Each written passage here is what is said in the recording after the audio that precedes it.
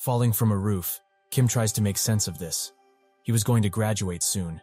Has he endured all these hardships for nothing? But he is sure of something. This is the day that he died, but not exactly, as he survived in a vegetative state.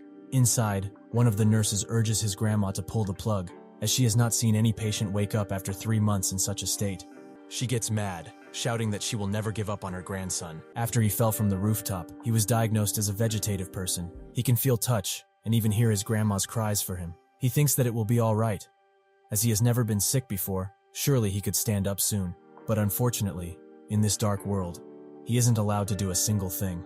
His grandma grabs his hand, saying that she can't give up on him, as she took Kim and raised him after the loss of his parents. She begs for a sign from him. Anything would do. Kim tries to move with all his might, but to no avail. Later, his brother also visits, saying that the people who bullied Kim are now bullying him. He can't take much more of this. Grandma also started working in a restaurant to earn money for his hospital fee, but she got injured in the process. His brother laments this ever happening, pleading with all his might to Kim, screaming for him to wake up. Kim, in his loneliness, thinks that this all must be a dream, and if he waits a little longer, he will surely wake up from this nightmare. No such luck, as 3 years later, he is still there, noting that his brother, Hyun-jin, hasn't visited in a long time. Some nurses talk near him, saying that his grandma fainted, but they don't seem distraught, as now they can turn up the volume of the TV. He thinks about all the people who have done him wrong: Park Min, Cho Young-taek, Jung Min-ho, Kang Chang, Oh Dae, Kim Young, and even those teachers who were covering these bastards up. If by some miracle, he goes back to the time this all began, he will destroy every single one of them. He thinks about his revenge, beating them continuously in his head. But years pass, 4, 5, 6, 7, with revenge still on his mind. But 10 years pass, and he gives up. Kim finally sheds a single tear, pleading with anyone to end his life.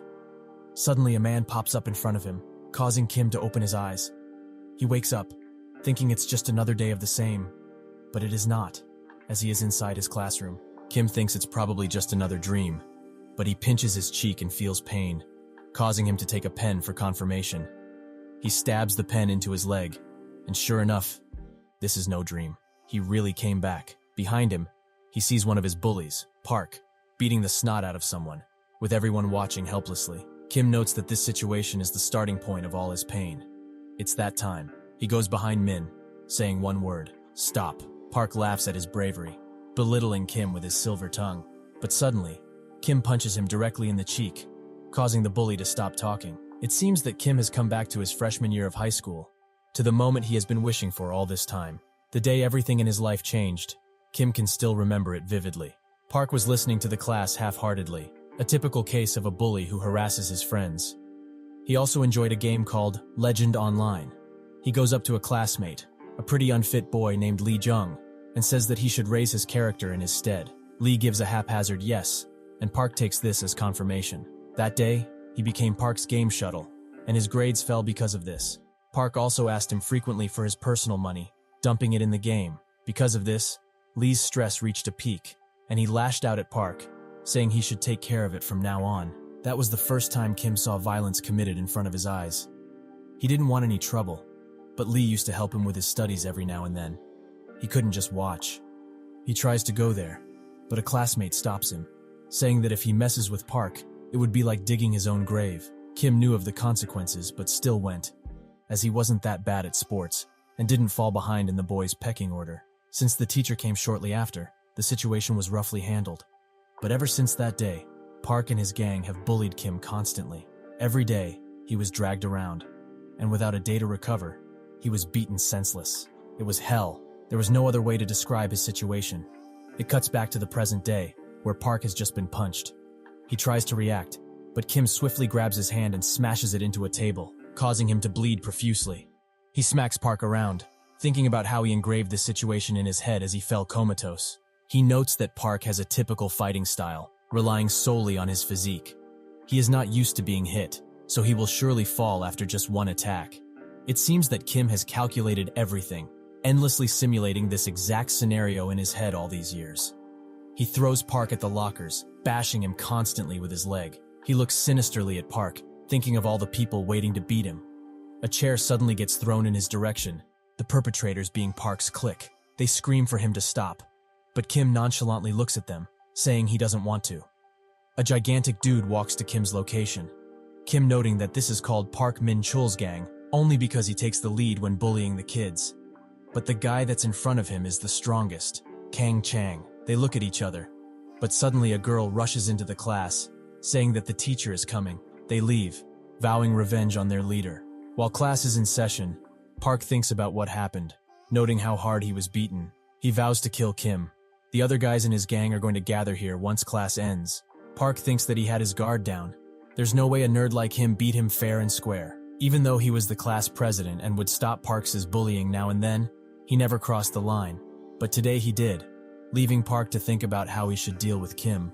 Inside another class, members of Park's gang discuss the fight, noting how carelessly Kim acted. It seems they also had something planned for him already. One asks if someone spread rumors about the stories. But whatever the reason is, Kim has looked down on them in front of everyone. If they leave it like that, people won't take them seriously anymore. So even if they have received the request, they will use this opportunity to trample on him. Kang was boiling at the thought. Inside Kim's class, the teacher leaves, causing Park to rise from his seat, prepared to take Kim down. He does not get the chance, however, as Kim acts first, landing a flying kick directly in his face. He grabs Park's head, saying they should continue where they left off. It seems that this won't end well for Park. With class finished, the gang rises from their seats and leaves for Kim's classroom, prepared to beat him. When they get there, however, a lot of people are gathered at the windows, looking in. Jung, the dark-haired one, immediately knows what is going on and rushes into the class. It is too late, however, as Kim has beaten Park out of commission, his blood splattering on their clothes. Kang rushes Kim, who thinks that this guy is the only problem he has. What should be done? The answer is simple. Fighting dirty, he grabs one of the locks nearby and smashes it into Kang's head, knocking the dude out cold. The other two stare in shock, but Kim is not done, as he pounces on the one with long hair, throwing him on the ground in the process. Kim punches him constantly, not worried about the one behind him. It's better to finish this guy, Cho, once and for all if he wants to win this fight where he is outnumbered. Kim closes in on him, looking at him with deadly eyes. He prepared for a long time for this battle, but it seems that his body isn't fit enough to follow through. Still, he perseveres, having to take out one more person. He turns his attention to Jung, who is now scared to his wits. He notes that Kim wasn't this strong before, seeing him as some sort of demonic creature emanating a terrifying aura. Kim approaches him and prepares a punch, intending to knock this guy out. A teacher comes just in the nick of time, saving Jung, who is reassured at this, thinking that Kim is doomed. The teacher takes him to the teacher lounge, bashing him for his attitude. He thinks that this is a big problem because, as his advisor, he will have to take responsibility. If he doesn't want to get involved, he has to put all the blame on Kim. He continues to bash Kim, saying that in all these years he's been teaching, he has never seen someone like him. Kim interrupts him, calmly saying that he should not overreact, as this is not the first incident of violence in school. Kim says he can use that skill of his to bury things without escalating them. He wants the teacher to bury the case for him so he won't get in trouble. The teacher, having had enough of this disrespectful behavior, slaps Kim, causing the other teachers to notice. Kim thinks about all this. This is why he died, not because of the harassment, but because of cowardly adults who were too busy with something else. He remembers clearly how this teacher, Chul, lived as a teacher, taking bribes constantly, a piece of trash that can't be called human. Kim warns him, saying he should stop. If he doesn't, he will tell the others about the bribes he's been receiving from parents, especially from Jung's parents. Even with that out, he has other things to say, for example, about the affair he is having with the English teacher. It seems that Kim has full control of this situation. In the past, he tried to go to a teacher for help, this exact one in fact. But it seems like he dodged the responsibility altogether, not punishing the bullies at all. For snitching, they beat Kim again and again. With the teacher only noticing this once, Kim thought this would solve all of his problems. But the teacher only turned his face away from the situation, ignoring it completely. After that, he tried to solve this matter alone, fighting them for a chance at peace. But he was physically and numerically beaten. He did land a hit, however, and even that was used against him, as Jung used this opportunity to cause even more trouble for Kim. Even on the school violence committee, he took the punishment alone. But after the coma, he realized he can't take revenge with just his strength. Even adult intervention must be resolved so that he can take revenge in the truest sense of the word. The teacher is shocked at how much he knows, looking around to see if anybody has heard his words. Kim proclaims that from now on, when he speaks to him, he should think carefully before speaking. Kim tells him even more information, including the fact that he was introduced to Jung's parents through a university senior, thus taking care of Jung even before he entered school. As a reward, he receives a payment every month.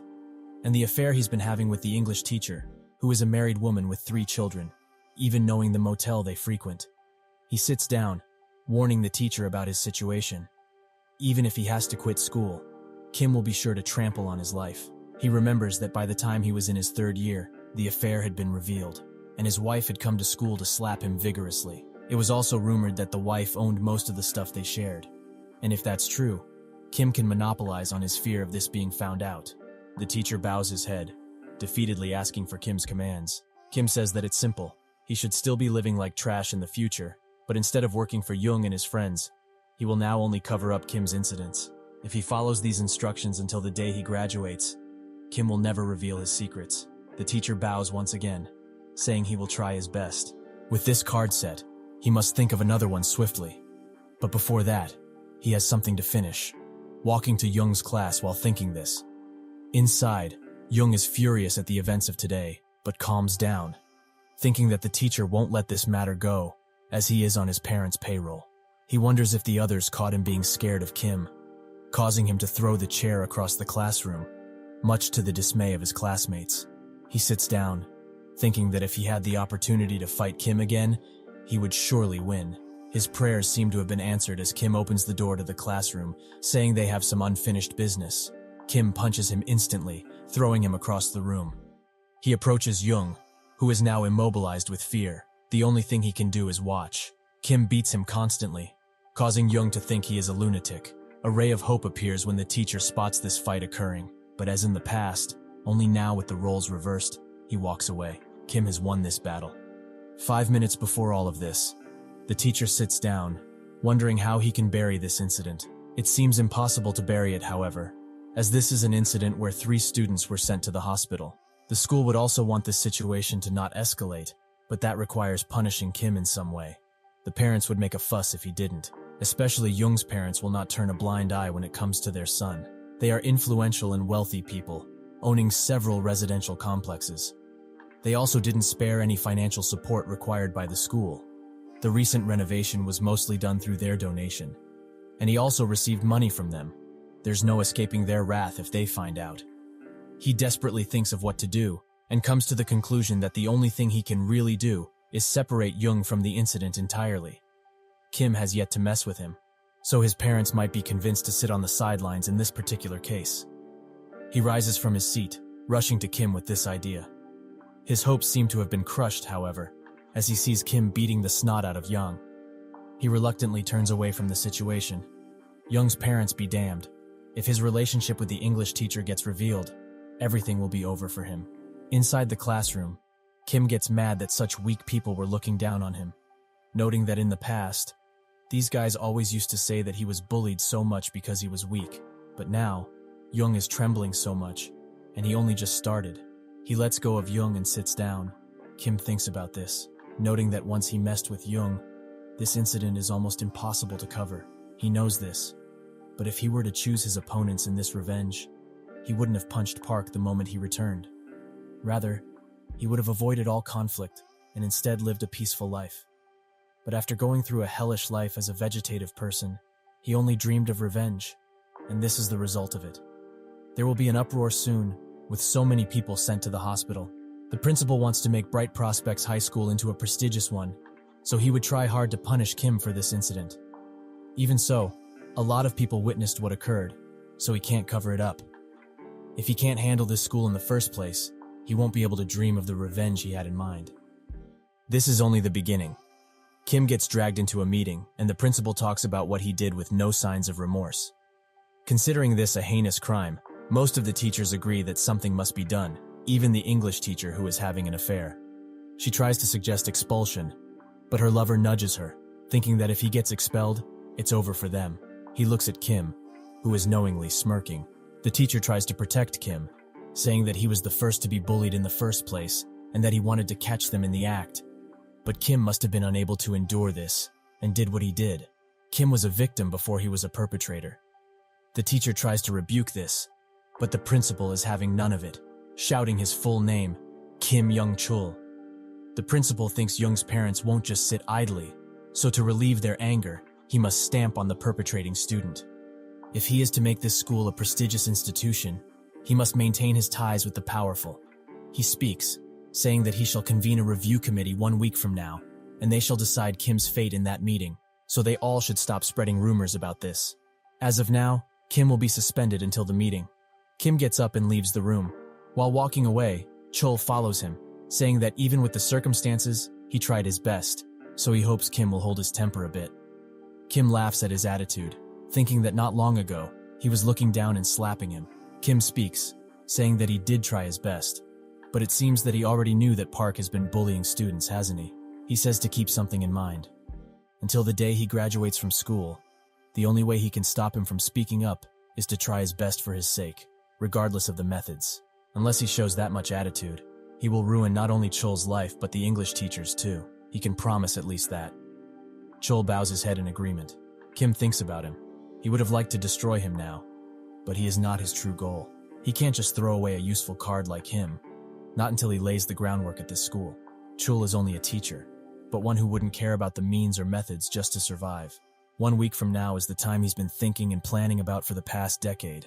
A situation will unfold that's completely different from what they're expecting. He goes on, noting that it's been many years since he was able to walk in this alley. A shabby villa number 00, his only 50 million one house. If it weren't for his parents' insurance money, he would have been living on a monthly salary. He thinks about the time his grandma was forced to move because of the hospital bills. He felt like the world had collapsed. He is now thankful he has a place to return to.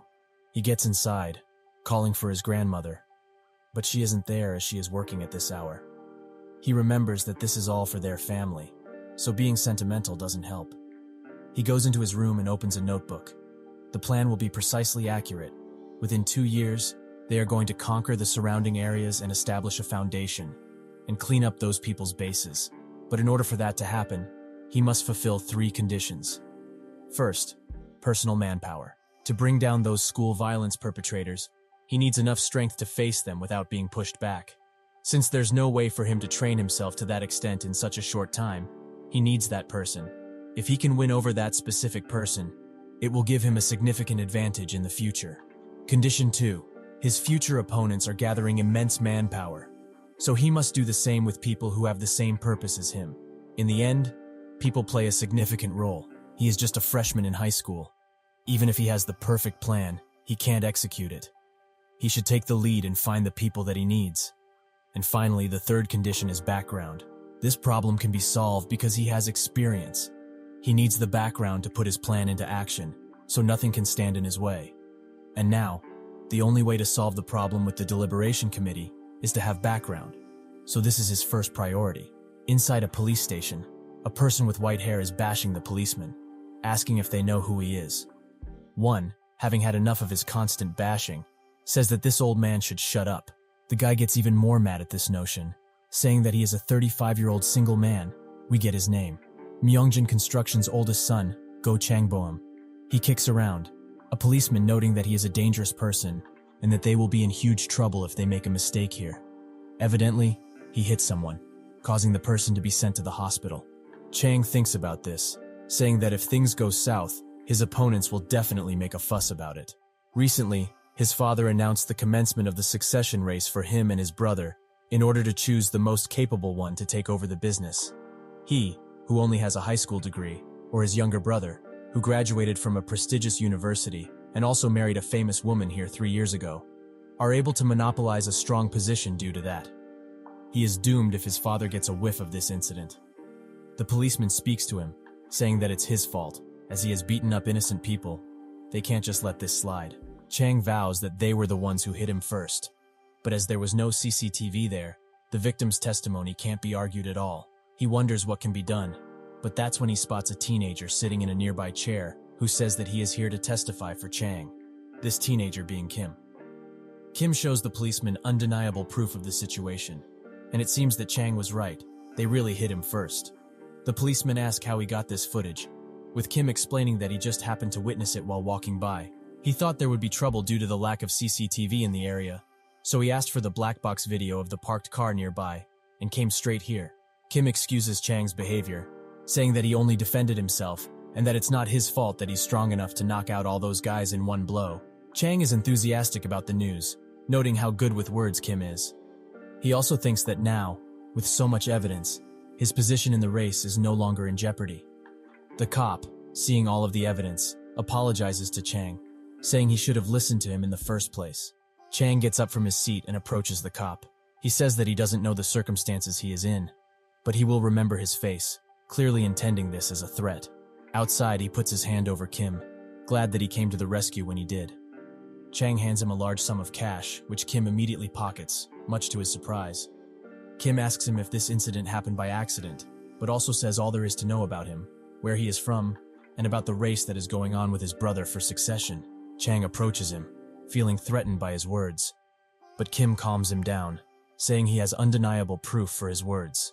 Kim knows all about this because he listened to all of it when he was comatose. He knows the story from start to finish.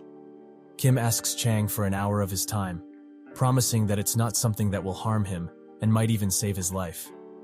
Inside a cafe, Kim shows him the other half of the black box. He didn't show it to the policeman as it wasn't necessary, and he could prove his innocence with just that. But 30 minutes before the incident, 3 men gathered in front of that convenience store. At first glance, they looked like customers, but for 30 minutes they did not move a single inch, as if they were waiting for someone. The moment Chang arrived, they picked a fight, as if asking to be hit. Kim puts his cup down, saying that it's fair to say that Chang himself must be suspicious about this recent series of events. They are happening as if someone intended to, as soon as the succession race commenced, and since then, only bad things have been happening to him. Kim tells him that these were all planned by his brother to undermine him. Chang thinks for a minute. He was suspicious as well, but he didn't think his well-behaved brother would do such a thing. He asks Kim why he is telling him all of this. Kim thinks about the company, Myungjin Construction. It's only acknowledged in the countryside as of now, but based on their solid capital and technology, they would succeed in building apartments. Thanks to the chairman's philosophy that you should never play with houses that people live in, they reduced the margin, increased the completion rate, and later put the name of the company in the big leagues. But in the process, both of the sons disappeared. Chang was the start of the problem, and not long after, an incident that shook the grounds of Daesan occurred, to the point that even Kim, who was suffering from school violence at the time, knew about it. Chang was aiming for the position and did all sorts of things, some of which were discovered by his brother later on. Chang, angry at his discovery, punched him extremely hard, and with one blow, his little brother became permanently disabled. Their father, furious at this squabbling, announced that both of his sons were incompetent, so he wouldn't hand over the company to them. This is causing an uproar. At that point, digging up the two activities of the two sons became a meme of sorts, and thanks to that, Kim was able to trace his memory and find the location of the convenience store. He thinks that, in all honesty, it would be better for Myungjin Construction in the future not to change. The eldest son isn't that evil, but he is incompetent and has a nasty temper, while the second son is a vicious person who does everything regardless of morality to achieve his own goal. But this isn't important to him. To Kim, their usefulness in the matter is more important. What's right or wrong, or what kind of effects this change might cause, isn't his business. Kim says that he will help Chang to not only take revenge against his brother, but also take the position of chairman. Chang tries to scoff at this notion, but Kim interrupts him, saying that the people that are currently helping him win the race are merely filling his ears with sweet nothings. While a high schooler like him can decipher the youngest's plot, it's obvious that those people are only informants for his brother. Kim asks for a chance, the chance to build their relationship on trust. Chang goes to clear his mind with a cigarette, and Kim thinks about why he chose him. He chose Chang because he is moderately rotten and would destroy his brother for the sake of power. Chang thinks about Kim's words and thinks that he isn't wrong. At this rate, his successor's position would be stripped away from him powerlessly. But can he really trust the words of a 17-year-old who he's only met for the first time in his life? He remembers his father's words. If he doesn't have any skills, he should surround himself with people that do. If he does so, he will be able to lead Myungjin Construction. Chang goes inside and asks Kim about the plan. After he hears it, he will make a decision. In an undisclosed location, the youngest receives the news about Chang's escape from the situation, fuming with rage at the thought of his plan not working. He calms down, thinking that he still has the upper hand, and at this rate, if nothing bad happens, the successor position will naturally come to him. He doesn't get to finish thinking, however, as the phone rings, and someone tells him that the ma'am has broken into Hansung office tel. Kim tells him the plan. In order to win the race, he must face reality. Between him and his brother, the youngest is obviously more suitable for the position of chairman, as he has studied business at a prestigious university abroad. And he also got married to a prestigious family as soon as he returned. That way, an official succession structure has been formed. Kim says that nothing was a coincidence. The youngest has prepared everything in order to steal Chang's position, except for the fact that he is the older brother. Chang has nothing over the youngest. On top of that, he has a lot of incidents. But I would still support him. But even with that, Kim thinks that he has the possibility of winning. Kim smirks and says, what if his brother, who is superior to him in every way, falls to the bottom, where he is? If Chang had the same skills as him, who would his father choose? The real competition begins when you stand at the same level as your opponent. At the time, the strength of being the eldest will be the thing that cannot be turned upside down. Kim tells him that if he is to win the success war, he needs 3 things. Background. He already had lost in this aspect, as when his brother was making good connections with powerful people, he was doing the same with trash from the red light district. The second one is reputation, which is lost too, as Chang is commonly known as the asshole of Daesan. And finally, there is ability. He has no hope here as well, as his brother has already proven his worth through accomplishments in the business, while he was out drinking and partying. But from now on, they are going to overturn those 3 things, starting with the background. Kim says that it's not like he can marry into a prestigious family or get authority out of nowhere, so they have to think outside the box. They have to separate his brother, Chang Suk, from his wife. Once the support of his wife, who plays a pivotal role in his background, is gone, he will be at the starting point, just like them. Inside an office, Chang Suk apologizes to his father, Go Myung-jin, the company chairman. He calls Chang Suk pathetic, saying that he already contacted the father-in-law and said that he will teach his son a lesson so it doesn't get to a divorce. Also, his wife said that she will be staying away for a while and she is going to see how he can make it up for her. Chang Suk tries to apologize again, which causes his father to snap, saying that he already warned him that if he plays around with other women, the family will fall. If he was going to play around like that, he should at least be single, like Chang. He moves on to his case, asking why he was in a police station recently. He thinks that Chang will claim that he is innocent, like he used to. Back to the discussion Kim and Chang had. He thinks that the only thing he needs to do is look for his brother's faults and point them out to his father. He will surely be disappointed. But Kim says that it would be a bad idea. We see that while he was comatose, he heard a documentary about Myungjin, where it said that he knew what the little brother was plotting against his older brother, but he didn't stop him. Kim thinks about this. Myungjin didn't prioritize clean conduct when choosing a successor, so even if the successor's private life was dirty, he wanted them to be someone who could contribute to the company. So even if Chang points out his brother's faults, his heart will not waver. Chang needs to display the attitude of a charmer. He must prove that he has changed. And thus, Kim tells him the plan. In the office, Chang apologizes profusely. This causes his father and brother to be surprised. Chang says that he will be mindful of his position before he acts, also asking his father to let him scold his brother further for what he did. The father smiles, saying that he didn't cause the fight in the first place, but he did his best to avoid fighting. He took care of the problem by himself. He is proud of him. Outside of the office, Chang Suk warns his big brother, saying that he will find the person who told him about the hotel he was having an affair at, and when he does, he will tear that person to pieces. But Chang isn't listening, as he keeps repeating the words his father told him. His father, who always acted strict and didn't show them much affection, has finally acknowledged him. He even patted him on the shoulder. This kind of thing must keep happening from now on. Chang gives Kim a ride home, thanking him for the advice that got his father's attention. He also asks him what he should do to become chairman. Kim calms him down, saying that they only won the first battle, and to become chairman, he has to win the other 2 as well. He has plans, but they are hard to execute right now. He says that from now on, Chang should join the company as a minor employee and learn how things work. The plan will come when the time is right. Chang is hesitant at first, but smiles and says that he will do anything Kim says. He says that there is one more thing. They are working together because they want things from each other. So for helping Chang, he granted him a wish. He tells him to demand anything. There's nothing he wouldn't do for him. Kim says that he will be direct. He wants Chang to be his. But that's when we see what happens on the day of the review committee, with Young's mother Sunja slapping Chul because he doesn't want to expel Kim. He wonders what he can do, as he already talked with Kim. But he won't budge, not even wanting to apologize for what he did. Kim says that he should just use his brain and find a solution. He must understand that if Kim dies, he dies too. So he wishes him good luck while leaving. Chul is on his last legs. What must he do? The committee begins and the principal says that Chul will explain what happened. He gets up and screams that this case is clear. The bullies of this school, including Young, started harassing their classmates first. This is an absurd case where the attacker is being treated as the victim. We see that Chang came as Kim's legal guardian. This is probably the favor he asked of him. Chul is surprised, thinking that he has much more cash than Young's family. He is the only one who knows who Chang really is, so he must switch lanes. The principal is surprised at his words, saying that he should tell them exactly what happened to avoid a misunderstanding. Chul says that for a long time, he was receiving reports of Park's group harassing their fellow students.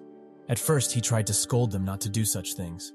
But as time passed, their harassment got worse. A few days ago, Park was bullying another student, Lee, and Kim, who was there, asked them to stop. He tried to stop them with pure intention, but Park called his friends and started threatening Kim, who had no choice but to defend himself. He knows that Kim went a little too far, but with the knowledge they have, if they just punish him, they will become grown-up scumbags who ignore bullying in schools. The principal says that this is not what they were talking about. This is about how Kim sent 4 people to the hospital for the first time in the history of this school. And the information about the bullying isn't confirmed and has nothing to do with the topic at hand. Whatever Kim's reason was, violence can't be accepted. His heart aches at having to choose who did wrong, but punishment is necessary to stop an incident like this from ever happening. They should do that to help the parents of their student, who have entrusted them with their child, return home with peace of mind. He asks Young what happened. He begins talking with a fake shake in his voice, and says that he experienced something entirely different than what Chul said. He was just walking by when he saw Kim beating Park for no apparent reason. This can be validated by the classmates there. It's a fact that Kim started the fight. He puts his hand over his face, saying that he saw his friend getting beaten, so he had to go help. But with no hesitation, Kim brandished himself with a weapon, the lock. Of course, Kim must have also felt intimidated with so many people rushing at him, but he didn't have time to think about his feelings, as he was only concerned about Park. So he doesn't understand why Chul would put the blame on him. Kim also came to beat him again after Chul scolded him. He beat him in front of the others. We see that Young is brandishing a smile below his hands. He is truly scum. The mother gets up and says that they raised their precious son carefully, so that he would never get hurt. But look what happened to his face. And all this, just because of a school scuffle? It has only happened to her son now, but they won't know when this might start happening to other kids.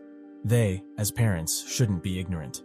They must punish the bully. The other parents discuss and come to the conclusion that they must punish Kim.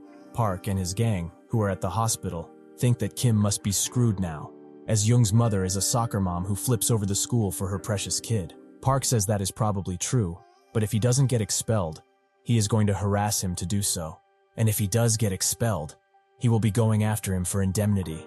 They should all fetch at least $1,000,000. Chang slams his fist and says that they should talk about what really happened. Don't they know that Young, the demon with the face of a human, planned for all of this?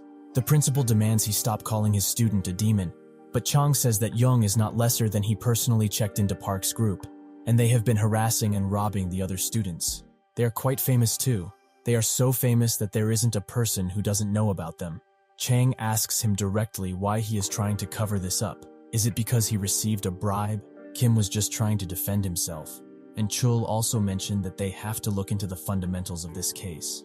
Chang says that when they were young, did they just stand still when those kinds of thugs beat them? Young's mother has had enough, and demands to know why he is calling her son a thug. She also demands to know his identity, as he heard Kim doesn't have any parents. Chang smiles. We see that Kim really asked for him to become his custodian. Chang says that if he needs money, he should just say so. Kim says that he needs wealth for the things he has planned, but if he only needed money, he would have chosen simpler ways. He says that he plans to cause a lot of trouble in the school. Not just any minor stuff that is common in school, but incidents big enough to cause legal problems. And every time that happens, he is hoping that Chang will have his back and help solve the problem. Kim says that if Chang can do this for him and satisfy him, no matter what he has to do, he will make him the chairman of Myungjin Construction Company, or perhaps something even greater. Chang accepts, saying he is great at those kinds of things. He reveals his identity to the committee, saying he is Kim's custodian and also the eldest son of Myeongjin Construction Company. Chang says that Kim is like a younger brother to him. He is not the type to cause trouble, but he heard that he was called to a committee, so he came running, even putting aside all the work he had. He says that Cheonil High is a prestigious school and hopes that Kim can attend it without trouble. He was also planning to sponsor the school in the company's name, but he's considering it now. He says that educators should instill good values in students. And if it is, then why is Kim, the one who fought against the bullying, being punished? They're all ignoring the years of bullying he went through and punishing him for standing up for himself. Where was all this when he was being beaten? Why did they turn a blind eye when Kim was the victim? If they did so because he was from a poor family and they received hush money from the bully's family, he promises he won't let this go easily. He will turn this place upside down. The bully that is sitting in the victim's seat and those who are on Young's side, he will make sure they never step foot in Daesan again. They can take that as a threat. The principal is surprised at this turn of events. Wasn't Kim orphaned and living with his grandpa and younger brother? If he takes Young's side, he won't be able to dream of getting connections with Myeongjin Construction. He will most likely be thrown out of Daesan City if he messes with such powerful people. But this is also a chance to get on the good side of them, even if he is called a traitor. If he thinks about the school's future, he must take Kim's side. He says that he heard about a group of bully kids, and the ringleader was presumably Young. The mother tries to retort this, but no luck, as he doesn't let her speak. The principal says that these are the facts, and this is a place where judgment is placed solely on facts alone. Kim is a high-achieving student. He must have a reason, so they must let him tell his side of the story. Kim says that he told the teachers multiple times about it, but he got hit with the same answers. That Park is actually a good student, and they were just playing around, so he should be a man about it. Even if the teachers looked further into the case, they would just lightly scold them. Yes, he did hit Young and also sent the others to the hospital. But why is he sitting here only because he hit them once? Because he is in the wrong? No, it's because they thought he was powerless. He demands that the gang that has been committing such deeds until now be punished first, and if not, he will spread the word about this incident outside of school. Everyone will know the reality of Cheonil High, and it will become a disgrace to Daesan. There must be a definitive punishment. The mother says that she will never allow her son to be held accountable and calls her husband. He answers and she explains the situation, saying that they are blaming Young for all of this, just because Kim's custodian is the eldest son of Myeongjin Construction. The husband gets furious, demanding she return at once. That man can destroy their family and everything they build in a second. Let Young take any punishment. That same night, Kim thinks about what happened with Young getting expelled and him only getting 100 hours of volunteer work. Young tries to retaliate with his fists, but his own mother stops him. Kim smiles and demands he get on his knees and beg. Young asks why he would do such a thing, as he is already expelled. Kim says to ask his mother, who turns her face away. He whispers into Young's ear that he should try his best to soothe him, as this might not end with just expulsion. The mother desperately urges Young to beg, and he does so. The scene mimics what Kim's grandmother did in his past life. Kim kneels at his level and says that he doesn't feel any better, so he should start praying, because his future will be filled with only misery from now on. With the deliberation committee's end, he has taken one step closer to the mastermind of the gang, who tried to push him to his death. Kim meets with Park at night, who thanks him for coming, but Kim is not here for small talk, saying that he should get to the point. Park does so and apologizes for his actions, as he was immature and wasn't thinking about other people's feelings. After he spent a week in the hospital, he accepted the decision and promised to never hurt anyone again. But he also asks Kim to let this go, as he asked the teacher, and if Kim agreed, they wouldn't get expelled. Park tries to convict him, to the point where this seems like blatant begging. Kim thinks about this. Even though they act high and mighty in front of everyone, they are still high schoolers with unstable lives. They won't be able to find another school here in Daesan, so they must believe that they will be stamped for the rest of their lives as criminals. Park also tells him that someone gave them the order to bully him, but Kim knows. He knows very well. While he was in a coma, a student who was bullied just like him threw himself off the rooftop.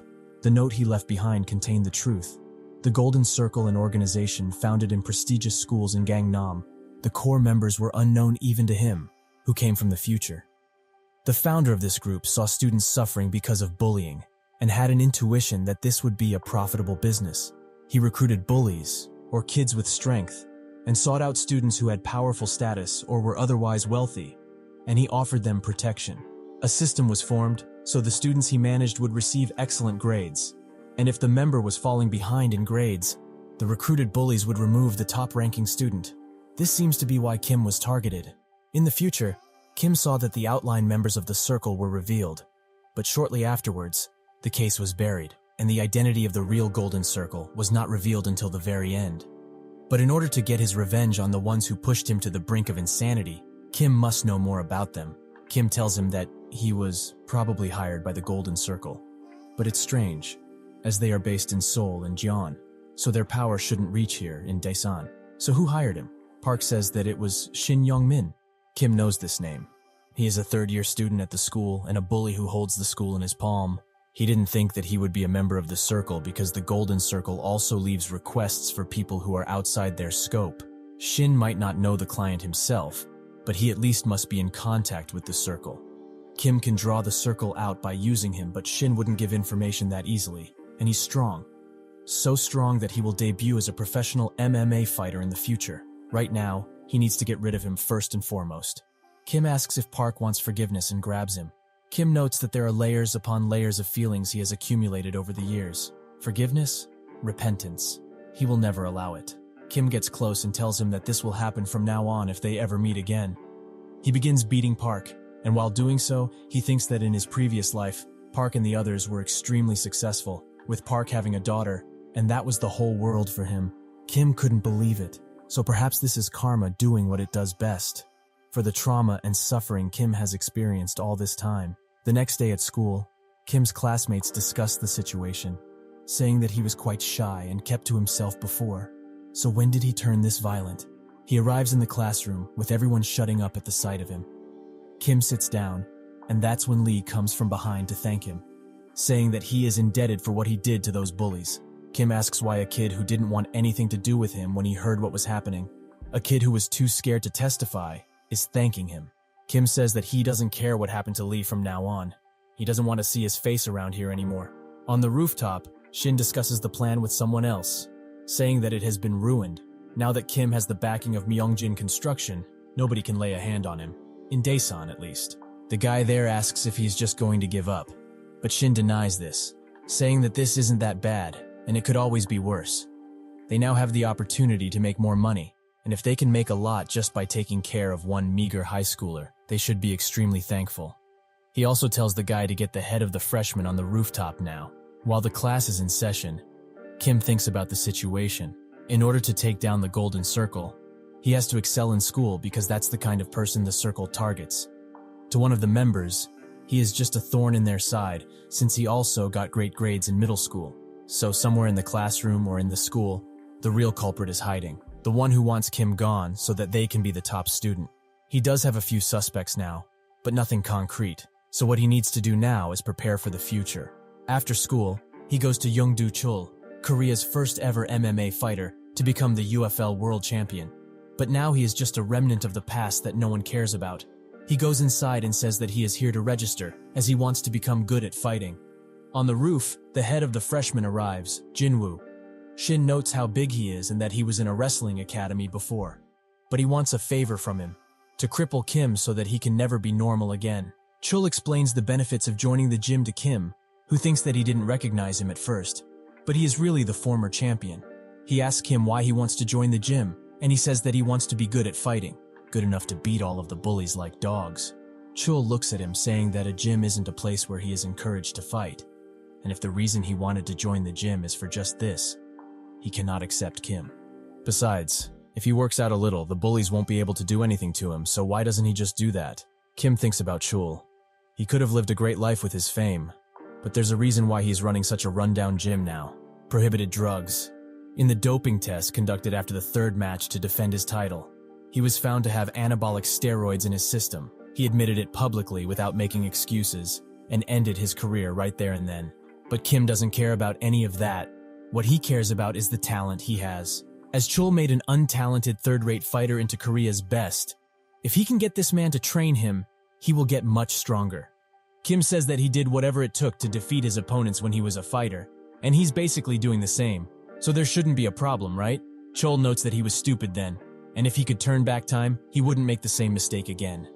Making a bad choice for a result that can be attained through hard work will make him fall really hard, just like he did.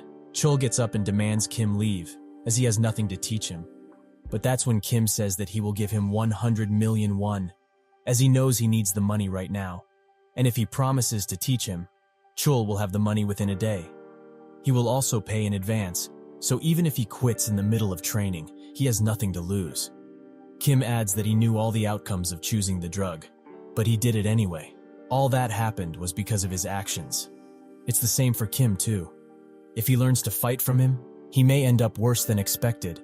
He may become disabled or live his whole life in jail. But he has come here knowing the risk and is determined to endure such a future. He needs an instructor like Chul. He says that he will never let Kim use drugs. He will be helping by teaching. But first, if Kim can endure a round against him, he will acknowledge his determination and accept the offer. That night, he comes back home, beaten to a pulp. The grandma is shocked to see him like this and demands to know who did this to her child. And Chul is sitting in the gym, messaging someone. We see that Chul warned Kim before they started fighting, saying that he met quite a lot of people who came here for bullying, but he didn't care much about their goals, as those are just words. Words that are meaningless when you stand in the octagon. There were people who were quite confident, but they soon begged him to stop after the fight started. He explains the rules. 3 minutes, no ground. Kim has to endure just 1 round. If he can endure this, Chul promises to train him. They get into positions, and he notes Kim's crappy posture but otherwise fearless attitude. Chul goes in for a punch, which Kim manages to block. But it doesn't appear so, as Chul gets through his block and throws Kim on his ass. Chul demands that he stand up, as it's been only 10 seconds since they started. The fighting begins, and Kim can do nothing except block. Chul's punches suddenly stop, and that's when he hits Kim in the leg, causing him to fall down. Chul says that they should stop, but Kim gets up and demands they continue the fight. Chul's endless onslaught continues, with Kim wondering what to do. He tries to go in for a punch, which gives Chul the perfect opportunity to uppercut him, presumably ending the fight. Chul tries to leave, thinking that he can't sell himself to a person who can't endure even this. He mustn't fool himself ever again. But to his surprise, Kim gets up, saying that it's not over yet. Chul looks at him and spots the malice and despondency in his eyes. He must trample on him before he becomes a demon. Chul notes that his consideration ends here. He will not hold back any punches. He continues to wail on Kim but suddenly stops, causing Kim to think that he will hit him in the leg again. But Chul has other plans, as he lands a perfect kidney shot on Kim. He says that there's 1 minute and 30 seconds left, so if he doesn't get up in about 15 seconds, he will consider this fight over. Kim tries to do so, but his body won't listen to him. Kim is desperately trying to get up. He has been waiting for this moment ever since he was in a coma. If he doesn't want history to repeat itself, he has to get up. He slowly rises from the ground, thinking that if he can get revenge, he will even jump in the devil's den willingly. So until he rips everyone to pieces, he can't fall down. Chul notes that the punch he delivered just now is something even a pro fighter would struggle to recover from. Just what kind of life has Kim been living? If a person like him learns to fight, his life will spiral out of control. He must stop Kim right here and now. He closes the gap instantly and delivers a mighty punch. Kim demands that his body endure it. Even if he gets a broken nose or his teeth get knocked out, he must endure it no matter the cost. 12 seconds remain on the clock, and Kim still stands. Chul continues to beat him, but just as he is about to deliver the final punch, the clock chimes. This is Kim's victory. Chul leaves and says that the hospitals are closed now, so he should go tomorrow and not tell anyone he did this. He also demands Kim follow him, as he has to give him his bank account number. We see that a few days ago, a broker from a MMA association offered Chul a deal. They would pay him if he used drugs one more time and joined a match in their tournament for public excitement. Chul sees the money Kim gave him, and thinks that had it not been for him, he would have accepted the deal. Kim eats a meal while at home, saying that he just fought some bullies at school, so it's nothing too serious. He also asks his grandma if they still have the housing subscription savings account. The grandma confirms this, saying she's been saving $100,000 every month for years now. Kim says that he heard that Myungjin Construction is launching an apartment subscription program this month, so they should try and secure the deal. The grandma adds that even if they are selected, they can't move if they don't have the money. Kim says it's fine, they can borrow from a bank or easily sell this flat. And if they can't handle the payments in the future, they can sell the right of sale to others. She applauds his knowledge of real estate, but he says that it's nothing. He thinks that Chang will put his grandma at the top of the list of those selected. He wanted to give her the 100 million won, but she would have been suspicious as to where it came from. The next day, Shin congratulates Jinwoo on a job well done, saying that he heard from the freshman that Kim got beaten to a pulp, so from now on, he can tell that he is close to him, and that they should hang out after school. Jingwoo doesn't know what is going on, but goes along with it, thinking of this as an opportunity. He goes inside the school to check on Kim, and it seems that it's true. He really was beaten up. Jinwoo notes that Kim must not be that strong if he was beaten up like that, so he plans on making a move soon. He also tells his goons that they should intimidate all the freshmen, warning them that if they talk with Kim, they will suffer for it. In the gym, Chul says that Kim needs stamina for anything he does, so he needs to train first. Kim does so, and endures 2 hours of rigorous training. If he wants to beat Shin, who has been trained for years, he must at least endure this. Moreover, he is not even his real target. He also needs to get stronger so that he can beat up the guys in the golden circle. Chul notes Kim's tenacity. The training lasted for 2 hours, but he was pushed to the limit every second of it. He has potential. Chul says that ever since he was found doping, he's been researching how to be the best without illegal methods. So from now on, he will be applying the outcomes of his research to Kim's training. If he can keep up with this, he will become strong enough to make anyone kneel before his might. 1 week later, Kim sits in class when suddenly a boy approaches him, Siwoo, who tells him that he didn't do anything wrong and that he doesn't want to be on the same side as those who are ignoring him. Kim asks what he is talking about, and Siwoo explains that Jinwoo said that he will kill anyone who tries to get close to him. Kim asks why he came then, and Siwoo says that they have been close since elementary school, so even if he is beaten to death, he can't ignore a friend who is being bullied. Kim notes that Siwoo tried to save him before, but he got bullied in the process, so he pretended not to know him at all. And one day, while he was comatose, Siwoo came to apologize for being so weak. He couldn't protect his friend, and if there was another life, he wouldn't leave Kim alone. He grabs Siwoo's hand and says that he shouldn't act like they are close. He needs to do what the others are doing because what he is going through is none of his business. Siwoo leaves, reminding Kim that he will do what he wants to do and that he won't leave him alone. Kim notes that in the process of fulfilling the golden circle, he doesn't know what kind of pain and suffering will befall him. Siwoo can't get involved in this. All the relationships except his family should be cut off. He shouldn't involve others in the fight.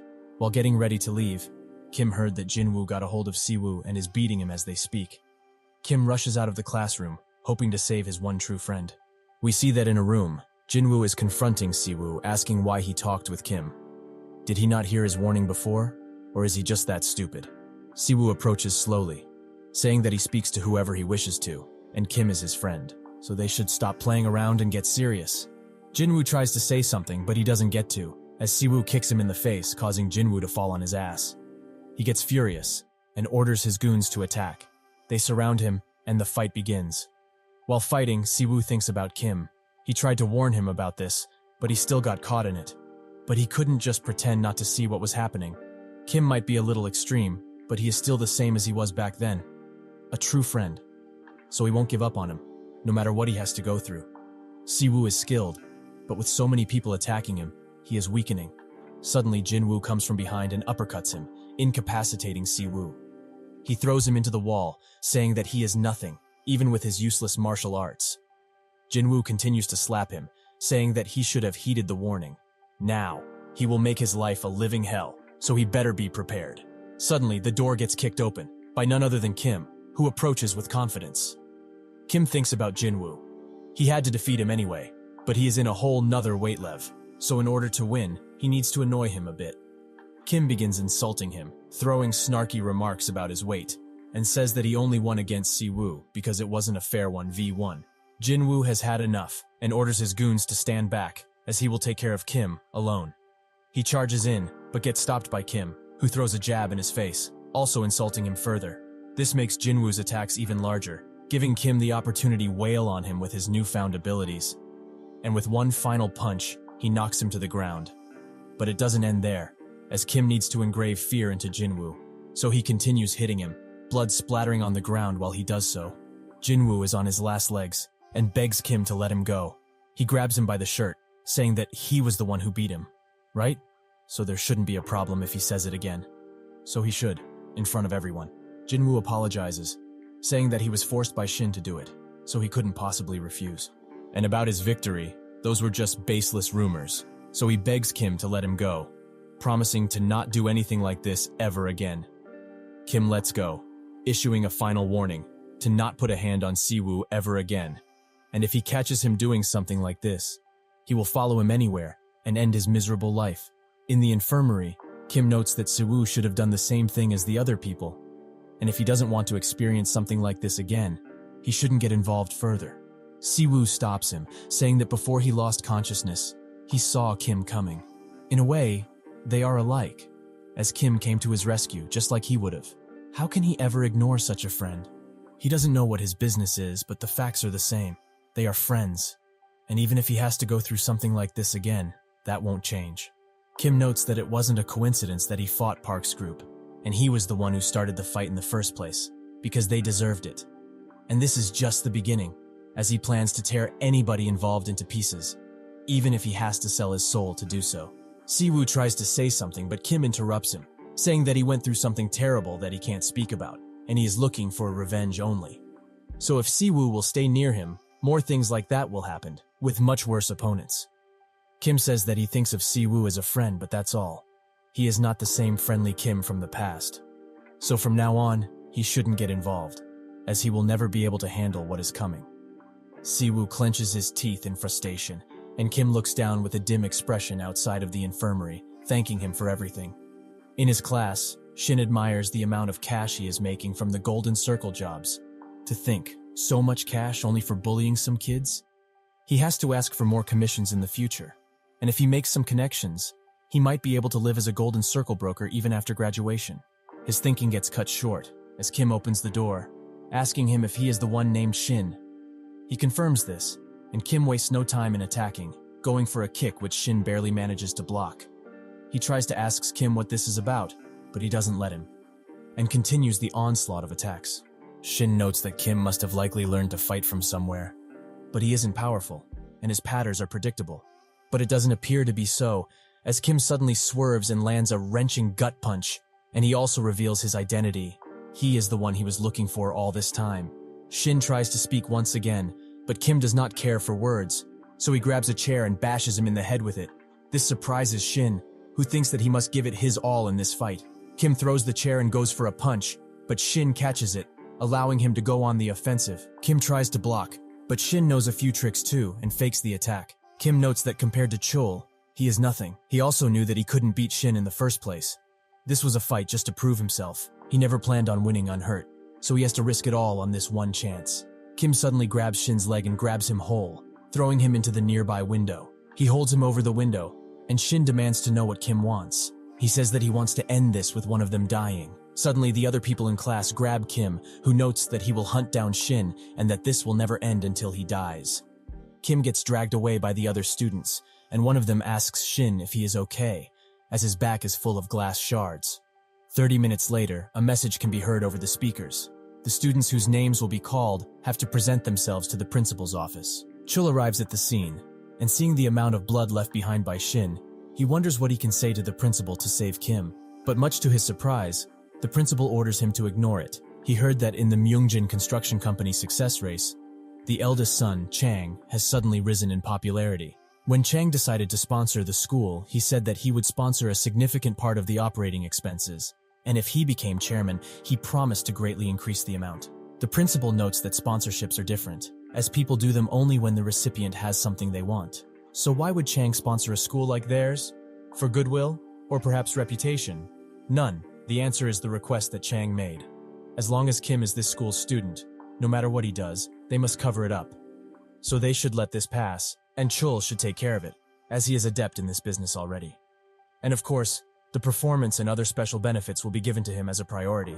He also notes that Chang saved a couple of spots in the upcoming housing project Myungjin Construction is doing. Doesn't he want an apartment separate from his wife so he can better hide what he's been doing? From now on, all they have to do is take care of Kim. Chul is enthusiastic and says he will do his best from now on. The principal notes his reliability and says that Chul should address him as Big Brother, since they are in the same boat. Chul grabs his hand and says that he will help him make this school the most prestigious in all of Korea. So the principal will surely become the legend of Daesan in the future.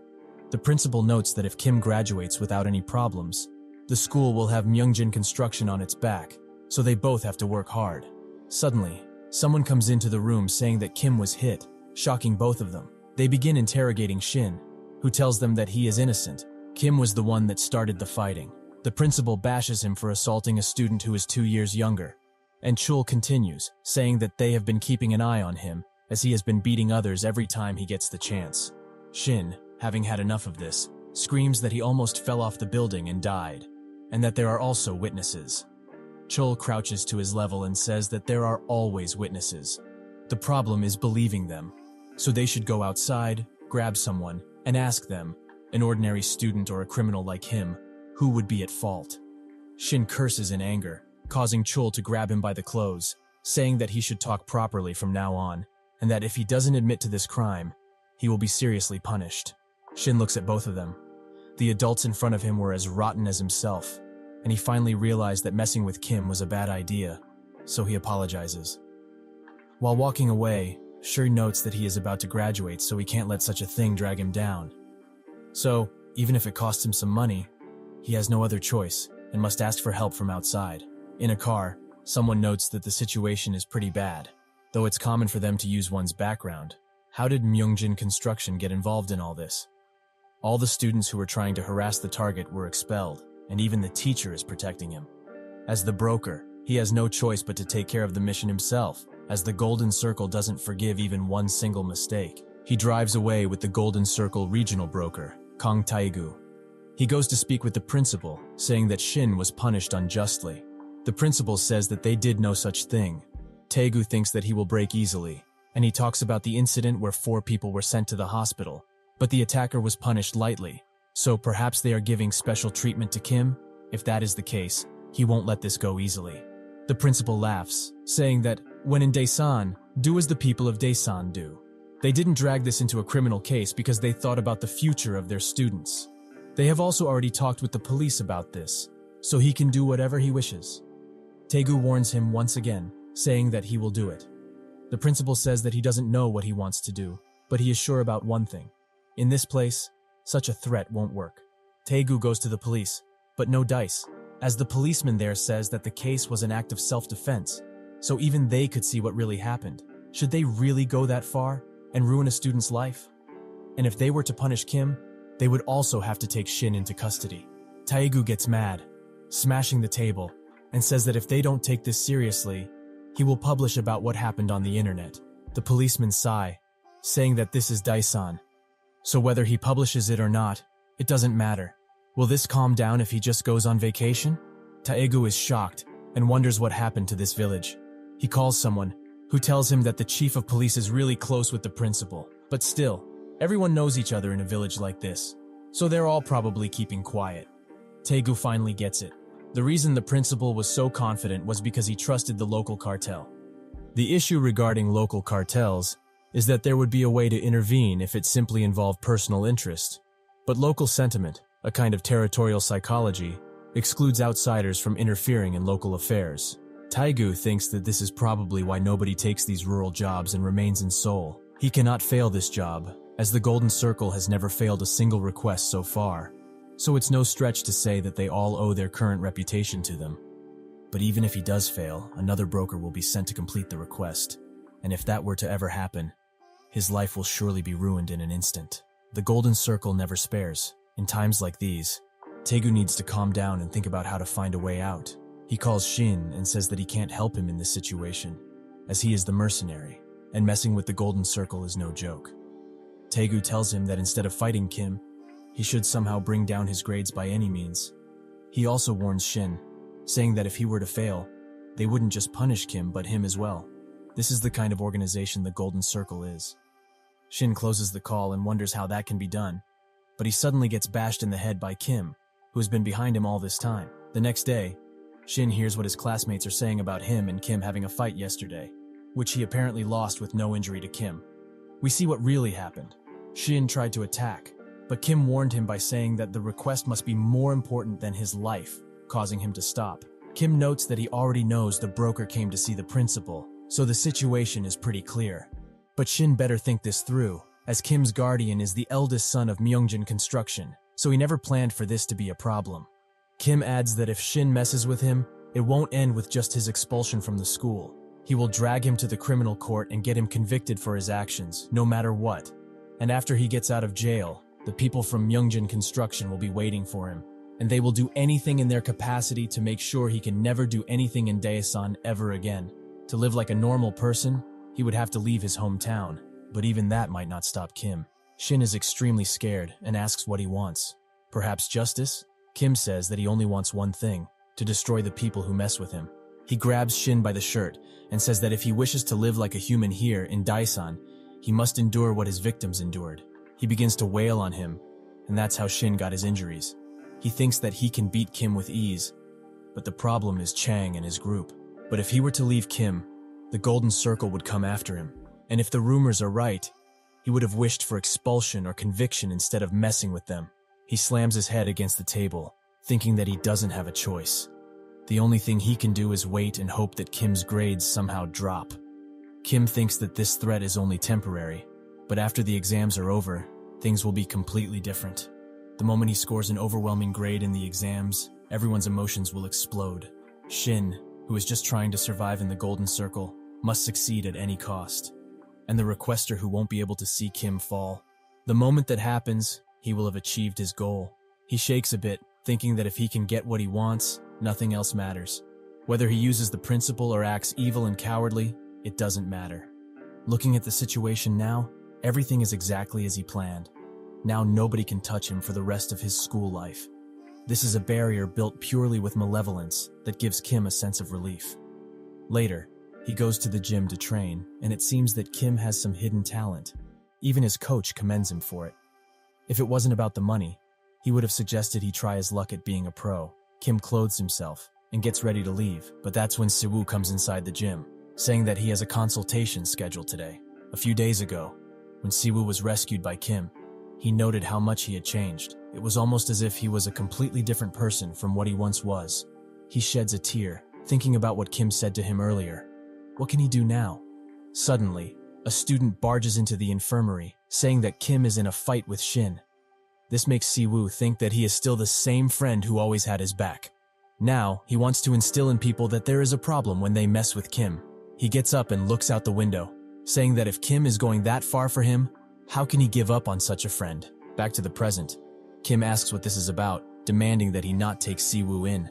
He will even pay what he has to, but the coach shuts him off, thinking that having a friend with him will make Kim less likely to get into trouble. He grabs Siwoo's shoulder and leads him into another room, saying that it's his decision whether he makes him a student or not, and Kim can leave as his training is over for today.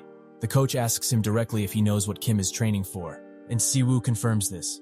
He says that this gym doesn't encourage youngsters to fight, so he can't accept him. He would have liked to kick out Kim too, but due to some circumstances, he can't. Siwoo says that he understands what the purpose of a gym is, but demands that he look at his wounds. He got them while he was trying to protect Kim. The severity of bullying in schools is way worse than adults can imagine. If Kim had not saved him at that time, he would have most likely been crippled already, so he cannot ignore a friend like him. He asks the coach not to force him to join another gym, as he believes Kim chose this gym with a purpose. He hands him some money, saying that if it's not enough, he can begin to work part-time. The coach slams his fist into the table, asking why this is so desperate at such a young age. Siwoo notes that even if he doesn't accept him in the gym, he plans on sticking by Kim's side. The coach thinks about this.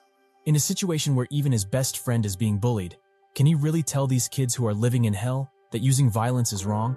He sighs, saying that he can come to the gym tomorrow, but warns that if he can't handle the training, it's over. Siwoo tries to leave but gets stopped by Kim, who says that the coach might have taken him in, but he doesn't accept him just yet, so he has to prove himself, prove that he can crawl back from the bottom of hell. They go into the ring, and Kim says that Siwoo already knows what he is planning to do. Those things won't help their future lives, so what will he achieve with his involvement? Friendship. He might end up dead because of the day-after-day fighting, or perhaps end up in prison for the rest of his days. Can he really handle it? Siwoo notes that this is why he wants to help him, because two is better than one. With that, the fight begins and Kim closes the gap, but Siwoo attacks with a kick, saying he shouldn't forget that he is an athlete. They exchange a few blows, and Siwoo adds that if it were a 1v1, he would have beaten Park. Kim thinks that Siwoo is really a good athlete. When he was active in the taekwondo scene, he was called Mr. Specialist and swept away all the gold medals he could win. However, during a tournament, he fought against the son of the Korean Taekwondo Association leader and lost due to an unfair decision by the referee. After that, he gave up on the sport, but his determination never left him. Kim puts him on the ground, asking if he knows about the technique called kick catch that is used in the MMA. He hits Siwoo, saying that he should surrender. But this only makes Siwoo think about the many times Kim protected him. And with newfound determination, he tries to hit Kim but misses, and he continues his onslaught of bunches, asking Siwoo to beg him to stop. Siwoo laughs, causing Kim to stop. He asks why he is doing this. Hasn't he done enough for their friendship? Siwoo says that he can't forget those memories, where he didn't do anything but was still beaten. But then Kim showed up and always helped him. So why is he doing this? Because he knows Kim didn't do anything wrong. He can't ignore his situation. After all, it's his life, so he can do whatever he wants, right? It's his decision. The coach suddenly barges into the ring. He says that they should stop fighting and instead come work out with him. He will bet his life that they can get to the top of the UFL stage. The coach notes that both of them are talented, so how are they getting bullied? They can sure take down a few guys at least. Siwoo has his kicks, which at his age are extremely accurate and powerful, and Kim's mentality, which holds a good sense of judgment and the ability to detect gaps in the opponent's defense.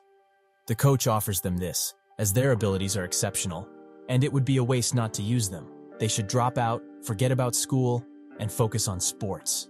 Even though he is operating a rundown gym, he still has connections with many athletes, so he can truly bring them to the top.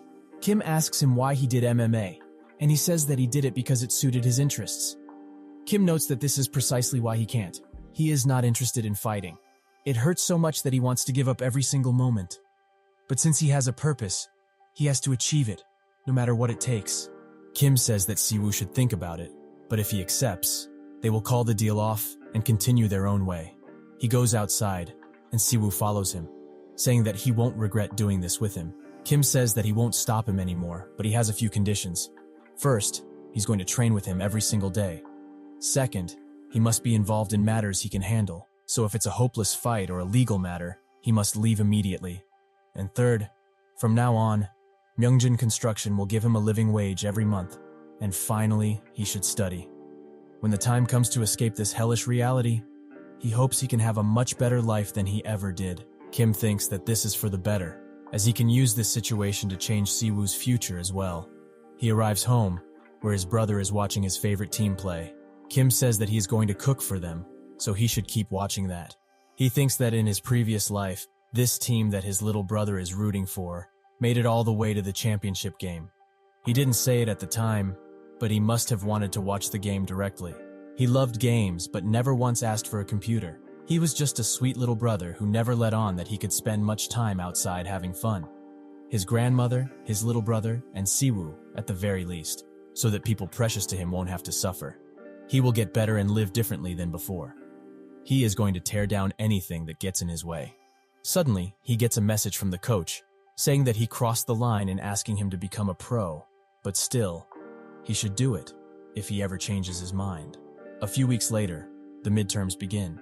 The top 10 who have yet to be acknowledged deserve a place of evaluation where they can prove their existence.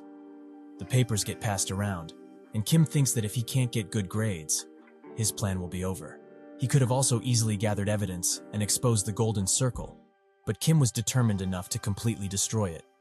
So in order to drag out the real golden circle, he must become an immovable obstacle in their path. He must continue like this, so he can crush their disgusting pride, and they can succeed every time. This moment is the true beginning of revenge. After a while, he sheds tears, saying that he prepared so hard for this exam and put in so much effort, but he remembers everything. He remembers all the correct answers. Kim only found out then that the person called Kim was still stuck in his school days. Even while he was bullied, he studied diligently, regretting those days while living in a vegetative state. The memories of his past life were still in his mind, like they were branded into his brain. And rightly so, he should never forget about them. The desire for revenge has shaped him into who he is today. After all the exams are finished, a girl comes up to him, Hyeji, who asks why he isn't grading his own paper. He says that he doesn't want to, and he thinks about her. She was quite popular because of her beauty, but she confessed to him when she was in her first year. He rejected her at the time because he didn't think he could handle dating and studying at the same time. She says that she will do it for him, and she begins. And slowly she remarks that he did, in fact, get 100 in all of the subjects. The next day, he calls Chul to the rooftop, where they call him the top-ranked student in the entire school. Kim asks if he knows about the Golden Circle, and if not, he will tell him. A while before this, we see that the principal is getting constant calls about academies, even getting accused of favoritism. How could a student who was a nobody before get 100 in everything? The principal shuts down any notion of cheating or such, and says that the school just has an excellent education program. He closes the call, and Chul asks him if it was another call about academies. The principal confirms this, also wondering why they are so insistent this time.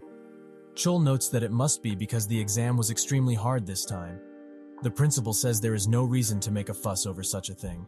Shouldn't they be excited about their high-achieving student? He can already see it. Kim receiving the highest CSAT score in the country and entering Hankook University at the top of his class. Something like this would give the school the opportunity to become a nationally recognized school. And with Myungjin Construction's support, his long-awaited dream will come true. The only problem is that Kim is causing problems, and it would be bad for the only first-ranked student in the school to be a problem child. The principal demands more from Chu. He should take care of Kim even more. And since he's produced the first-ranked student in the school, he will start paying him merit next month. He hands him some money, saying that it's just a small reward. The principal notes that he should enjoy it because they will undeniably achieve much more with Kim's scores. Chul agrees, thinking that he was right to side with Kim. We cut back to the present, where Kim explains to him exactly what the Golden Circle is. Afterwards, Chul asks what he wants him to do, perhaps stop Shin. Kim notes that he wants what he always wanted, for them to feign ignorance at these actions and stand by. That's plenty already, so he should also prepare mentally in advance. Somewhere else, Shin is being beaten by the broker, who has given him one more chance at solving this. If not, the price will be at least a limb. Shin sits down with some friends, wondering what he can do about the situation. A buffer dude perks up, Bei Xiangho, and he says that they should all mess with Kim at once. What is the principal going to do if 30 people or more are involved in a fight? Shin notes that this is a great idea, and hopefully it will lead to salvation. A few days later, during lunch, Kim felt a strange vibe. Someone bumps into him, and another comes from behind and slaps his head, demanding he apologize for bumping into his friend. Kim thinks that it started with the bullying, but this time he is not weak, and with a few punches, he takes all of them out. He keeps being conscious, saying that he should tell their leader that he should stop thinking about stupid stuff and bring it all at once. A while later, Shangho opens the door to Kim's classroom, thinking that he planned to just provoke Kim and bring the guys against him later. Kim gets up, saying that if they have to fight, they should go to the recycling site where the teachers don't walk in. They go there, and Kim thinks about his plan until now. All the scenarios up until now weren't guarantees, like he imagined. This revenge will be determined by fighting Shin. If he can't handle it, he will have to pay the price. Seongho tries to intimidate Kim, but he doesn't bite, instead saying that they should get to the point and fight. But they also have spectators, so they should come to him one by one. One of the goons who goes by the nickname Demon Senior gets in front, saying that if it's a one-on-one fight he wants, that's what he's going to get. Inside a school where students gather to learn, the necessity of power is extremely important. Kim has defeated the strong with his radical moves, but his ruthless pursuit of victory has damaged his reputation. He was known for either using malicious weapons like chairs or launching surprise attacks on unaware enemies, an existence who only has presumably only won through luck. That's why he needed to change this perspective in order to continue his plan. The strategy will only work out if he lays a solid and firm foundation at Cheonil High. In order to make this school his own personal world, his impenetrable fortress, he will require a victory that cannot be denied. Chang Hyun charges him with a punch and lands it perfectly. He smirks and presumes that all of this is over, but when he looks at Kim, he notices that he was guarding. Changhyun goes for another attack but misses entirely, and Kim uses this opportunity to swerve and swing so hard that the guy gets knocked out in one hit. Jinwoo looks at the fight from above and notes that his defeat was no mere fluke, as Kim just defeated the Demon Senior in just one blow. He should never get involved with this guy again, as he fights like a rabid dog. Siwoo casually approaches from behind and taps his shoulder. Then he punches him right in the cheek, noting that they have some old business to resolve. A while ago, after Kim resolved the matter with the guys who were trying to annoy him, Siwoo came up to him and wanted to help him with his plan. Kim says that he promised he wouldn't get involved in reckless fights, making Siwoo ask if he's trying to face Shin's gang by himself. Kim confirms this and says that he knows he's worried, but nothing good will come out of him joining the fight, as those guys will just use their numbers to win. Siwoo says that this is not safe, but Kim knows that he must, as this issue won't get solved by someone else. But there is something for him to do, if he really wants to help. Prove to him that he's not alone by taking revenge on Jinwoo. He curses at Siwoo, noting that he must be acting tough because of Kim. But they should set this straight, so they will have to make him transfer now. He tries to attack, but Siwoo just kicks him back. Jinwoo thinks that he might lose in a single blow, but he can't, as too many people are watching already. He continuously tries to swing at Siwoo and finds an opportunity to tackle. But Siwoo counters him and ends the fight with a single kick. Outside, Kim takes care of all of Seungho's goons, who think that he is quite clever. This was all intentional from the start, as he would have liked to push him to the ground with their number. But with how many people are watching, even after Shin graduates and joins the circle, nobody will acknowledge him. The same will hold true if he just waits for him to run out of stamina and beat him. He needs to act now. He asks Kim to stop, as he will face him now. He says that he holds no ill intent towards him, but him acting like he's going to solo everyone is just ridiculous. Kim notes that he's acting this way because they're ridiculous. Seungho goes in for a punch and Kim retaliates, but he smirks, as this is exactly what he wanted. A fight of pure strength. They continue to exchange blows until Kim hits him in the mouth, causing Seungho to be stunned by the pain. Kim grabs his hair and with a final punch to the ground, ends the fight. He orders the other goons to bring Shin out now. Shin sits in the classroom and thinks about Kim's situation. A classmate comes in and tells him that Seungho and his guys were utterly destroyed. Shin asks how many guys he defeated, and the classmate notes that it was about 9 people. Shin thinks that this is enough, so they should proceed with the plan, as no matter how trashy the principal and Kim are, this is a school first and foremost. They will not be able to cover up this case. His plans start, and numerous people tell the teachers or call people to tell them what Kim did. Shin notes that if they match their stories, this won't be easily passed as self-defense, but it doesn't matter if they do, as he wasn't planning on ending it with just this. The principal gets called by the superintendent, and he picks up. A few days ago, during the teacher meeting, Chul told the other teacher about the Golden Circle and the organization thriving on the bullying of others, and Park has also had ties with them in the past. A teacher asks if this is true, and this gets all of the other teachers talking. Chul notes that they must be confused, but they should know that with the prospect of the Golden Circle, their careers could end in an instant. But one thing is true. They are all in the same boat. More than a handful of students, including Seungho and even Shin, are associated with the Golden Circle. Just within the school, there are more than a dozen students associated with the Golden Circle. If this problem were to get exposed, what would happen to them?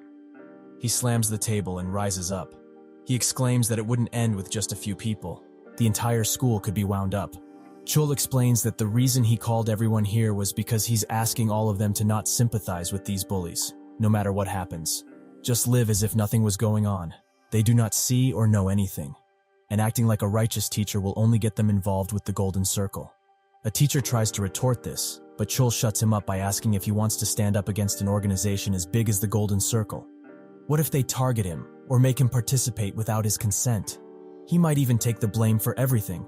So his command is this: do not sympathize with or despise the circle. Nothing is going on at this school.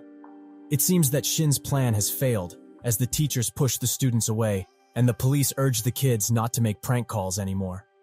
Shin stomps through the school, thinking that they are just acting like they don't know anything, and the police aren't helping either. Aren't adults supposed to have responsibility and take charge? He sees how it is but doesn't care.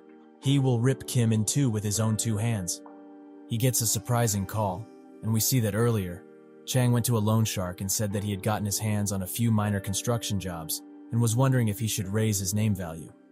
The loan shark jumps at the opportunity, thinking that this is the perfect chance for him to be associated with Myungjin Construction. He asks what he needs, and Chang sits down. It's quite simple. All he wants is the contract he has with Shin Min-suk, which will put them in a good place. It seems that Shin's call was from his father, who bashes him for even touching a finger of Kim's. He demands he never touch that guy again, unless he wants to see his own father killed by loan sharks. Suddenly, Chang picks up the phone and says that he should listen carefully. In the future, there's going to be a red sticker at his house, the thing his father desperately wanted to block. But what a surprise.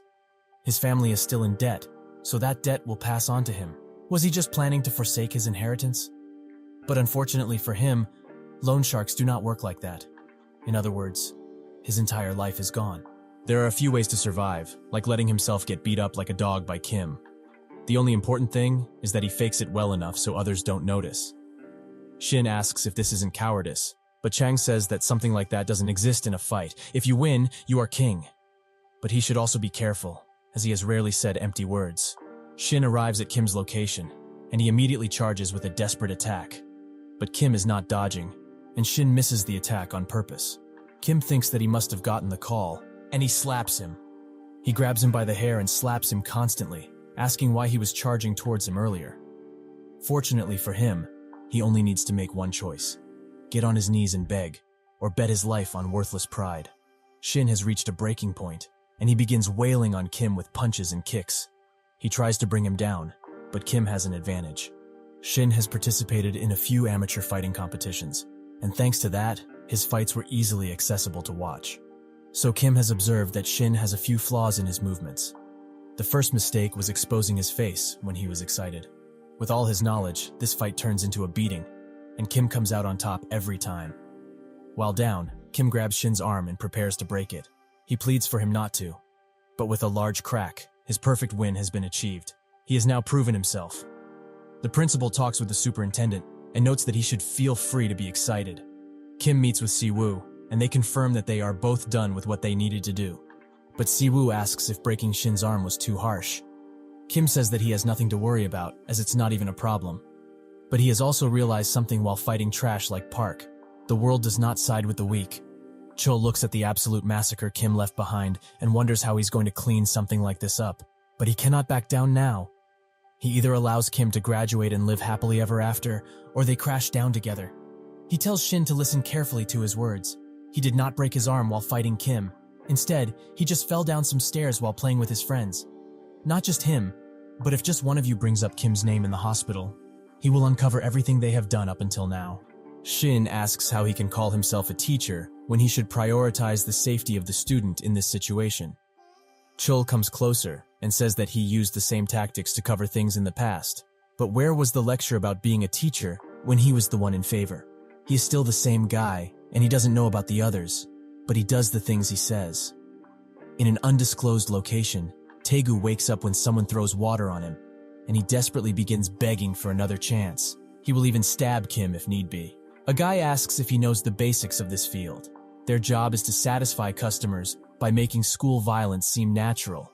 Is he going to take responsibility if he crosses the line and lets the confidentiality of their customers be compromised? Why does he think they have been able to maintain this? Keeping secrets and maintaining a perfect success rate.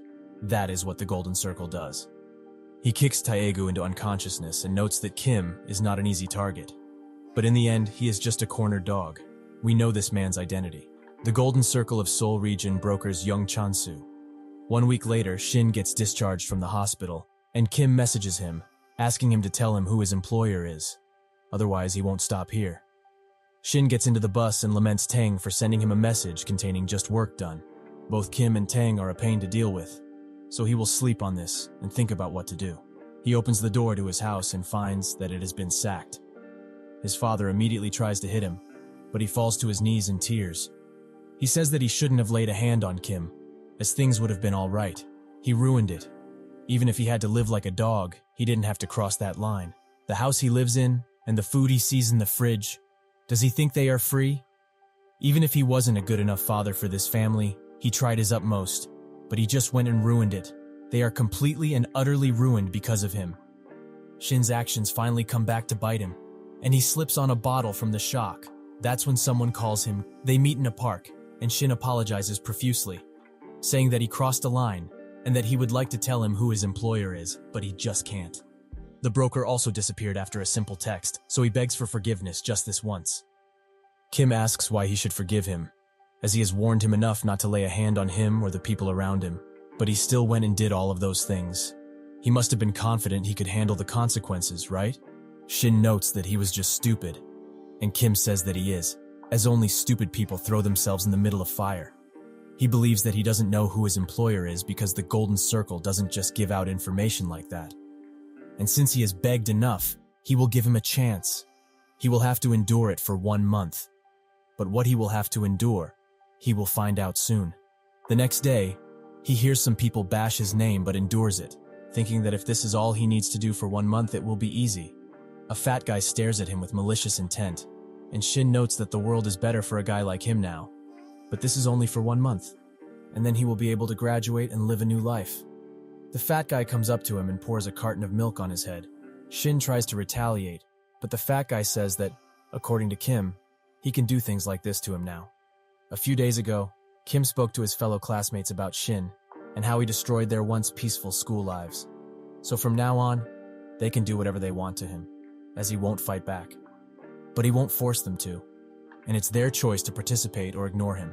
But if nobody does participate, he will lead a peaceful life until he graduates, as if he had never existed in this school.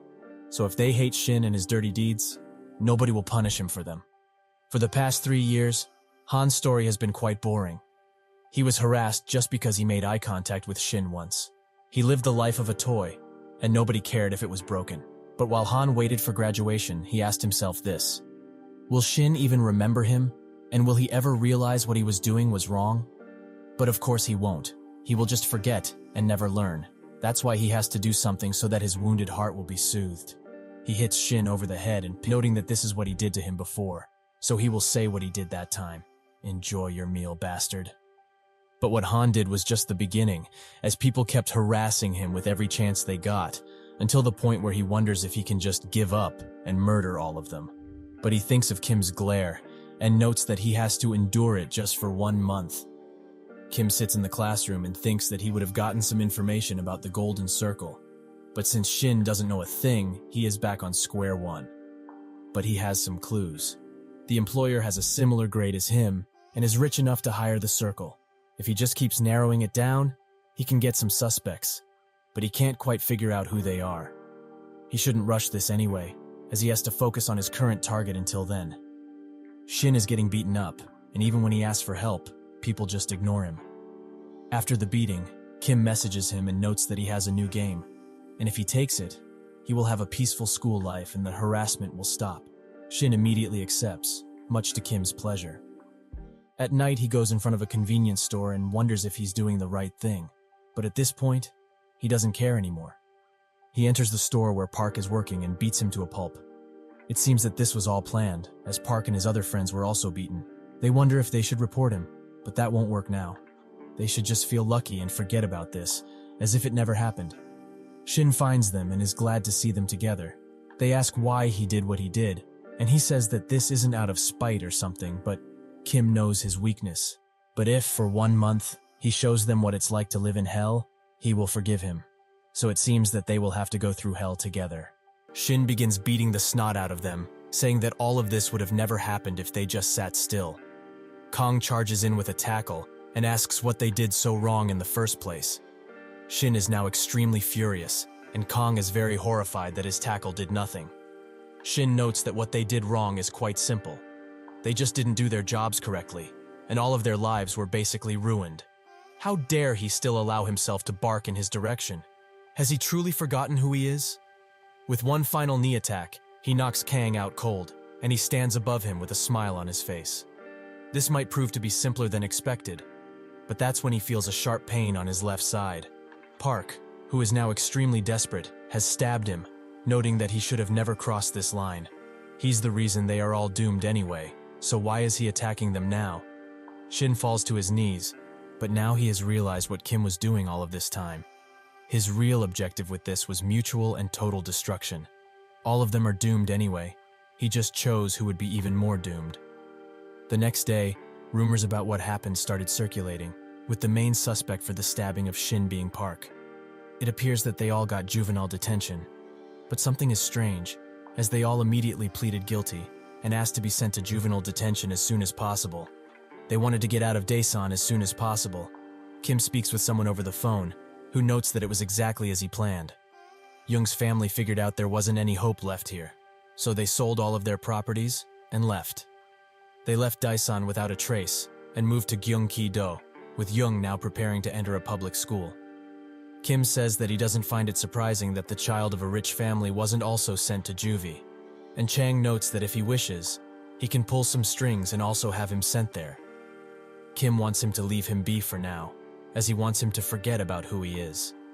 Until he believes his new, fresh life is starting in a new city, his despair will be much greater. Chang notes that sometimes he's quite scary, and Kim continues. The other 4 will be sent to prison immediately after they get out of juvie, as he doesn't want them back in society for even 1 second. Chang says that he never wants to become his enemy, and also asks how long he's going to be stuck here doing meager jobs. He started working in the lowest position for a month, like he said, but so far nothing has really happened. He's not really the patient type to start from the bottom and slowly rise up. He tries to say something else, but Kim urges him to remember what he said, that soon it will begin. A few days later, real estate rose in price extremely fast nationwide. On that day, some construction workers were working, but it seems that they were just slacking, as the metal beams they previously tied together fell exactly on one of the workers. The other workers wonder what to do, thinking that they should call 911, but the foreman demands everyone drop their phones this second, as they will report this to their superiors first and foremost. The workers say he should call an ambulance first, but he's having none of it, as they will lose money if the construction is put on hold because of this. The worker that got hurt got to the hospital after 2 entire hours, but wasn't sent to the hospital that was 10 minutes away, but rather to a hospital that was an hour away, which was related to the company. After a late contact, his son had to come to the hospital, where the company cold-heartedly told him that his father caused a great deal of damage due to his carelessness. But fortunately for him, they won't ask for compensation and will leave it as is. The accident wasn't paid for in the slightest, so the only thing he could do was cry by his father's side. That was a day Jong-hyuk, a young man in his 20s, could never forget. Chang walks around the construction site and thinks that he wants to do the things he likes, like drink and have fun with some girls. But he just needs to trust Kim for now, as his plans seem to be good. After seeing how all of the bullies Kim punished were so swiftly taken care of, he hoped to see Chang-suk in that position someday. He has to trust him, so he should get back to work already. That's when a large crash occurs, and he rushes outside to see what the commotion is about. There seems to have been a big accident, and a worker explains that a spilling accident might have occurred. Chang asks him to explain later, as he wants to know if there's anyone trapped there. He confirms that there are 5 or 6 at most.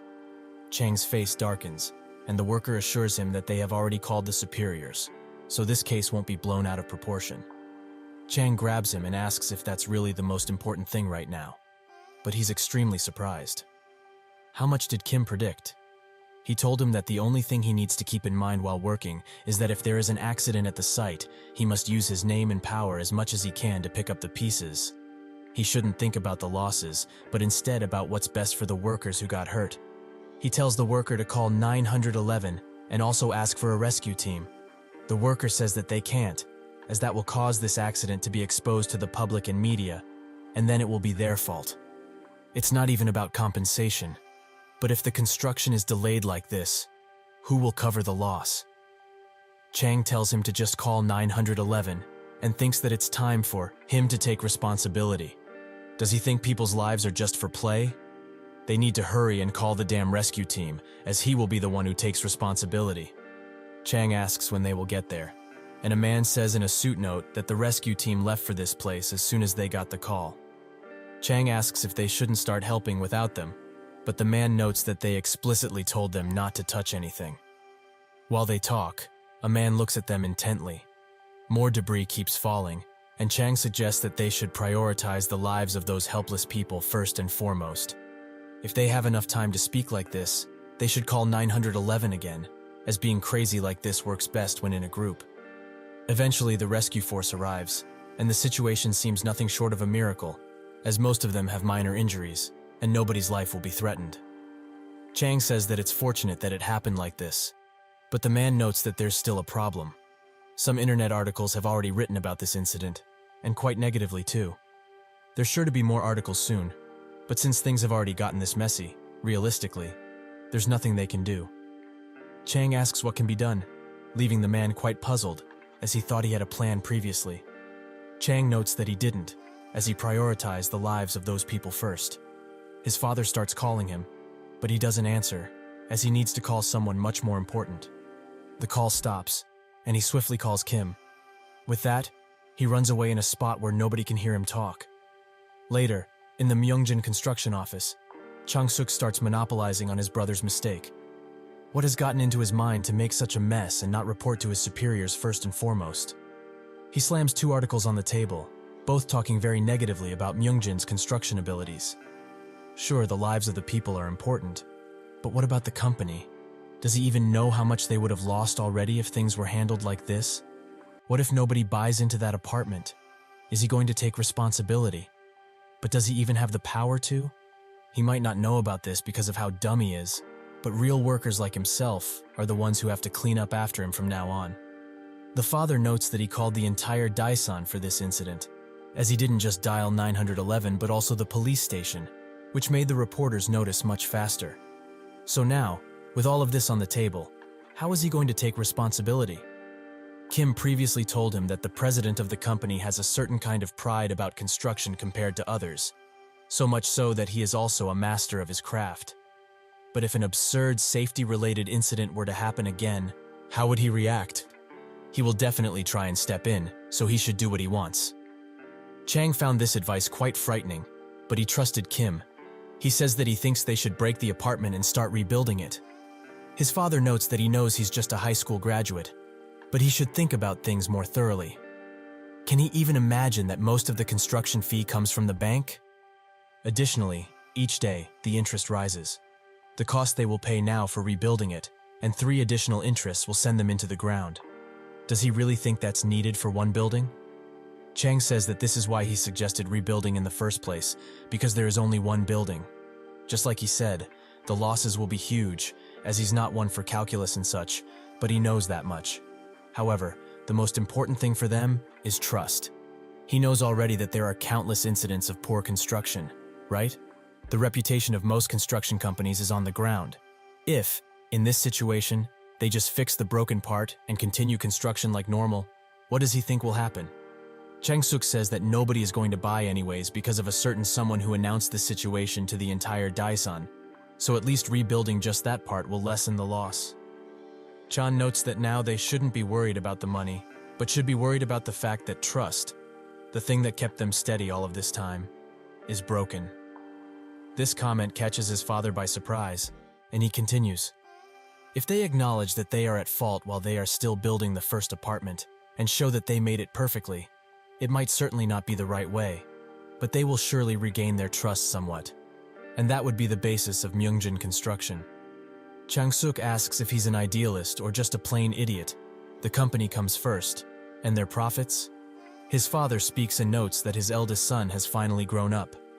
This accident also happened in the other timeline, but it was very similar, as at the time, the president announced himself that his subordinates were hiding the incident, and he showed the people his philosophy when it comes to construction. He notes that the thing that makes him mad the most about this incident is that they made a mistake in the very basic process of pouring the concrete. That mistake shouldn't have ever occurred with the company's name at risk. Houses are places where people live, so safety is their first priority, and the other problems can be pushed aside. He notes that Chang did a great job, as he thought he was living life without much thought. But it seems he was wrong, as he's been acting more and more wisely. It is true that Myeongjin Construction is a company, but is also a family business that prioritizes the worth of their construction. So if he keeps doing this, soon he will be able to follow in his footsteps. A few days later, one of the people injured in the incident seems to have suffered a great injury, as both of his legs had to be cut off. This is the only victim who had to go to the operating table. His family wonders what to do, as they have heard that Myungjin Construction doesn't even pay the hospital bill, let alone touch the subject of compensation. 3 people from Myungjin Construction come next to them and bow their heads instantly, apologizing profusely for the accident. Earlier, Chang called Kim and said that his father told him to keep doing things like this, but he doesn't really know what to do now, as he doesn't want to disappoint him. Kim notes that he needs to take care of the accident first, as there are 2 types of victims in this incident. The first would be the supposed new tenants of the apartment. If they promise them a delayed period of interim loan interest payment, adjustment of the pre-sale price, and transparency of the construction procedure, they should calm down soon enough. However, the second type of victim is the problem: the people who got injured. He should do as much as possible to ease their problems, so much that they will feel proud that they worked for the Myungjin company. The people from there tell the grieving family that money won't entirely appease their pain, but they will do what they can. Their hospital bills will be taken care of, and they will also pay an additional 500 million won. They will also be hiring the injured person in the department that needs the field experience he has. He has been working with them for a long time, so they cannot ignore his hard work. The family can't believe they would do so much, and they thank them profusely. Chang just watches, and later, while sitting and smoking, he asks one of them if he knows what construction is. He says that it's building stuff, but Chang says that for him, he thought it was just a company that was earning money until now. But this incident made him think about a lot of things. Many people are related to it. Those who work to feed their families, and those who buy houses with the money they have saved their whole lives. He has been taking his position too lightly. But this is also quite complicated, as he wants a simple life where he eats well and lives well. Because of that kid, his whole life changed for the better. Chang had a thought that he wouldn't be able to live like he used to before. Perhaps he is also like his father, as he cares for those close to him and wants them to have a good life.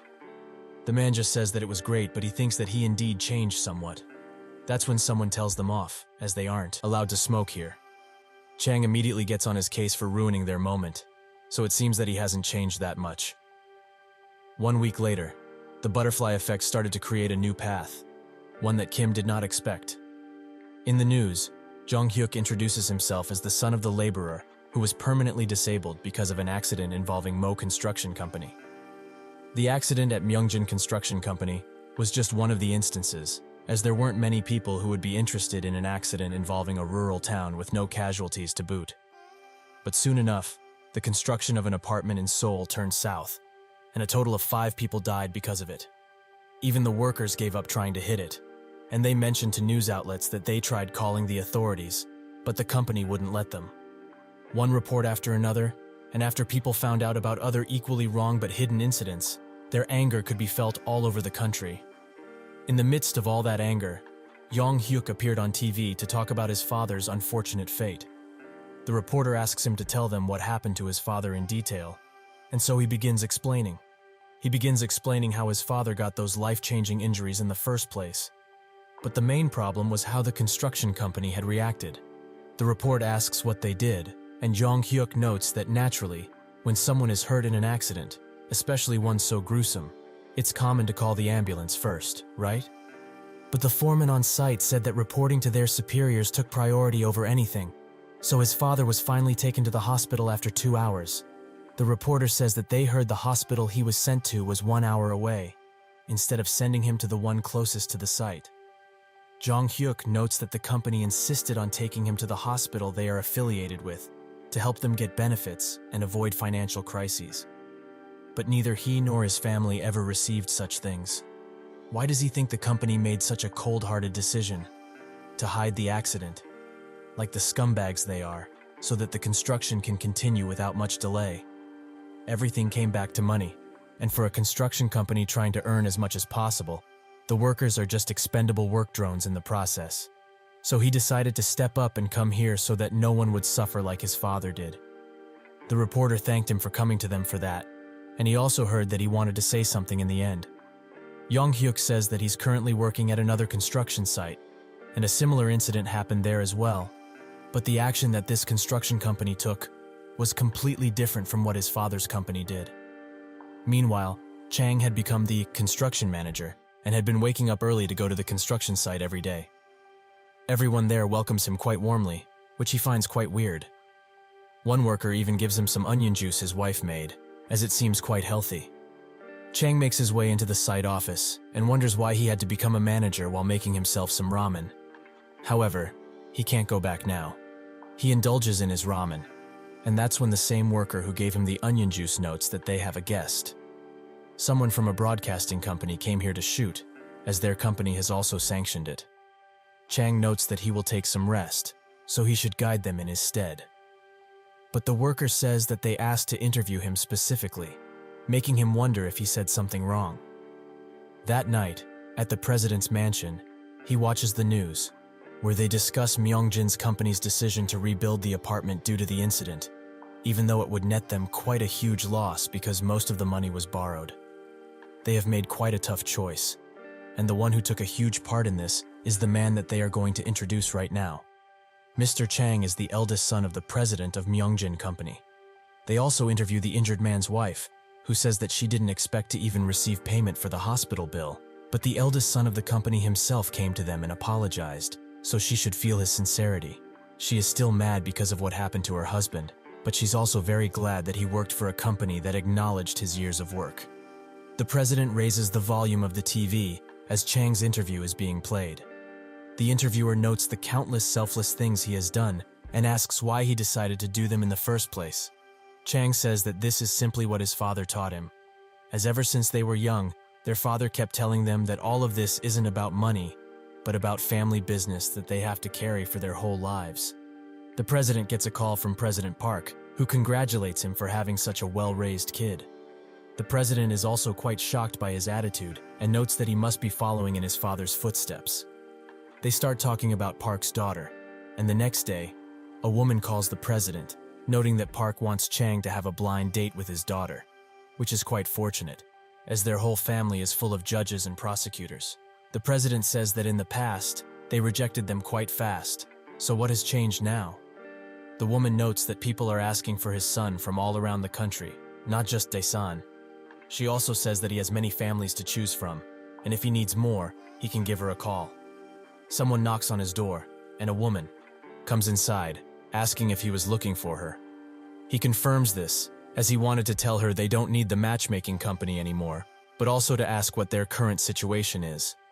The woman explains that they have many contracts, but the big ones are S Company, with their reconstruction of 3,000 houses, Gangbuk's new construction, and apartments for the employees of the J chemical industry.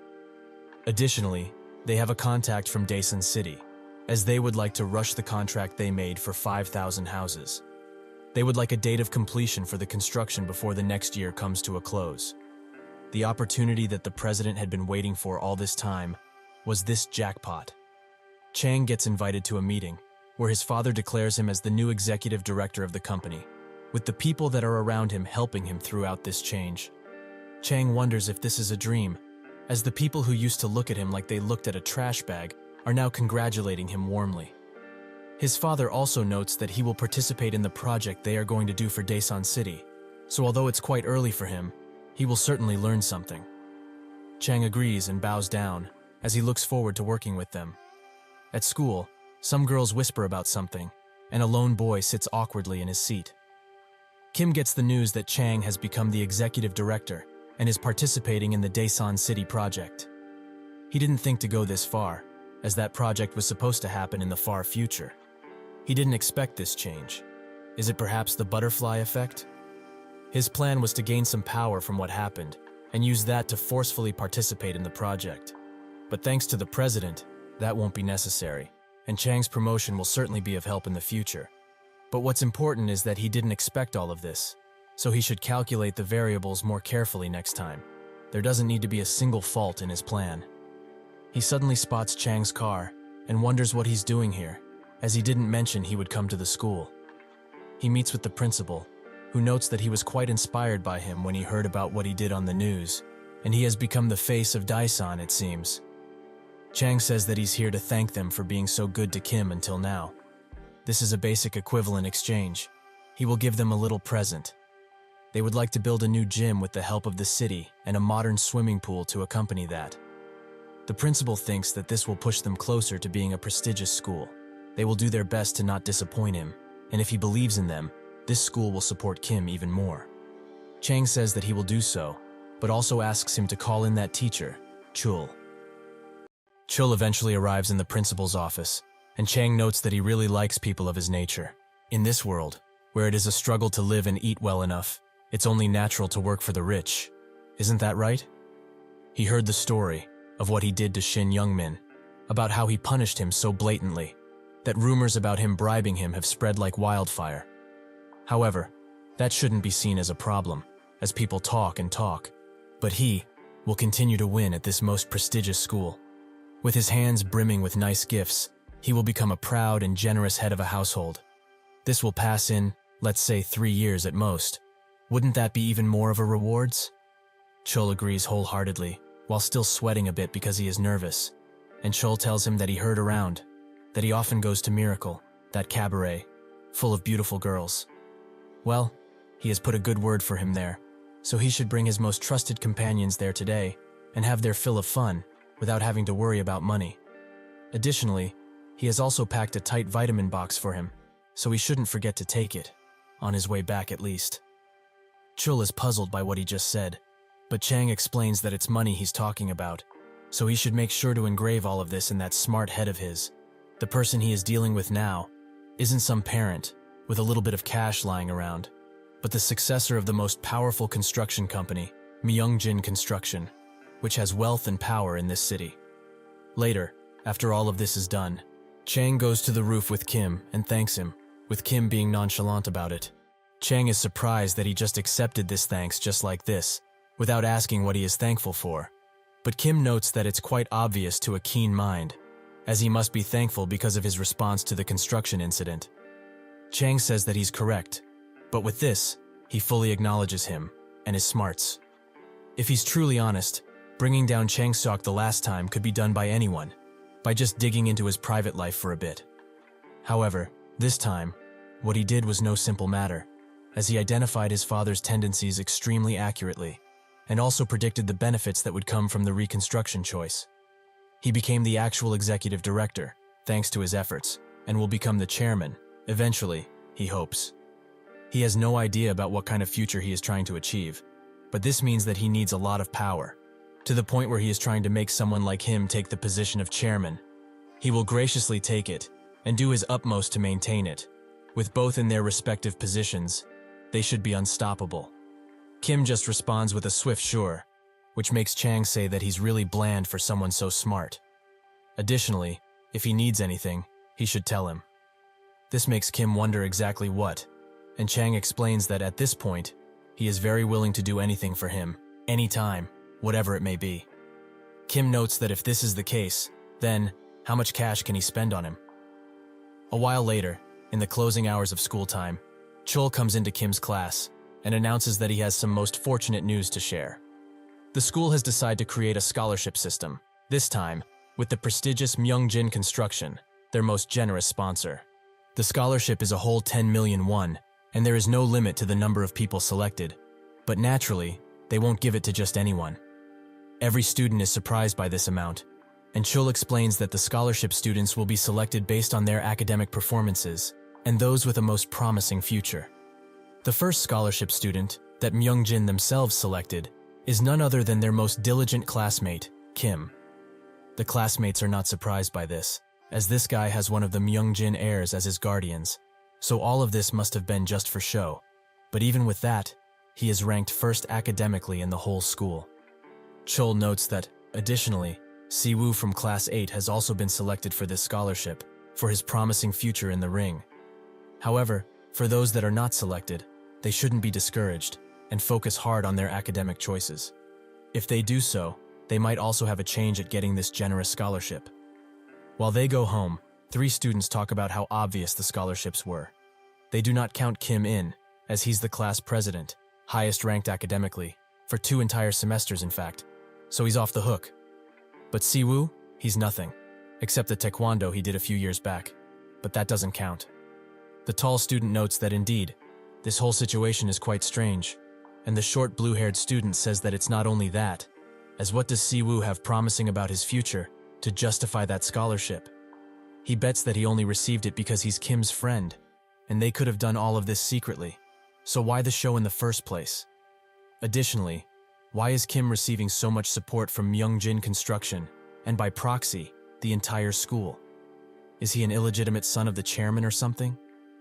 One denies this, and the tall student notes that, if that was the case, they would have taken care of him much better, from the beginning in fact. The blue-haired student continues to yap and yap without his mouth ever closing for more than 30 seconds. But that's when he spots something which makes him want to turn back. That something, or someone rather, is Kim, who demands that he approach now. The blue-haired student thinks that he must have been a lunatic to talk about Kim like this, in a bad way. He is a maniac, something that has power, and deserves the title of the crazy psycho of Kyeonil. Now, most certainly he's screwed. This guy will most likely end his life right here and now. Kim tells him to lift his head up and stand proud, at least for once in his life. He is Cho Jae-jin, right? The blabbermouth of Kyeonil High, a fitting name for him. Jae-jin confirms that he is exactly that, and Kim explains that there is no reason for him to be so fearful, as he doesn't really care about people talking behind his back, as it probably happened many times already. He actually likes him. His blabbering nature is useful. And if it's true that he is really close with basically every student in this school, he would like to ask a favor of him. Jae-jin asks what he needs. He will grant him anything he wishes for, while in the back of his head, he wonders if he will get out of this safely.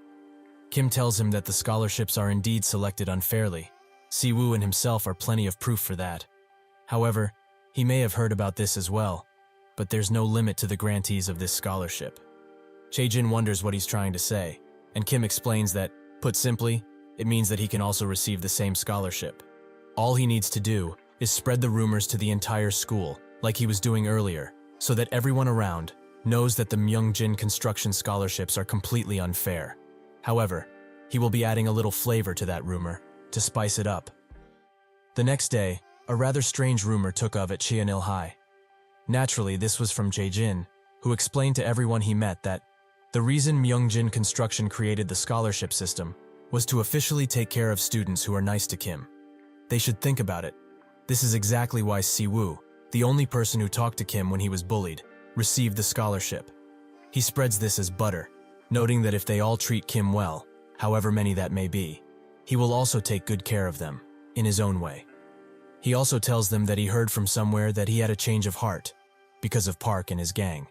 And they say that they plan to wipe out all the bad guys from Daseon, starting with this school. Everyone was skeptical, and someone even told him that he reads to many manhwas, but they also didn't let it go, and kept it in their minds. Seong-ho also hears about his, and thinks that, if he does good with Kim, he will also be able to get the scholarship, and if he needs people to fight in his stead, he is confident that he can do well, as he is not weak, even if he lost to him once. Later, he pulls Hae-jin in a stairway and asks if the rumors really are true. Jae-jin explains that Kim is planning to make this school his hunting grounds, his own kingdom, and based on the power he himself created, he plans to completely wipe out the surrounding schools and their most prominent figures. If there is someone who shows enough strength, and most important, loyalty, throughout this process, he is certain that they will be rewarded greatly, as that scholarship is but a taste of what's to come. Seong-ho thinks that, even compared to the cash he got when trying to bully him, it's not a lacking amount. Even if they fought once, he might take him in, but he just has to try.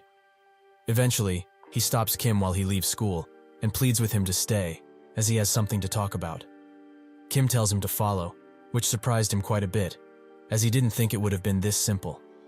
When they stop, Seong-ho immediately apologizes for what he has done in the past, as it was done without malice. Kim stops him from speaking as he gets it, so he should get to the point soon. Seong-ho explains that he heard rumors around the school about how he's going to wipe out the other surrounding schools, and he naturally wants in. He is also aware that they were fighting to the death not long ago, and he's now bowing his head down. He knows that it's shameful. Frankly, he is only in it for the money, and if he needs someone who is a good listener and is strong, he should think about him, as he is confident that he will never disappoint. Kim says that he heard from the other kids at school that he was the one who bolstered the plans of Shin. Is that true, in any way?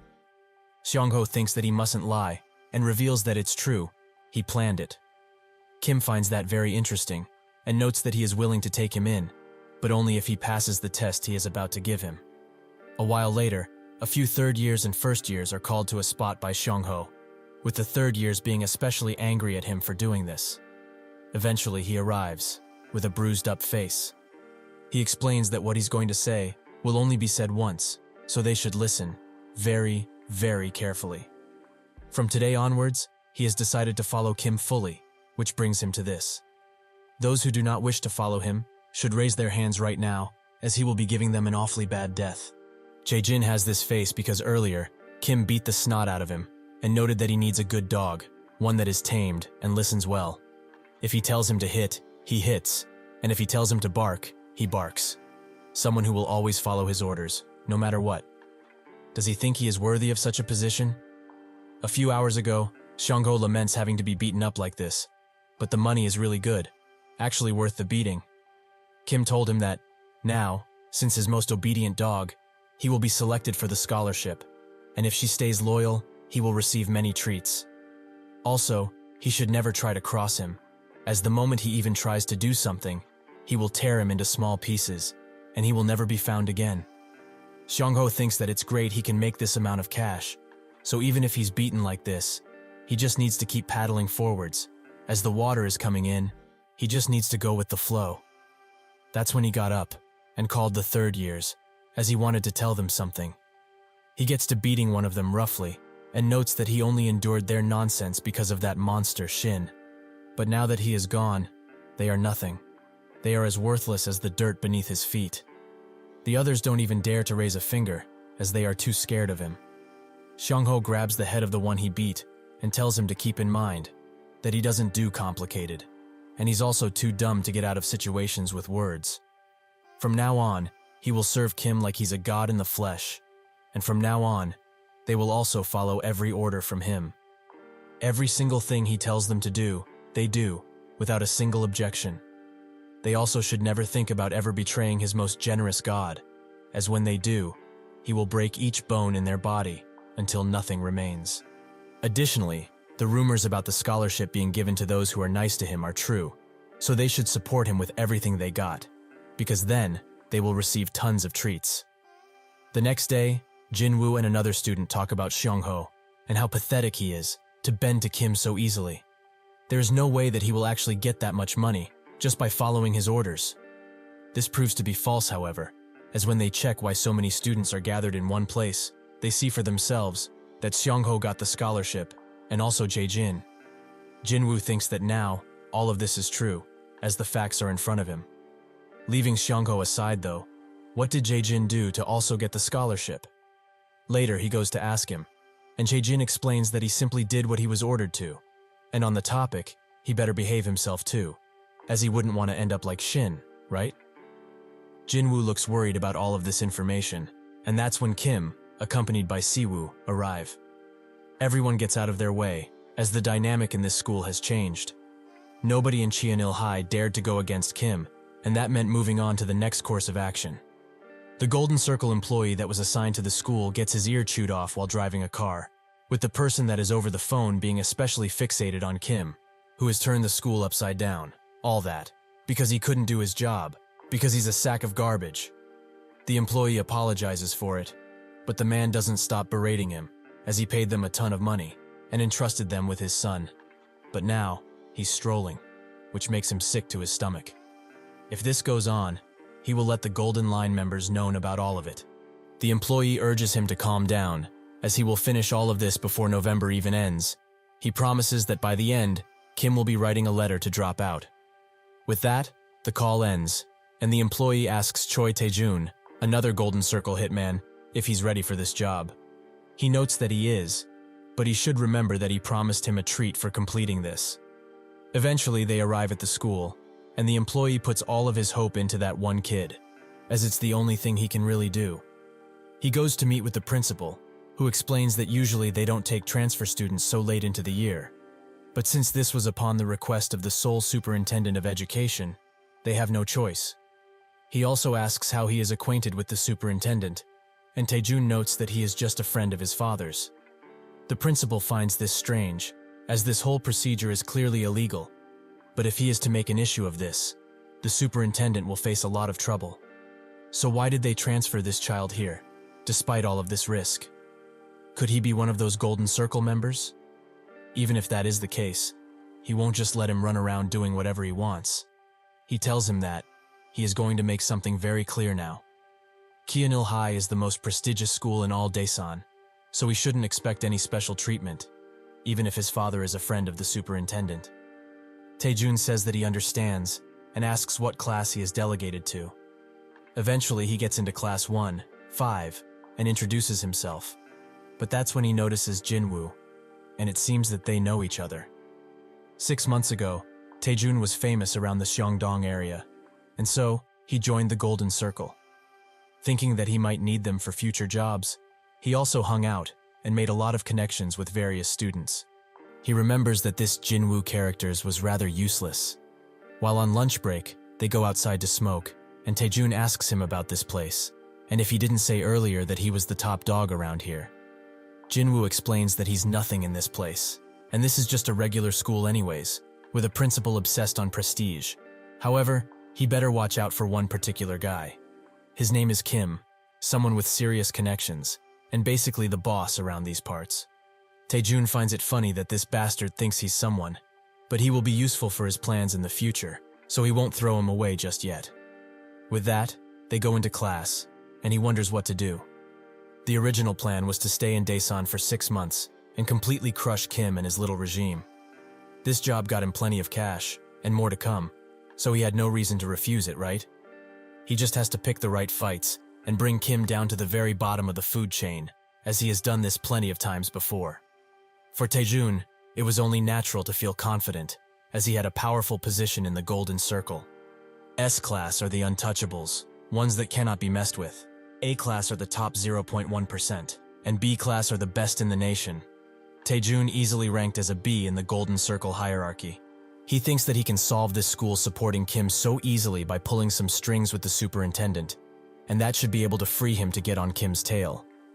After giving him a good beating, he will manipulate the second and third years into also bullying him, and that will be that, a job well done.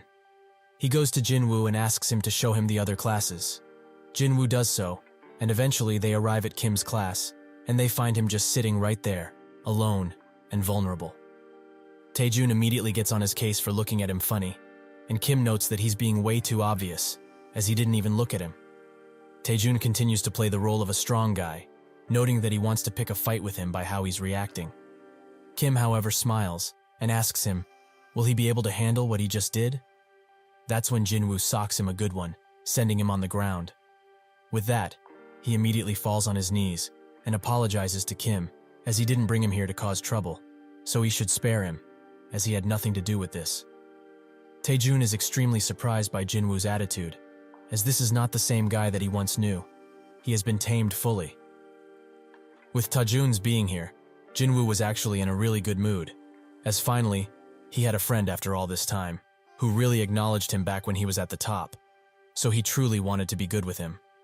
However, the moment Taejun mess around with Kim, one single brilliant thought popped into Jinwoo's mind, that he is completely done if he doesn't do something.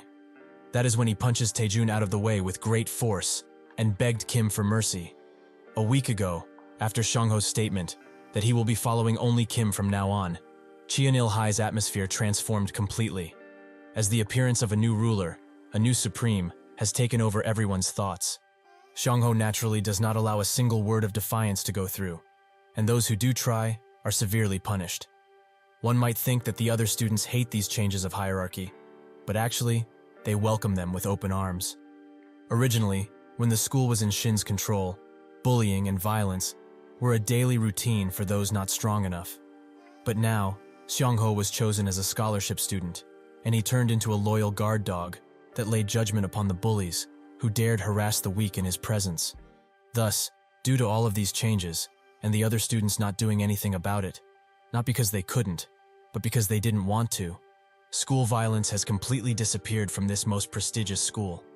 This was the time of the peaceful king, who reigned benevolently, When Taejun messed with the Lord, who has brought these times to them naturally, that would be an issue.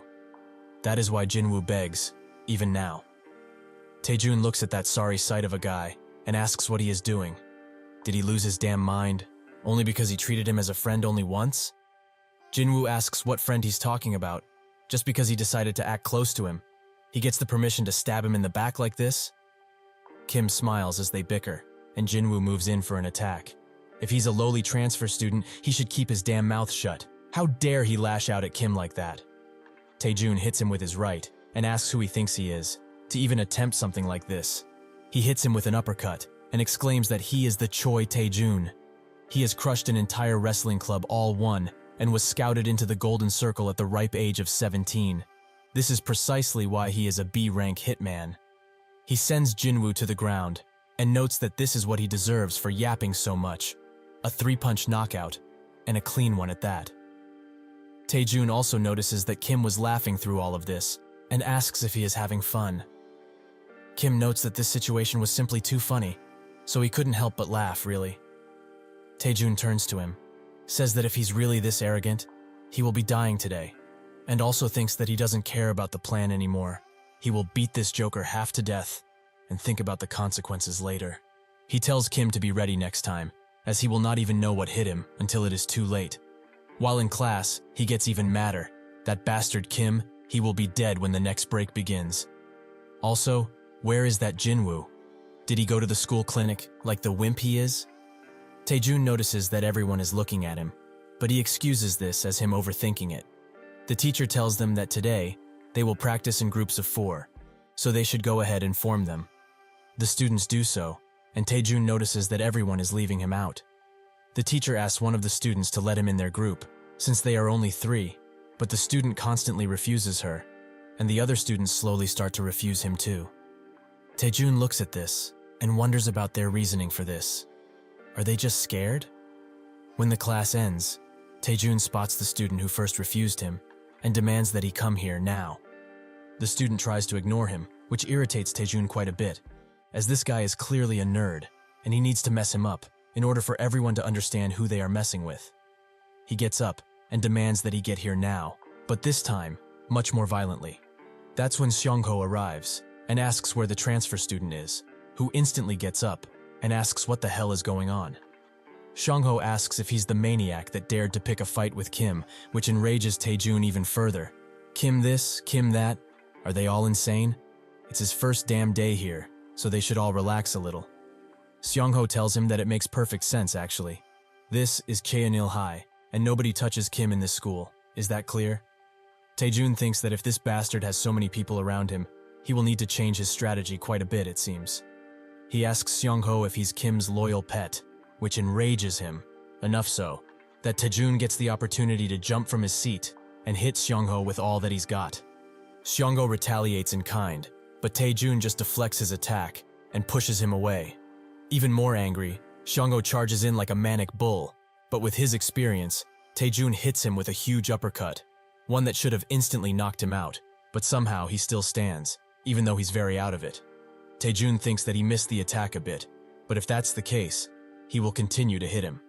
He grabs his hair and slams him into the table with extreme force and puts him down, noting that this bull has had its horns cut. The people who were with Seongho are very scared of Taejun now, but without much left to do, they all charge him at once, something which proves to be a mistake, as Taejun swiftly deals with them in just a few strikes. One tries to strike him from behind, but Taejun notices instantly and looks at the person with an evil expression. He deals with him instantly and moves on to the last one, seeming to enjoy the last hits he deals on the poor guy. Other students come around, and they also want to charge in, which Taejun notices. He finds it quite annoying that he has to beat so many, but sure, they should all come at once, so that they are less annoying. Seongho slowly gets up and notes that it's not over just yet. Taejun tells him to stand down already, for his own good, as he's barely standing up as is. He should sit, like the loyal dog he is. Seongho wonders if that's true, as a week ago, on the day that he turned the 3rd grade classroom on its head, Seongho received a text and some money from Chang Byom, who congratulated him on the good work that he is doing, and this is just a gift, some pocket money. The question is, why would Chang, or his relationship with Kim have to do with him. Chang is just someone who would do literally anything for Kim. So, what if he takes out the Golden Circle assassin? Then, the money won't end at 100 or 200. Even if he somehow fails in his task, he will still be throwing him scraps, which for him are plenty. He rallies the other students. This gut is more of a beast than Shin and any of his goons combined, so they might not win, even if they charge him. But if they choose to run like a bunch of wimps, what will Kim think of them? He thinks that the incident with Shin and Park's gang has taught him something very important. He got 500 for the spar, 1,000 from the scholarship, and 100 just for some pocket money. A total of 1,600, just in the span of a few days. Money is king, and he will not pass this opportunity up. He yells at everyone to charge in and trample this fucker like the dog he is. Eventually, word got around that Seongho and other students attacked Taejun all at once, yet he took them down single-handedly. From his first day at this prestigious school, Taejun was already sick of the situation at hand, as it's not easy for some high schoolers to run into a losing fight like that. But Seongho and the other students charge in like lunatics. He thinks that if their numbers rise, it will be a problem. But this situation is still much worse than he could have imagined. Even if he contacts the broker for some help, it will be extremely difficult to isolate Kim. That bastard turned this school into his own empire, so there is only one way out of this. To charge in directly, as if he breaks one of his arms now, he will at least have something to report back. He bumps into someone and starts swearing at them for being so stupid. Unfortunately for him, however, that person was Chul, who is now very mad at him. About 10 minutes earlier, Jinwoo went to Chul and reported that the transfer student is targeting Kim with a malicious intent. Chul thinks that if that's the case, Taejun transferred to this school with the intent of harming Kim, which seems like a cowardly move. They only transferred him to deal with Kim, like the scumbags that they are. He asks Jinwoo if he said anything specifically, and he notes that he asked how he would like to handle the transfer student, and he only said this: to use his own discretion in this case. Chul thinks that if Kim said that, he is neither instigating or stopping him, yet it feels like he's saying to not let this slide at all. But this is an opportunity. This is a chance to prove that he's worth something, and most importantly, a chance to fully solidify this relationship. He gets up from his seat and asks where that troublesome transfer student is. When gets a hold of him, he drags him to the teacher lounge by the ear, and when they get there, he slaps him extremely hard. Taejun asks why the fuck he's putting his hands on him, and Chul warns him that is a pretty bad tone for talking to a teacher, one of his betters. Taejun also warns him he shouldn't be so rough with students, as he will not last long in this school if he is. Should he just do that? Should he get him kicked out with just one phone call? Chul notes that it seems he does not get the situation he is in at all. The first day of his transfer in this prestigious school, he beat up his friend, to the point where he needed to be hospitalized, as he passed out from too much bleeding. Additionally, the worst of it is that he has caused a giant fight in Class 5. He heard from his trusted students that he beat up his seniors and threatened the whole classroom with violence. How dare he ask such stupid questions? Why is he beating him for all of this? He pinches his ear again and says that he causes trouble anywhere he goes on his first damn day. Is he not ashamed of this? How dare he threaten his teacher who cares about his well-being?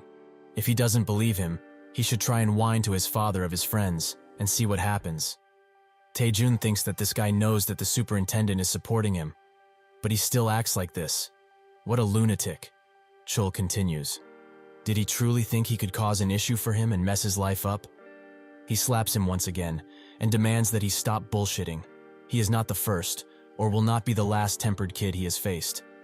Nobody will believe him anyways, even if he tells someone. What's he going to talk about anyways? That his teacher slapped him? What a joke. Nobody in this entire lounge will ever come forward and testify that he has slapped him.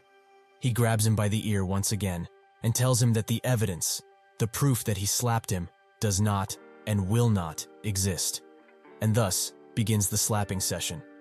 Jinwoo hit him here. Seongho's strike landed right here, and this last slap is for the other kids he beat up. He should keep in mind, this is only happening because he decided to be a little badass and fight in the first day. Without much to do, after that is over, Taejun calls his broker and tells him that all of the people in this school are maniacs, as just now, He was slapped around in the teacher lounge. They are all acting crazy, and they protect that bastard Kim with their lives. How can he deal with something like that? The broker notes that indeed, this is serious, and thinks that if he fails a countryside job like this one, his position within the organization will be crumbled into dust. He cannot afford to lose this, not at all. He tells Taejun that he is in Seoul right now, so he should be patient and cautious, as he will take care of it as soon as possible. While in Seoul, the broker meets with the superintendent and explains the situation. They even used his name, but the teachers are not doing anything about it, so he asks him to put some heat on the administration over there. The superintendent of education, Moon Chang-ho, notes how tactless those people are, and yes, he will get in touch with them as soon as possible. The Golden Circle had a group called the Golden Line, formed only by ties. For those who grasped on that line, they did not just get hired. Rather, they were now a part of the network, pulling and pushing each other in a very symbiotic relationship. Moon Chang-ho was one of the many who benefited a lot from this Golden Line, as before the redevelopment of the Gyeonggi-do area began, he bought thousands of meters of land and landed a 10-fold jackpot because of it, and the middleman for all of this was Jung Chan-soo. With that, Chang-ho calls the Daesun representative, and they get to talking about how the school seems to be running into some trouble, with students beating each other and the teachers doing nothing. Chang-ho notes that he is only worried about the transparency of the Korean education, which might be in a bad spot because of situations like that. Could he just deal with the issue at hand? The representative doesn't back down and asks why he is dealing with Daesun affairs when he is in Seoul. This peeves the superintendent gets very mad, but holds it in and notes that they are all comrades, leading children into a better future with education. So should he just feel unqualified to deal with Daesun problems? The representative says that this is exactly what he should do, which sends Chang-ho over the edge and asks how he dare say such things. He calms down and notes that if he wants to play it this way, he knows of the other malpractices going around in their bumpkin town, so he should be careful with his words from now on. The representative shuts him up with 3 words, the Golden Circle. Did he really think that they did not know? How funny, but he also has a question for him. Is he positive that he can handle a dirty fight like this one? He can assure him that he will not be going down alone in this, no matter the case. People like him think that they are in the countryside because they couldn't make it to Seoul. But in reality, people like him are simply here because they were born and raised in this place. People like him do not need backing like him, as once they are taken down from the position of superintendent, it's over, and they have to live the rest of their lives without authority. So he should know his limits, as biting each other like this is not going to fix anything. With that, they close the call, and Daewon, the principal, thanks the representative for letting him go through with this, who notes that Chang-ho will not be able to openly do something, but behind the scenes, it's anyone's game. But is he sure with this? The Golden Circle is not an easy opponent, and if people dig into the corruption of Daesun, neither of them will be able to ignore it. Daewon says that he knows, but he has someone to help, someone who is much more important than that superintendent. That would be Myungjin Construction, who is investing a fortune into their school, and Chang, the next chairman, is the one backing them. The representative notes that if their corruption is exposed is over, but Daewon notes that he doesn't mind not being the superintendent if this means his school will thrive. All that he does is for his love of the school, after all. Additionally, the child who has their back throughout is somebody who is extremely clever. Taejun gets the call from the broker, who notes that they couldn't do anything, so he should be careful and pick his fights. Taejun asks what if he's expelled, but the broker confirms that it won't happen, as they still have some power. Taejun now feels like he is stuck. If he gives up on the job, he will lose his Golden Circle position, but the situation is too messed up for him to do anything. He needs to assault Kim constantly, but with so many people in front of him, that just seems impossible. Yet, if he actually manages to, he will get even more support from the Golden Circle. After that day, Taejun, who dared disturb the peace of this school, became an outcast. He was not invited to any of the outside activities. People were talking about him in whispers, which he really disliked, but he couldn't do anything about. Having had enough, he messages his group to gather. Everyone from Seoul will be here, and they will rip Kim into pieces. Does he truly think a shitty farmer school will stop him? A few days later at lunchtime, Taejun isn't enjoying his meal, but he wonders if the food really is bad, or is it because he's eating alone? The group he messaged texts back, and it seems that they are all ready to come and mess Kim up. That's when Kim sits down in the seat next to him and notes that the food around here doesn't seem to be of his taste, judging by his facial expression. Taejun grips his phone tight and wonders if he should just kill this bastard right here and right now, but stops himself, as messing with him right now will only lead to trouble. It's fine anyways, as the guys will soon get here. The only thing he needs to do is wait for the right time. Kim asks why the sudden show of aggression. Are things perhaps not going the way he would have liked? From what he heard though, the superintendent of education put up quite a show, but it didn't last long. Taejun suggests that he shouldn't delude himself like this, even if he's the king of playing house. If they met outside of school, one-on-one, he would have been dealt with extremely easily.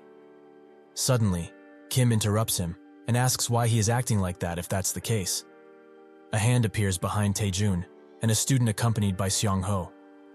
Kim calmly asks him, what makes him think that he can really hold out here?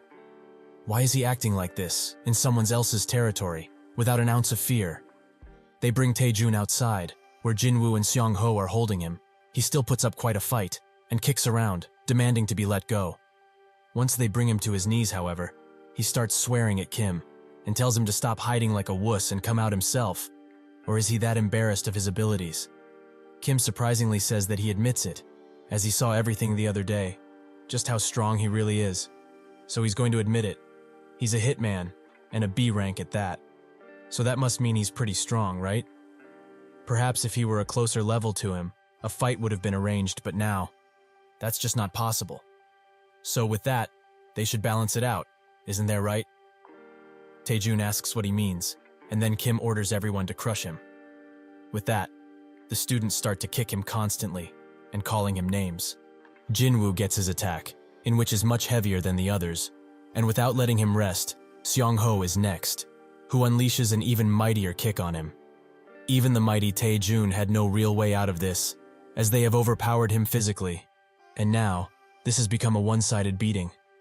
Taejun thinks that he was just having a meal. Who would have thought that they would gang up on him like that? However, maybe he can escape if he can somehow manage to knock even a single one. That's when Kim grabs his arm and puts it in a lock, saying that even if he could go against him if he had one arm, doesn't he believe so too? With that, Kim starts pulling and smiles as he sees Taejun wailing around in pain. Taejun huffs loudly and shakes as he feels that his arm is broken, and Kim tells Seong-ho to get this rat to stand up. He does just that, and Kim grabs him by the hair, explaining that from now on, he has only two choices. First, he carries on with his job at the Golden Circle, just he always did. If he chooses that, however, there will be consequences, as he will snap his left arm right now. Without his arms, every single day at this school will feel like an eternal hell for him. The second option, which doesn't have any of that pain, is for him to obey him fully. He should report to the Golden Circle that the mission was successful and then become his loyal spy. He will basically be using him to figure out the identity of the person who hired him. So what will he choose? Taejun asks if he's really telling him to betray them like this, but he should know that the Golden Circle is not a damn joke, and it never was. Kim got his answer after this and offers Seong-ho a deal that he cannot pass him. He offers him 100 million won, and the only thing he needs to do is stab this dog. If he doesn't want to, it's fine really, as he can always ask the others. Additionally, he isn't asking him to kill him, as he will call the ambulance. All he needs to do is stab him so that there will be after effects, but nothing that would threaten his life directly. These words, that went beyond what he originally asked of them, silenced all of the self-proclaimed dogs he had, including Seong-ho. Kim tries to reason with them, asking just how long do they think it will take them to save 100 million won after they graduate. Even if they save 1 million won every month, it will take 8, maybe 9 years. However, all of these little puppies were the ones who mistook their relationship with Kim as a normal one, so they were wrong. Kim still tries to sell it. He will give them that money right now. They can earn tons of cash in just a few seconds, without much effort. They did not know that the real Kim is a devil, built from 10 years worth of malice, and comes from a disabled person who would have done everything and anything for revenge. At that moment, where they finally realized, Taejun too lost all will to fight. Kim notes that he promises they will testify to the police that he didn't stab him on purpose, and it was just a harmless prank. Nobody would believe him anyway, as this is Daesan. A few days ago, Kim met with Chul, who handed him a copy of Taejun's student record, and just like he suggested, that little rat was sent by the Golden Circle. Kim slowly pulled it out of the envelope, while thinking that they must have sent a B ranker, and if he gives it his all, he could probably win in a fight, but that won't be enough to stop him, considering. The Golden Circle is quite brazen with their actions, as they sent a hitman which is clearly backed by the Superintendent of Education. But it also shows that they were optimistic, that they would actually succeed easily. However, what will happen if Taejun were to fail? They will certainly realize the situation needs further care, and if he comes across any A or S rankers now, he can't know if his plan will succeed. From the different relationships he had, including Siwoo, to the butterfly effect caused by Jong-hyuk, as he experienced this realm of unpredictability, Kim eventually came to realize that his plans were only empty frames, waiting for the full picture. His plan that he meticulously thought over isn't perfect, as there are far too many variables, and can't risk it like this with ease. What he must do is control the situation, as best as he can, and prepare well for those variables. The only way he can do that now is to calculate his move even more, and be careful. In this world of revenge, something like friendship isn't welcome or profitable. Seong-ho announces that he will do it, as Kim has always been good for him, and always rewarded him after everything. With that, he tells the other students to hold Taejun up. Seong-ho grabs the knife from Kim and fully accepts his deal. While he unsheathes the knife, Taejun tries to reason with him, but Seong-ho seems determined to get the money, so he swiftly aims for his belly. With seconds to spare before the inevitable, Taejun chooses the second option and promises to become a loyal dog. Kim tells Seong-ho to stop, as he will make sure he is still properly rewarded for his conviction. But now, he will let this go. Seong-ho accepts, and Taejun thinks that after he's out of here, he will quickly call his broker and resolve this like he should have all of this time. Before he can think further, Kim tells him his exact address, and also that he has both of his parents and one sister. Did he get that right?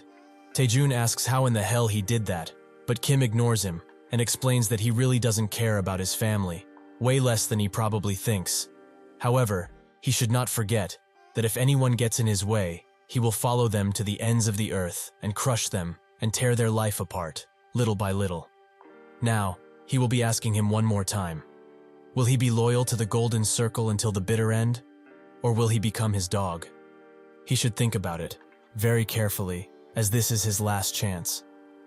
Taejun joined the Golden Circle with big dreams. The few cases he handled so far flashed before him like a trance. And then, in the face of this entity made from pure malice, who threatened his entire life, Taejun finally realized. He finally realized that what he had traded for money was someone else's life. With that, he bows his head down and promises, once again, to become his dog. Kim grabs his head and notes that he made the right choice. Seong-ho gives the knife back and asks if he's sure about letting him go, as he could become a liability for them in the future. Kim tells him to relax, as if that happens, he will be able to show everyone what happens if one breaks their word to him. Also, he should check his account after school, since he will receive the reward mentioned earlier. Additionally, he will need one more thing from him, to go and get Jo-jae right now, without letting anyone know about it. Later, rumors about Kim and Seong-ho growing apart start to spread, and all of the school talks about it, which Kim hears. But this was all a part of his plan. At the director's office, Chang's brother is trying to convince everyone to say something about his brother becoming the director. He notes that, at this rate, their father might even hand him the position of chairman.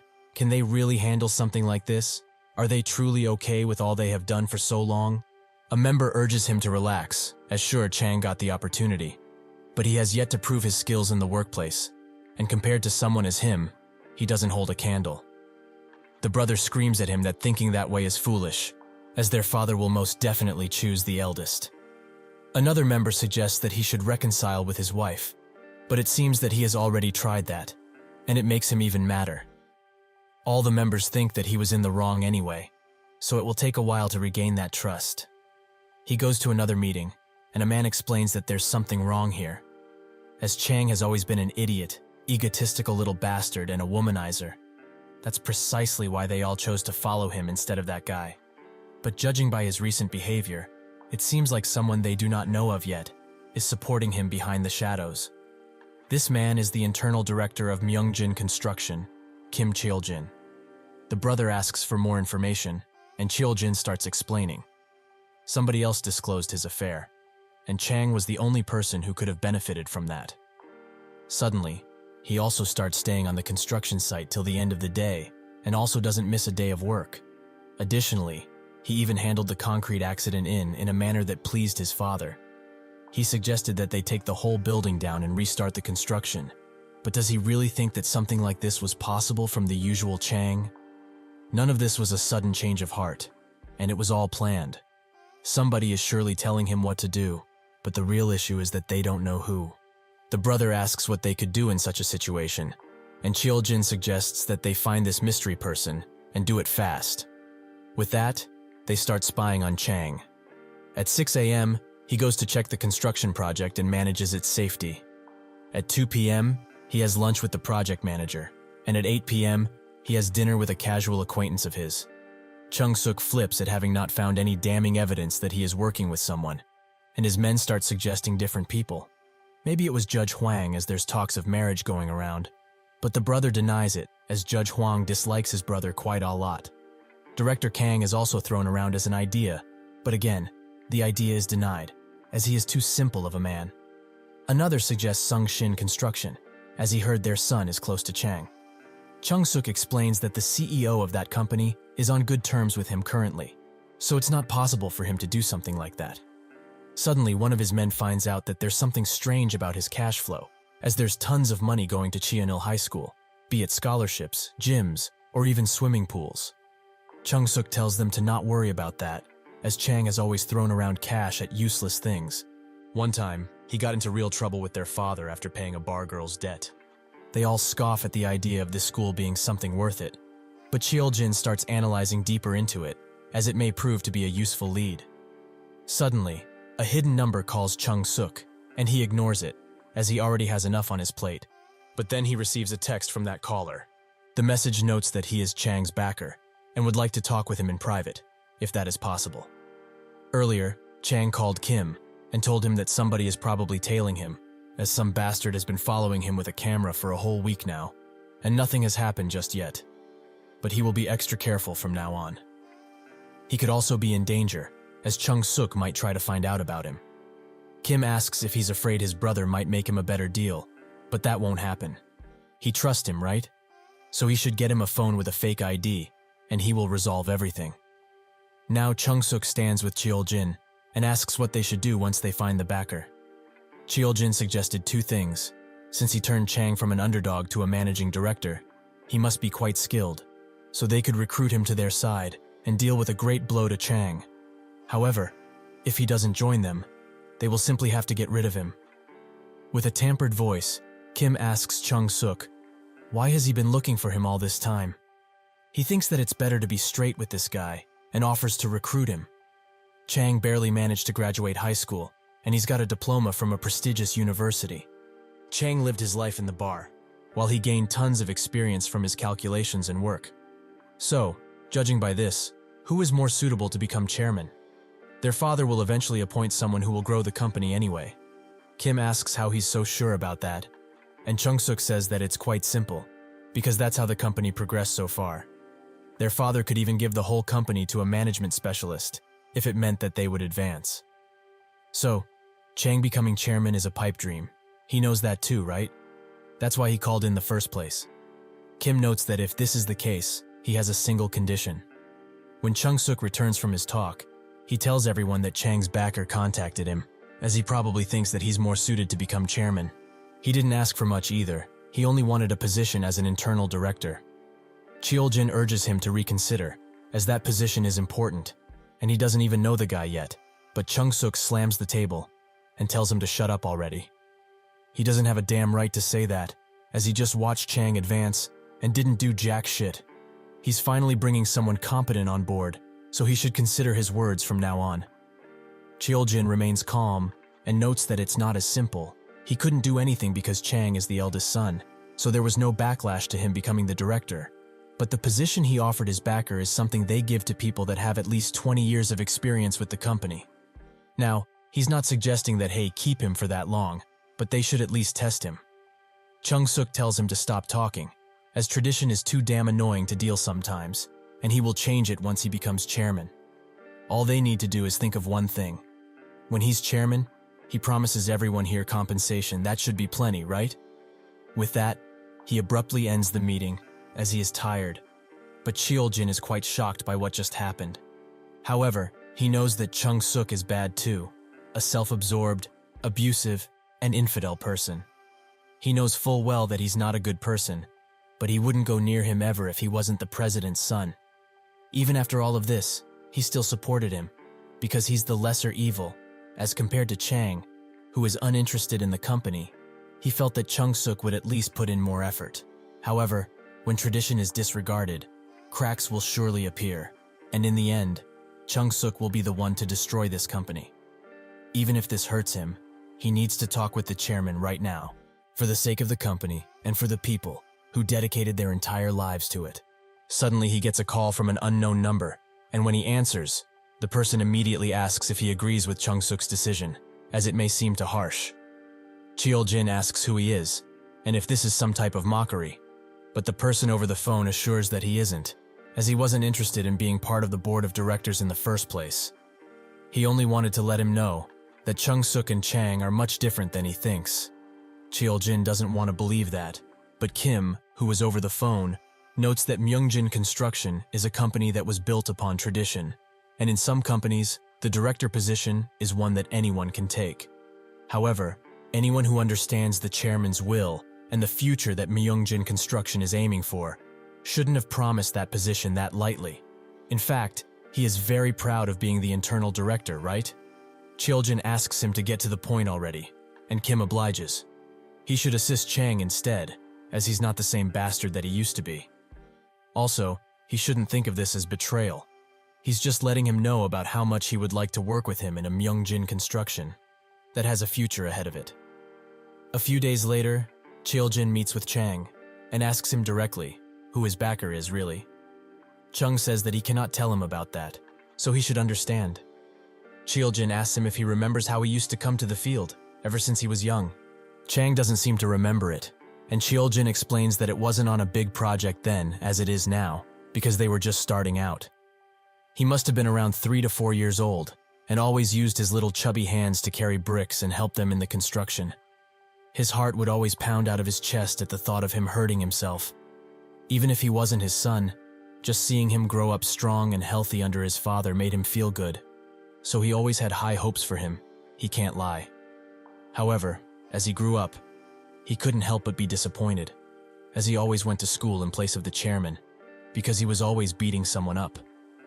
Myungjin continued to grow rapidly, but he was always drinking, partying, and getting into trouble.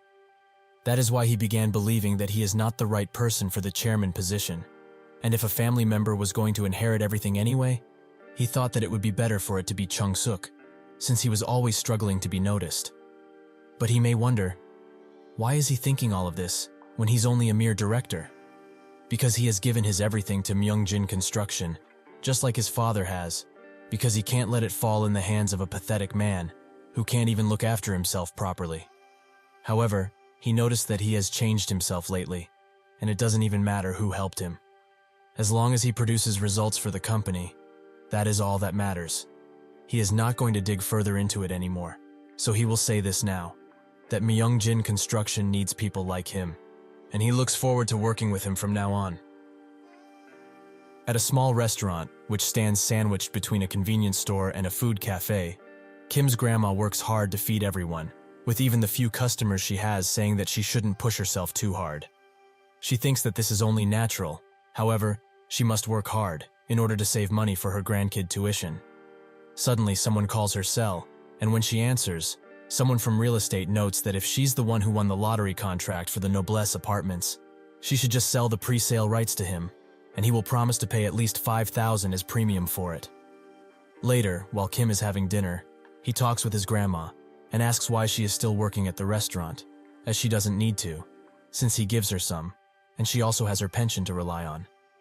The grandma still feels the need to work, as that money is from the scholarship he gets from being a good student. She also wonders how the real estate agents found out about their winnings, as they will not stop calling her, as she's receiving dozens of calls every single day. Kim asks her to explain in greater detail, and she says that they were basically talking nonsense all of the time. One of them offered 5,000, while another offered 6,000.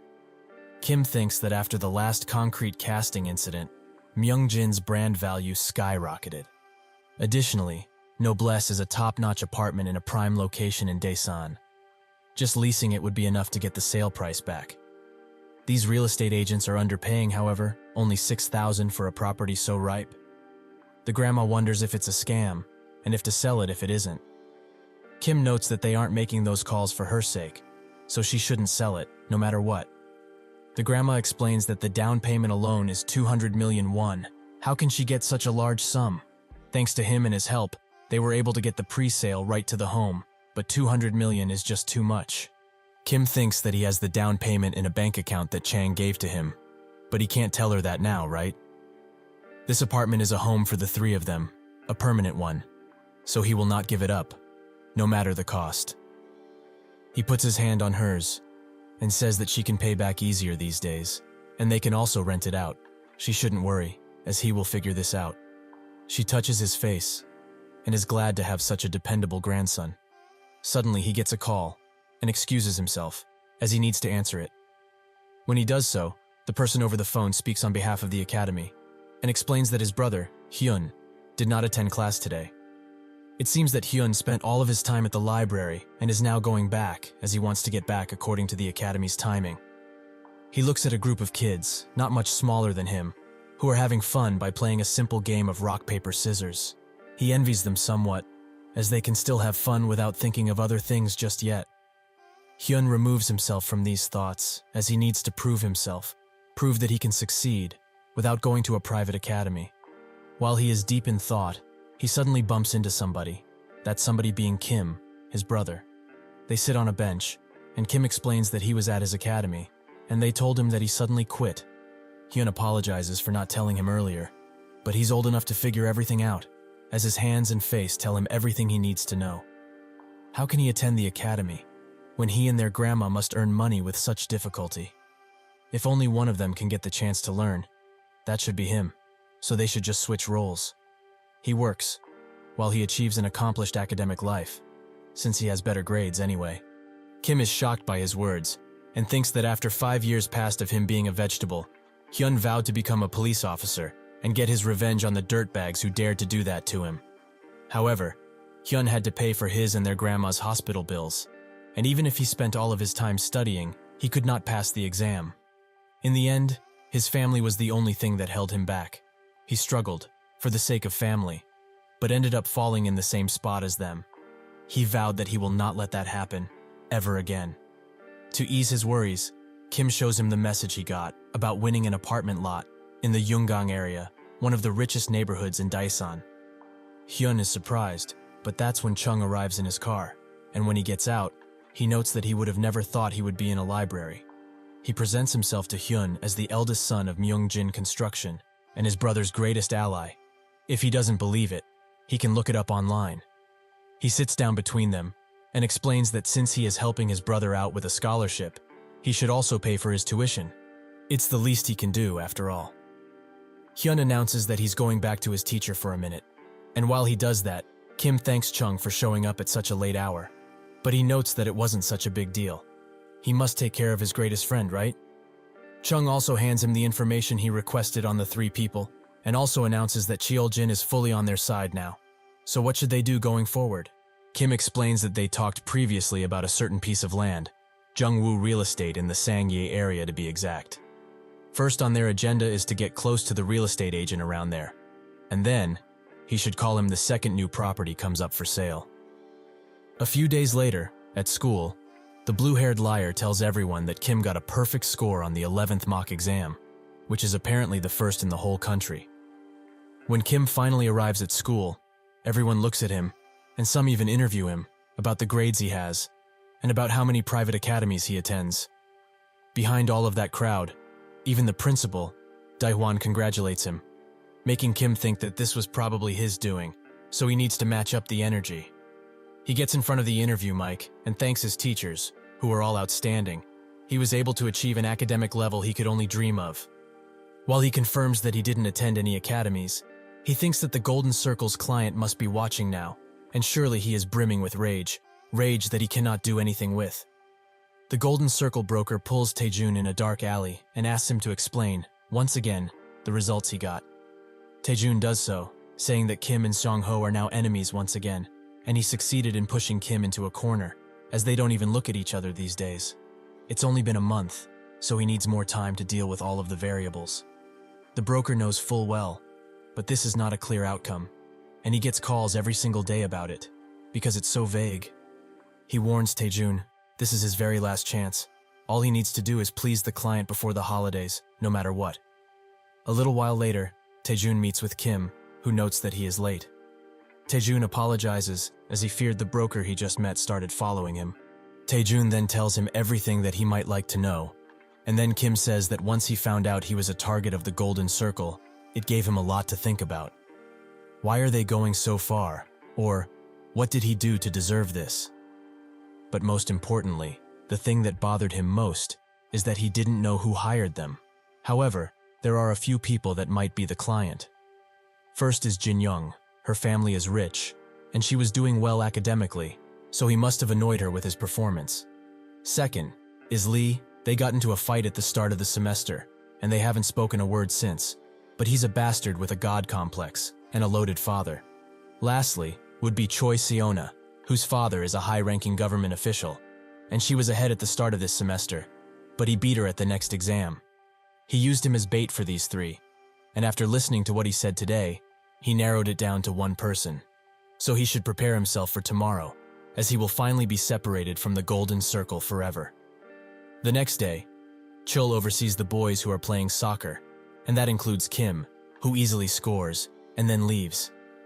Seona talks with another person, and thinks that he's quite cool, but the other girl, Hyeji, warns her to steer clear of him, as he has become sort of a bad boy. Seona still wishes to go to him, and hands him a drink, which he expected. He suddenly invites her someplace else, as he has to talk with her about something very important.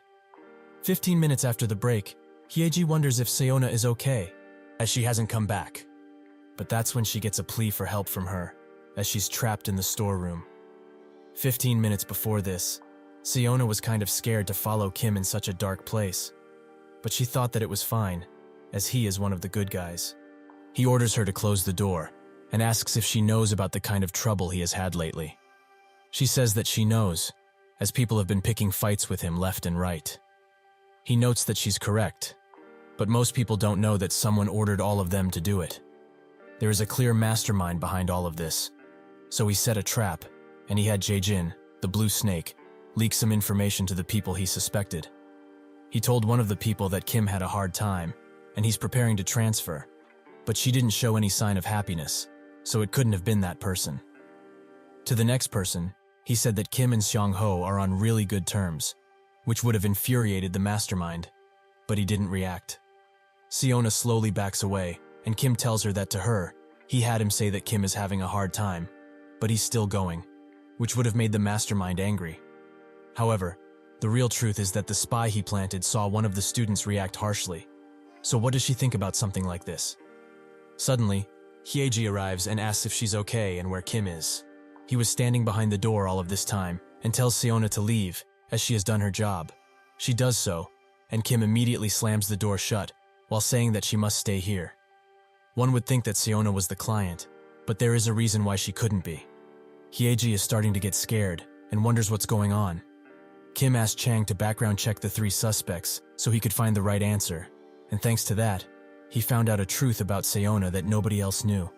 He asked Hyeji personally, does she know why Seona transferred from Seoul to Daesan? Her brother was bullied at school and ended up doing something terrible to himself. So her parents came here for her sake. But would such a family do something so drastic for her grades? The answer is no, as he should know that better than anyone. Additionally, Siona said something quite interesting, that whatever the intention behind the way he was bullied, she despised the person who held that intention. Because she couldn't do it to her brother, she is cheering him on because he is brave. That leaves a single possibility. Siona heard what Yejin said and shared it with a single person. He hugs her tightly and notes that it was her, the little bitch that tried to ruin his life. Hyeji denies it completely and tries to run away, but the door is locked, which leaves her to beg. They have always been good friends, so why would she ever do something so hurtful to someone like him? Siona is the one who hired them, as she complained about his grades multiple times, so he should stop and reconsider everything. Kim tells her that Siona's parents resigned from their positions long ago and are not active members of the anti-school violence committee. Is she really saying that those poor people could concoct something so vile? She says that if you ever know a person, and he knows that her father was a high-ranking police officer, the golden circle is connected to people like him. It seems that she has done something stupid, as Kim hasn't mentioned the golden circle a single time in this conversation. Hyeji tries to hide it for a little while, but gives up, and her face contorts into her true form. Who says that all of this was his fault in the first place? If he wasn't such a cold-hearted idiot, nothing would have happened. A few months ago, Hyeji immediately had him in his sights, as he was tall and attractive, had a good personality, and was even good at sports. In her head, the perfect guy. The problem was that she was not the only one who felt that way, as she has heard countless stories of girls getting rejected after confessing their feelings to him. So, even if she was considered popular, she was afraid of rejection. So she decided to test the waters with him for a bit. She asked him to help with some homework, and she touched him on purpose, although she played it out like it was an accident. Kim just smiled at her, which made Hyeji feel that Kim was basically giving her the green light. She couldn't ask him directly, so she made one of the guys ask him what types of girls he's into. Kim confirmed that if it would be someone, it would be someone like Hyeji, who is hardworking and has a cheerful personality.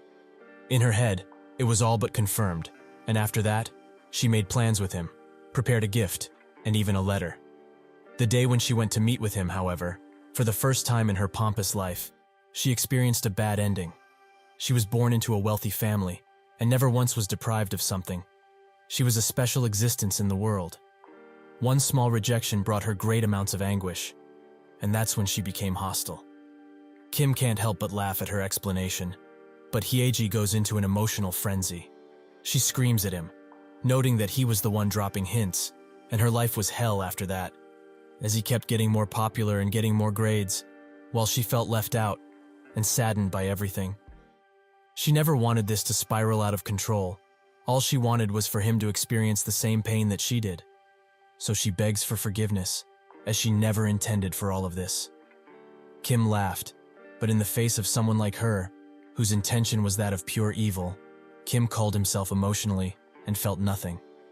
Kim notes that he didn't reject her because he didn't like her, but he couldn't afford to date her. She kept buying him gifts and such, and he couldn't handle that. So he rejected her out of worry, as he didn't want to feel like a burden. Hyeji grabs his hand and notes that he should have told her much earlier, so they should just go back to how they were and live their lives peacefully from now on. Kim notes that it's far too late for something like that and grabs her hair tightly. He will completely annihilate her and her family, everything she ever stood for. He starts slapping the shit out of her and thinks that she will never understand why he's doing all of this. Because of her, he was turned into a vegetable, and his family was destroyed. However, that's only because he's fighting with everything he has to prevent that. How dare she call herself human after putting someone else through something like this? And just watch.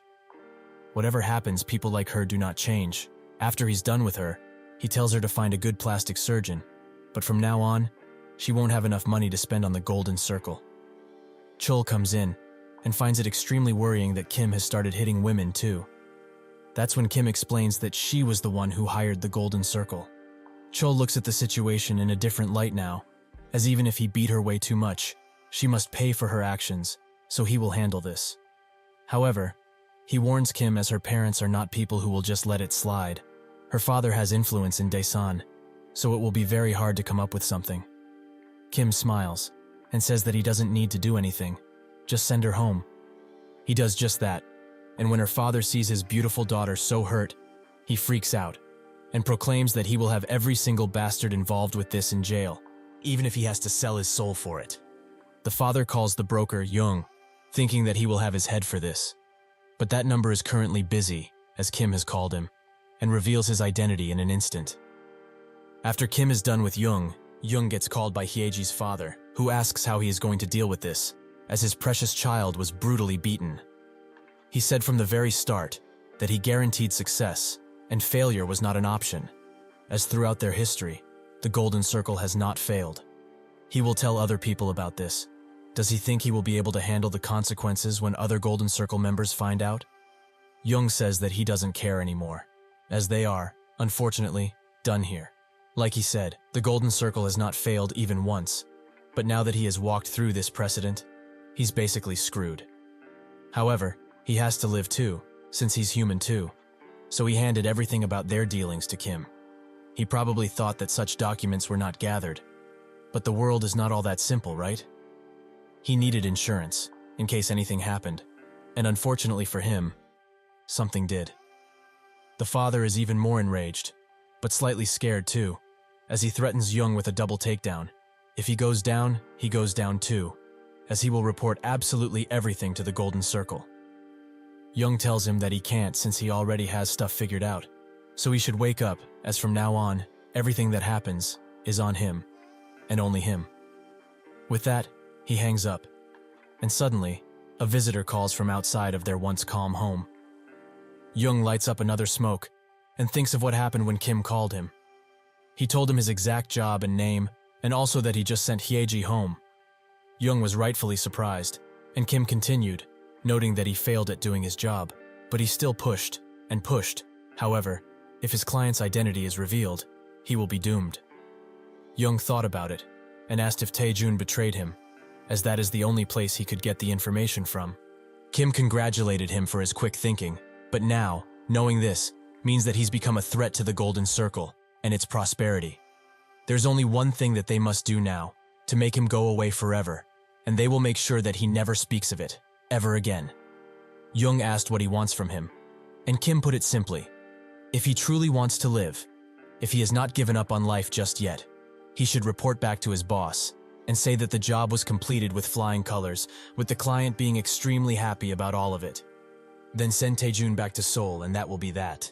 Jong said that if he does something of this nature, the client will not be happy about it, but Kim told him to leave the client behind, as he has to worry for himself more, rather than other people, right?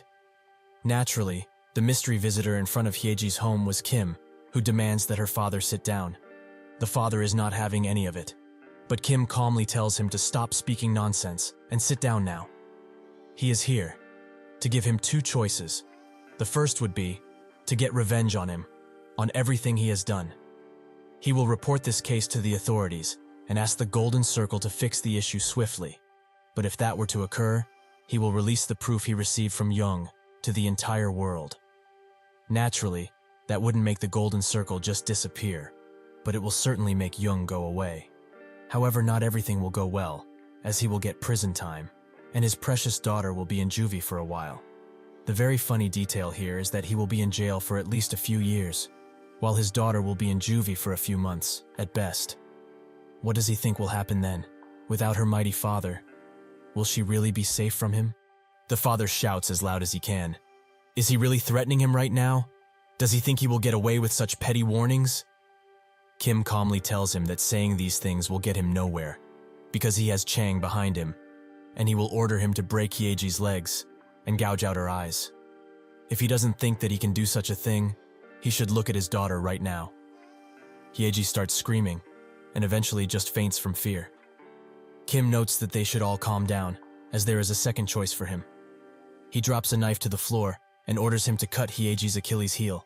With his own two hands, he will maim his own daughter, so as to not let that demon out into the world ever again. With that he leaves, and Hyeji's mother tells the father to call the police. But he only looks at the knife, as he cannot do anything now.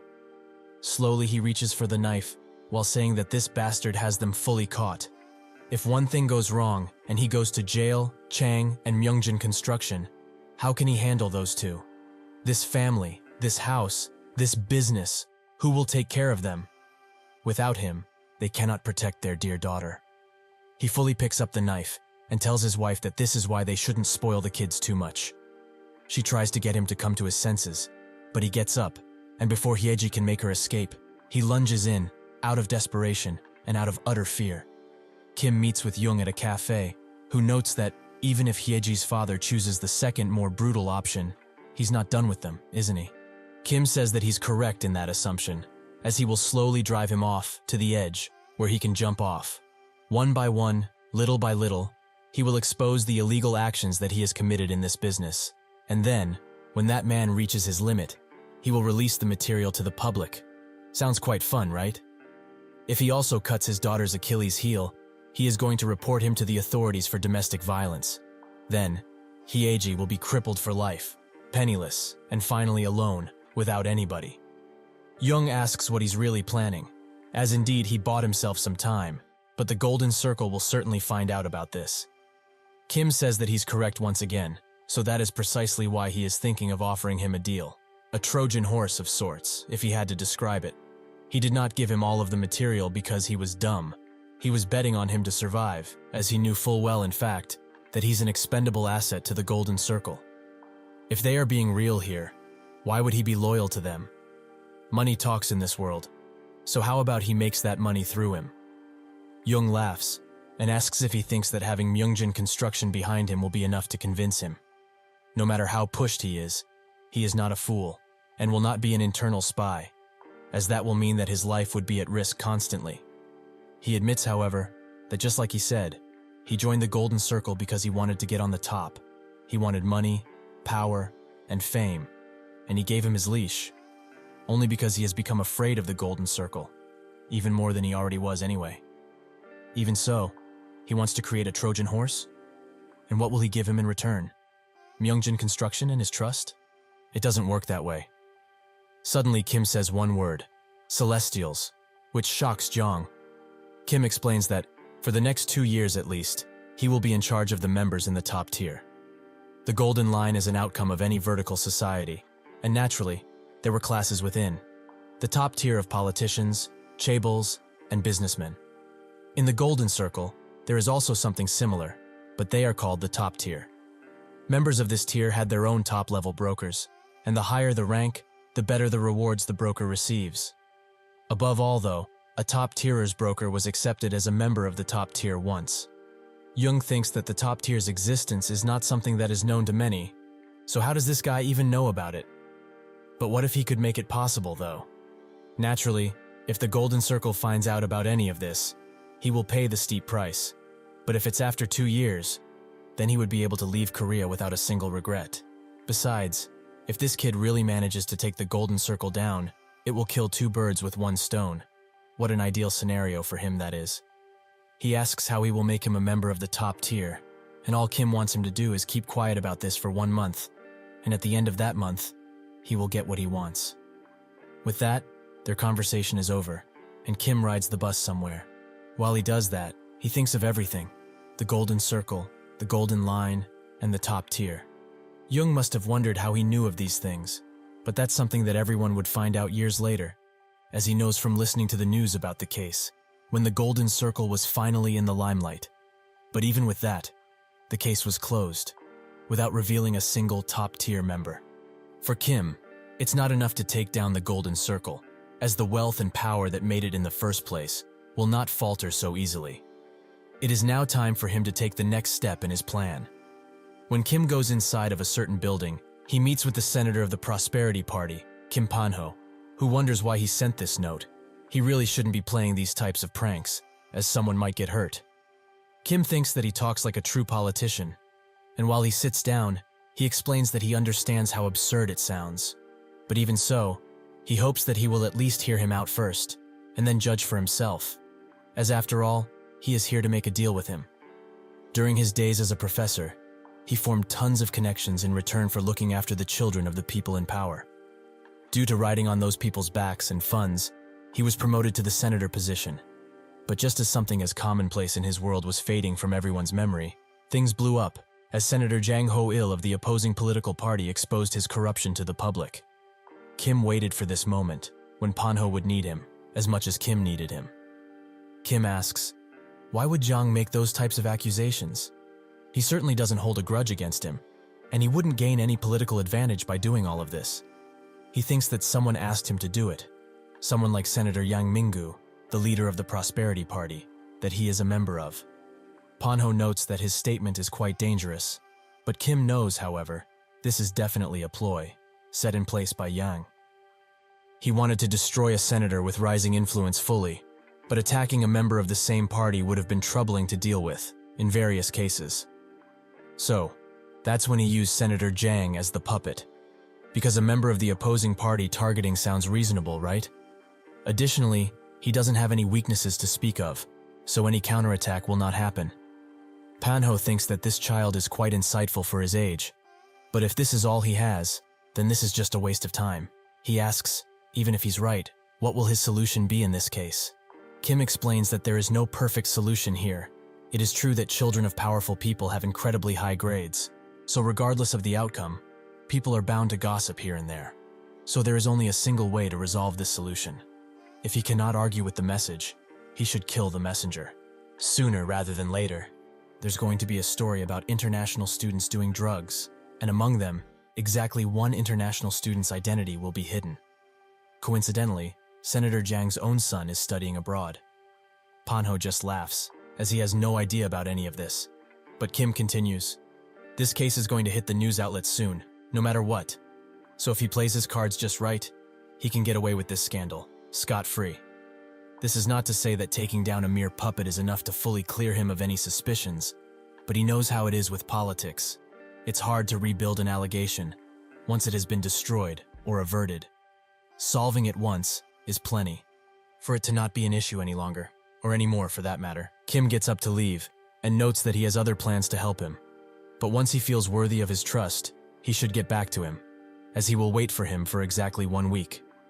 A few days later, news about Yang's son being a drug abuser spreads out, and Panho calls Kim back in, asking how a mere high school student like him knew about this so perfectly.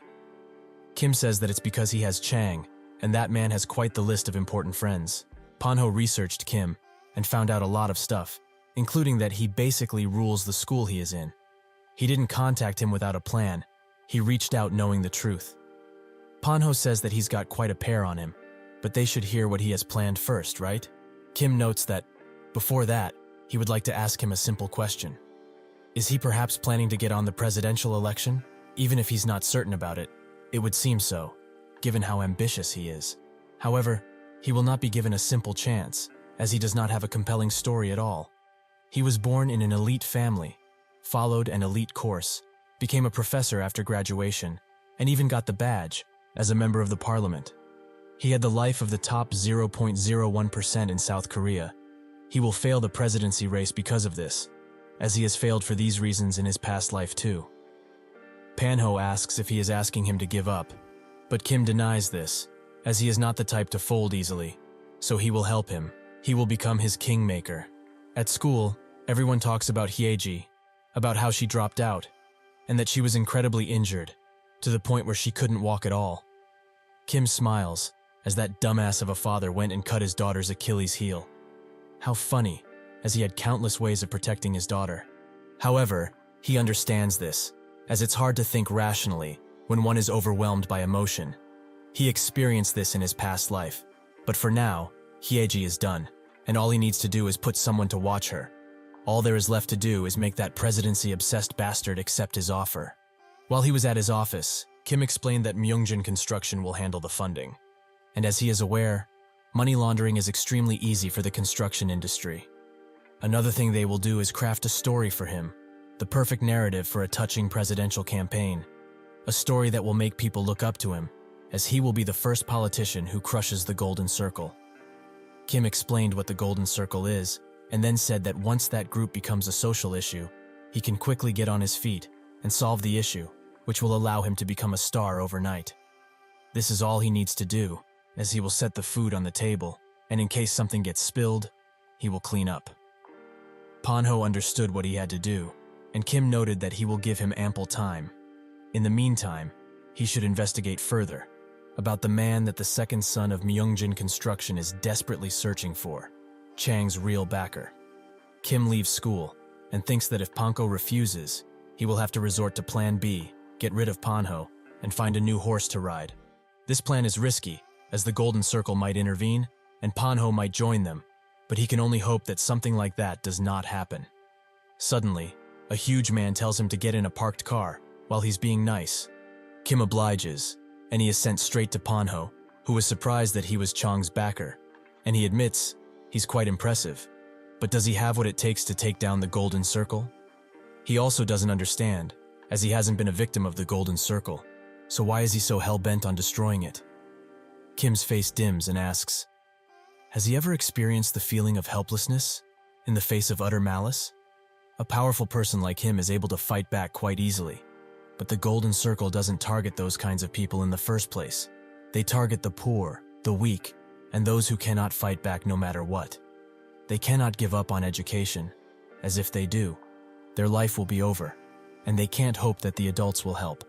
Because as long as the Golden Circle is involved, adults are quite weary, knowing that one would be beaten up just for going to school, and that the bullying will continue, even after school is over, being unable to do anything, and just suffering constantly.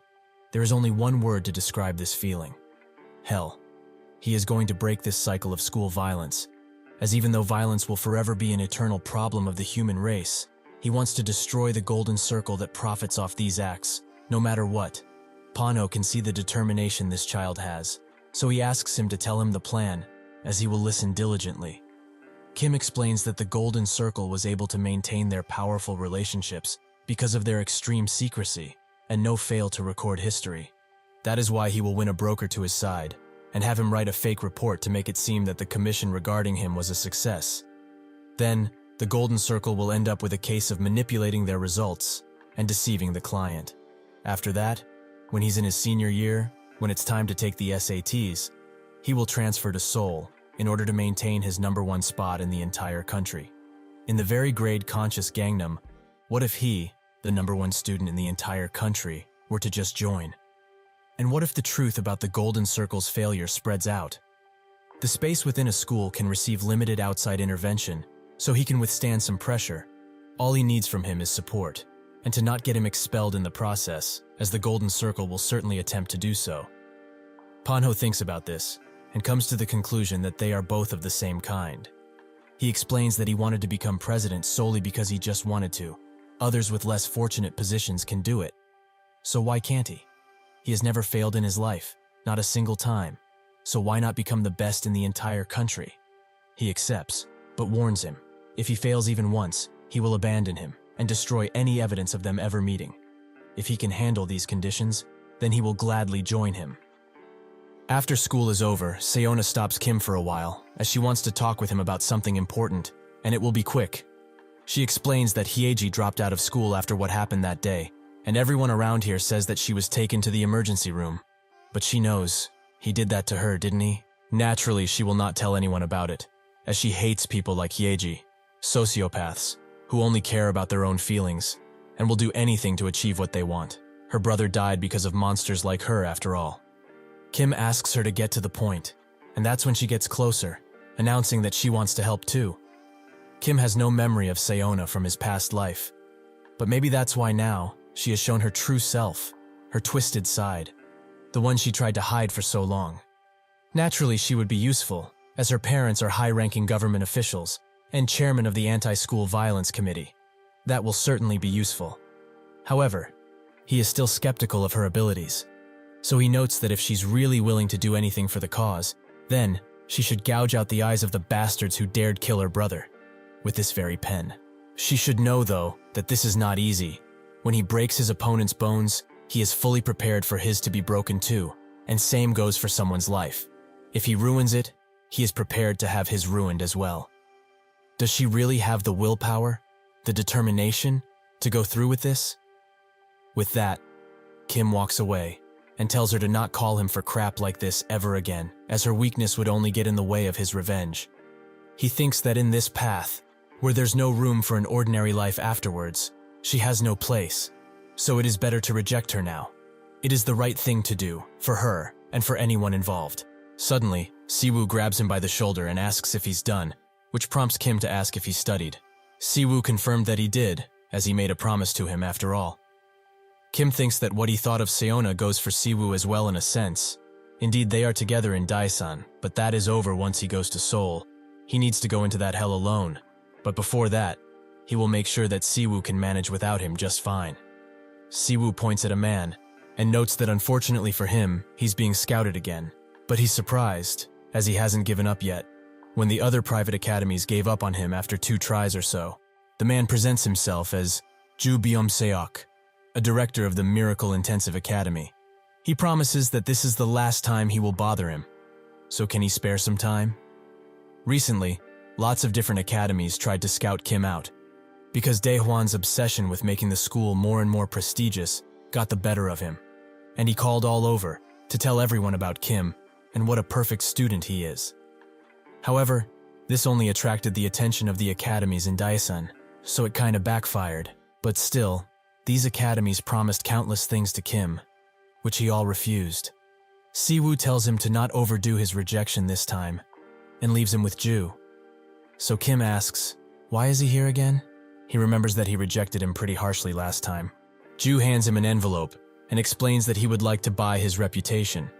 Miracle is planning to expand beyond Daesan to Seoul, so if word got out that he was attending Miracle, they would be able to compete with the best academies in Seoul quite easily.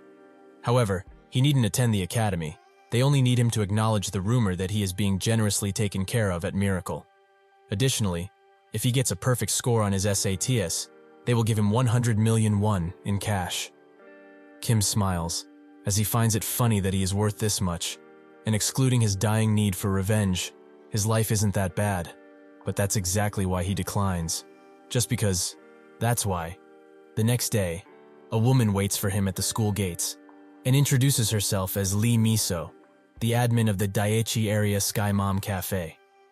She drags him away at a cafe for a spell, and explains that Daiichi area's Sky Mom Cafe is a cafe where parents residing in the Daiichi area share academic information with each other, and this time, his story came up in their daily discussion. She will be forward from now. She has a little offer for him. Would he be willing to tutor the kids of all of their members, including hers? Naturally, that does not mean that she's hoping for dramatic improvements in the kids' studies, as Seoul has tons of teachers with verified qualifications that could do better than him. However, she would like him to pass on the knowledge he gained from studying in school. He would come once a week, 4 times a month, and they will pay 2 million won per person. Additionally, he can hold the classes in Daesan, and they will comply with any other conditions he may have, in limits of course. Kim is unfamiliar with this kind of thing, and asks her for a few days to think about her most generous offer. Later that night, he browses the web page they have, and finds only uninteresting chatter about useless rumors, which makes him think that there's a secret page, for paid members only. Eventually, Kim finds it, and the talks they have been having, about him and about others, as they have reached grades that were previously thought impossible. In his past life, when the Golden Gate first blew up, the ones who made the biggest deal out of it were helicopter parents, people who were extremely sensitive and focused about their children's futures. Naturally, for them, this wasn't because this was unfair towards the bullied victims of the Golden Circle. It was fear. Fear that they lost out. So this behavioral force is worth harnessing into something better. Kim calls Miso and notes that they should do what they plan tomorrow as he accepts their offer. The next day, a bunch of rowdy and rather spoiled kids, including Miso's son Minwoo, arrive at the meeting spot that Kim suggested. They all start talking crap about Kim, that he doesn't have parents, that he is a peasant who cannot teach anyone anything, and other stuff like that. Classic spoiled activities. That's when Minwoo suggests that they skip class, but the girls refuse, as their mothers threaten them. If they skip class, they will take their stuff away, but he insists, as if they all skip, their parents will just switch tutors, and that Kim peasant can't stop them in the first place, so why bother staying? With that, they all agree, and decide to walk away, and have some fun with the time they have. While in his class, Kim talks with Young Chan-soo, who explains that thanks to him, he met with Lim Cheol-young, the CEO of Future Investment and Securities. Kim explains that Lim's oldest child will soon be entering high school next year, and he will definitely hire the Golden Circle, So this is his chance to enter the top tier. Once he's entrusted with that role, he will start giving him important insider information. He should keep in mind though, if he's even slightly off his role, they will find out, and at that point, he will not be able to help him. He will be on his own. After they close the call, Kim thinks that once Jung becomes a spy for him, he will naturally get to know the victims of the Golden Circle, and he can't save anyone. So it doesn't matter if he turns his back on them, for his own revenge. But, at the very least, he wants to be involved in the stories he has seen and heard before. He just wants to do that, since his memories are even cleared in his head now. Enough about this for now though, as it seems he has to discipline some rowdy children, since they are oh so late to class. The study group is now at a karaoke place, and are seemingly having fun, but eventually Kim finds them. But they don't know who he is, until he asks if Minwoo is here, which prompts him to get up. He demands to know who he is, but that's when Kim socks him straight in the face and explains that he's their teacher, so he demands some proper respect from them, and also some pleasant greetings from now on. Minwoo immediately starts screaming, does he know who his parents are? One call and his entire life will be done. Everything he has built up for will be over. Kim suddenly tells him to call them and tell them the truth, right now. The truth about him cutting the first day of his tutoring and got beaten like a little puppy by his teacher. Wouldn't that be funny? Minwoo is surprised that such a man is the first-ranked student in the whole nation, but it does not matter, as once he calls his mom, this guy is totally fucked. When Miso picks up the phone, he tries to play the victim. He got tired from his trip to Daesan and decided to take the first day off with his friends, as they were all tired. The second those words come out of his mouth, Miso immediately gets on his case. Is he that dumb? She told him time and time again that this is the last time she would allow such a thing. He should have listened to their tutor, not run around again. Just when is he going to get his act together?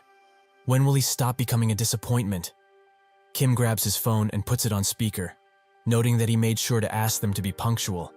But yet, here they are, at a karaoke parlor. Miso apologizes deeply and asks for forgiveness, as even if their children are like this, they did not expect them to do such a thing. Kim asks if she still remembers the right to punish, and she confirms that she does.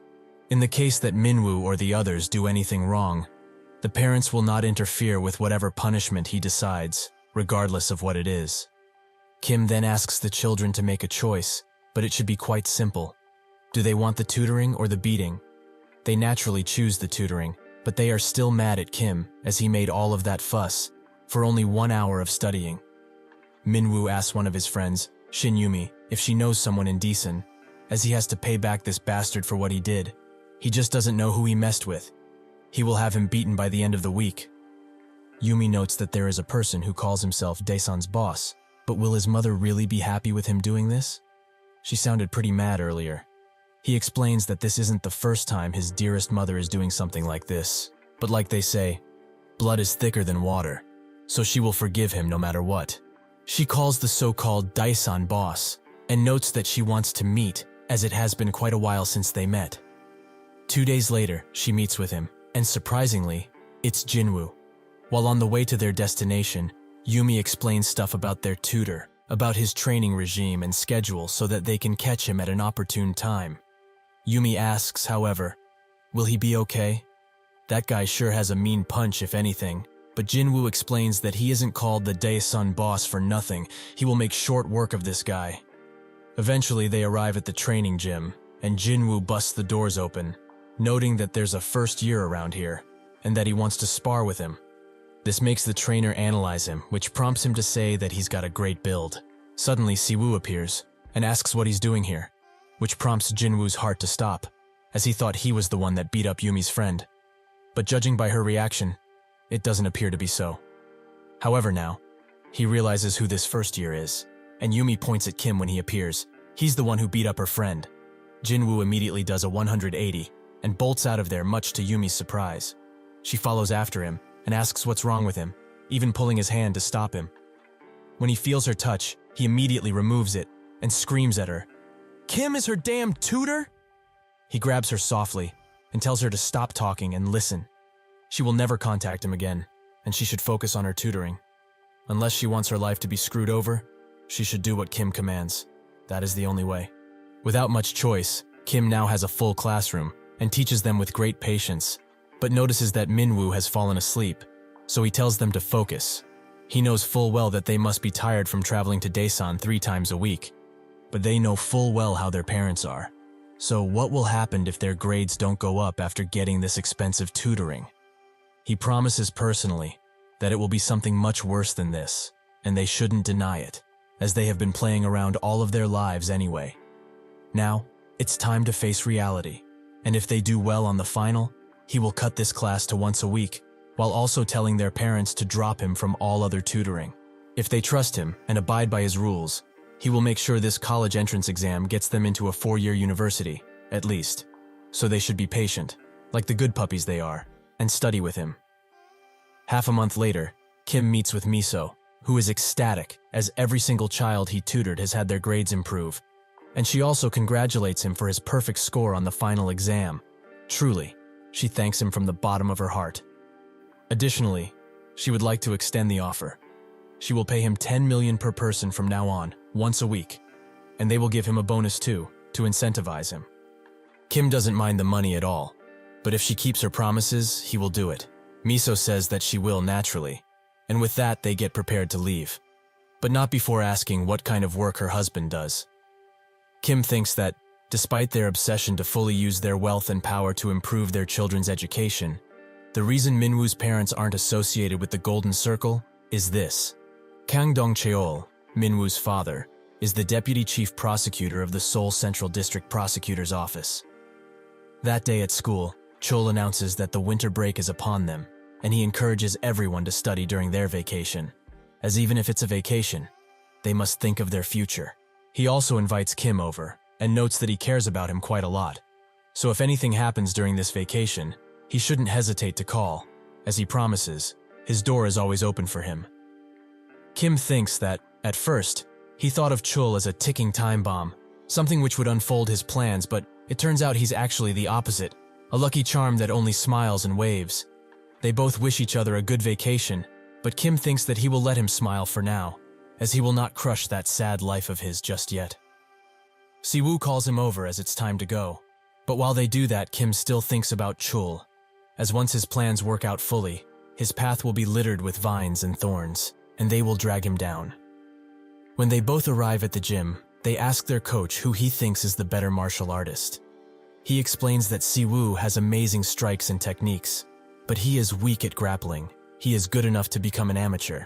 For him, however, he can compete with the pros right now, as he has great judgment skills, and he's also daring. But he will only be able to win against lower-ranked pros, as his physical maturity isn't enough, even though his potential is boundless. If he were to fight, his opponents will be in their 30s, their prime, and he would never win against them, since he has a weaker body structure. Knowing this, Kim asks him, during this winter vacation, can he help him and Siwoo bulk up so that won't be an issue anymore? At 5 a.m. in the morning, they both started training with a long run, and afterwards, jumped straight into strength training. This includes barbell push press, pull-ups, and even lunges. The coach also prepared meals for them, as training is only half the battle, and they should eat nutritious meals like these, fully, even if they have to force it down their gullet. Thus, they trained 3 times a day, and ate 5 meals a day, which inevitably caused Kim to throw up, as the constant forcing of food and hellish training made his body convulse. He wonders if he went too hard on training, or is it because he's forcing food into himself? Due to this, he's breaking a cold sweat, and his entire body aches with pain. However, if the coach found out about this, he would definitely lower the intensity of the training, so he cannot stop now, since he couldn't even handle Taejun in a one-on-one fight, who is just a lowly B ranker. This is just the beginning, and he has to throw it out no matter what. Chang, Chansu, and Panho. Finally, he has all of the pieces put together in order to crush the Golden Circle. He cannot let all of this fall apart, because he is weak. He will remember the misery he felt back then, the borderline insanity and despair in which he begged constantly for a second chance.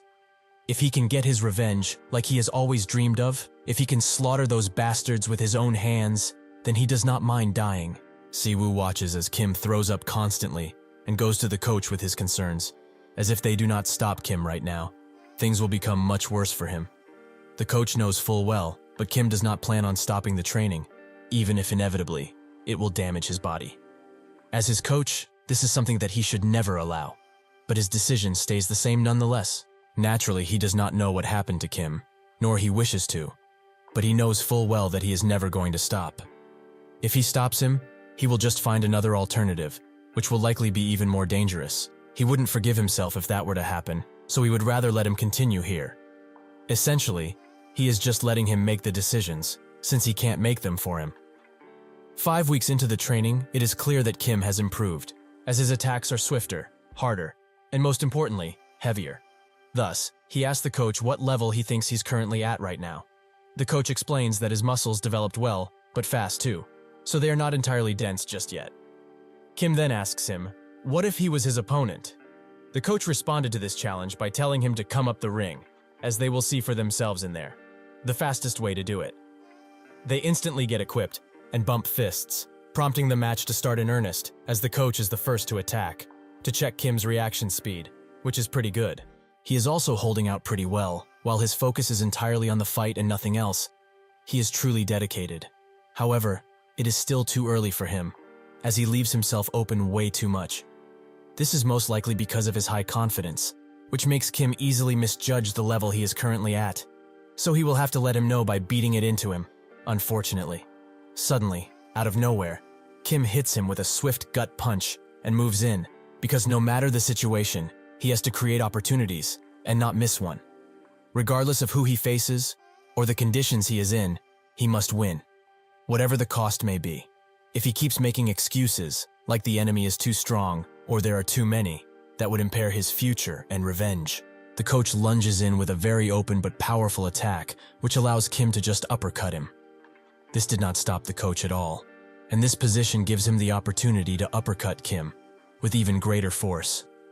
He commends him for his skills and for his hard work, but there are still realities he cannot even comprehend yet. Kim passes out, but eventually he wakes up to Sewoo's face, who asks if he's alright. He also explains that he shouldn't give up, as he is not weak. It's just that their coach is a literal monster. He wasn't champion for no reason after all. He took all of his attacks with ease, and managed to overpower him quite easily. Kim starts laughing out loud, and explains that the first time he fought the coach, he couldn't even raise his fist a single time. It was a complete beatdown, but today was different. Indeed, he still lost, but the coach was serious in his fighting this time. And with just a year to spare, he is sure that he will become much stronger. Later, Kim meets with Chang, who is very surprised by his sudden growth, as he looks much scarier now. But never mind all of that, as the house he told him to look out for finally came up on sale. But what will he need it for in the first place? The entire neighborhood is empty, so a villa or shopping center doesn't make sense there. That leaves only the factory, but there are plenty of better places for factories like this one. Kim thinks that he has to sell his name out to convince Chang, and tells him that he got this particular piece of intel from the senator, Kim Panho. After the explanation, Chang immediately bought the land, which came as a relief for the landowner, as he did not expect anyone to buy it for 500,000 won per square meter. But Chang is so generous, he doubled the price. He did all of this because Kim told him that a large-scale industrial park will be built between Sejong City and Daesan City, and a part of it will be expropriated for a road and be connected to a freeway. This is why that particular lot will be considered a prime profit location for tons of people. So that's why he might consider Myeongjin Construction building a villa complex on that land. Chang didn't believe him at first, as this place is really cheap. So how much profit can they really make from villas? That's when he got it. But Kim found out about this because in his previous life, the 1,000 pyong plot of land was sold at an auction at a 2,000% price increase, thanks to a series of very favorable developments. But there was a more important reason as to why the price went so high. He asked Chang if he saw the cadastral map, as this ar of land will be partially taken by a road, so there will naturally be a limit to its development. Instead of this, however, there is a 20,000 pyongs of landlocked land behind this particular lot, which is worthless as of now. But what if the land they bought is combined with the landlocked land? Even if the price of the land now is as low as 500,000 won per square meter, the profit from the land alone will surely reach at least 30 billion won. Add to that the premium that Myeongjin Construction is so famous for, and its value will rise beyond anyone's imagination. Not only will it be his individual achievement from start to finish, but it will also be a chance for him to prove himself capable of being the chairman of the company. That is why now, Chang sheepishly asks, if they know the owner of this land. While Kim walks to school, he thinks that his relentless training will perfect his fighting skills, and Chang's money, combined with Panho's power, will allow him to move much easier. But he still does not have enough force. There are problems in his future plans that he simply cannot solve alone. He needs an army of guys, like Chansu or Seong-ho. That is why he must perfect this during his second year. There are still tons of things to do, but he's going to prepare with the calm and certainty he has up until now. The snow melted, spring came, and the flowers bloomed. Now, it is March, and the time for school to start again. At the back of the school, a bunch of delinquents are out for a smoke and chat about the current rumor that a sophomore in that school is very dangerous, and he even messed Shin Youngmin up pretty bad. One of the delinquents tell them they are dumb, as nobody can defeat Shin Youngmin, since he is the best fighter he has ever seen. This is the fearless new freshman of Cheonil High, Yang Hyukjin. Suddenly, somebody tells him to put out the cig he's smoking now, which he reacts to violently, but his friends hold him off and apologize for him, as this is the rumored person they were talking about, Kim Hyun-sung. Seeing this, Jang puts out the cigarette, as he does not want any trouble. On the school roof, Kim brought together a bunch of guys and explained that he heard an interesting thing, that while deciding on a hierarchy in Daesan in the past, there was an agreement to only protect their individual turfs without getting into fights over pride and such. However, he despises senseless thugs like Shin Youngmin, so he chose to clean up Cheonil High, and he is planning to expand on that.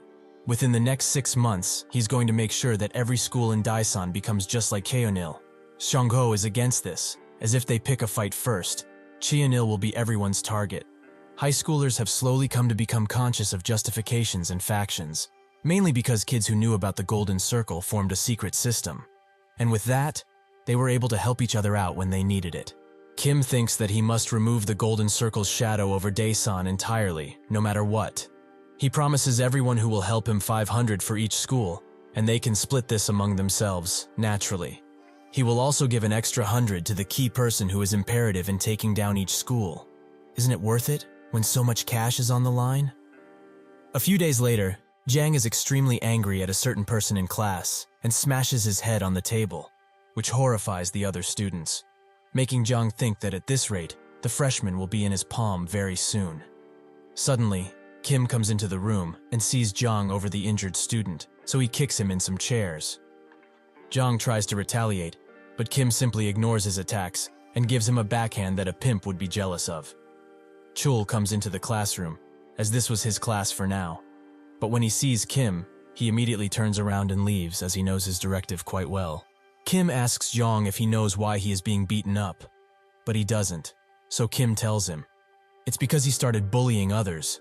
Just who is he to do that? He usually ignores simple arguments, but he cannot let bastards like him, who are too violent, slide. So that's why he will make an example out of him, to show the others what it means to bully someone in this school. The other freshmen watch in horror as Kim beats Jang, and eventually rumors spread around about Kim not letting anyone bully anyone, no matter what. Naturally, the blue-headed snake does what he does best and spreads even more rumors.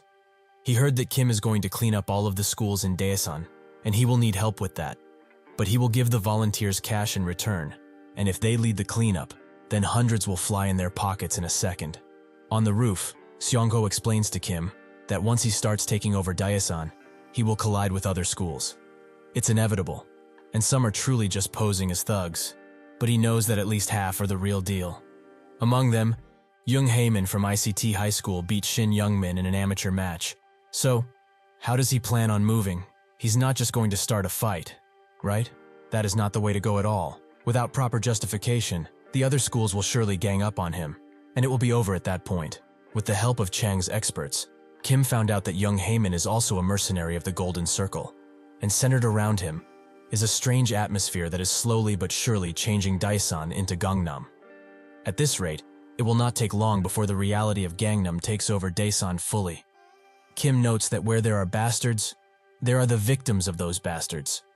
So those victims will become their justification. At Daesan Jail High in the staff room, A kid is getting chewed out by a teacher for stealing other students' money. He apologizes constantly and promises to not do it again. But the teacher is reluctant to forgive him as he stole 500,000 won. But if he returns the money, they will just punish him without telling his parents. That's when the student says that he lost it, which sends the teacher over the edge, and so he demands that he get down, since it's due time for his whipping to begin.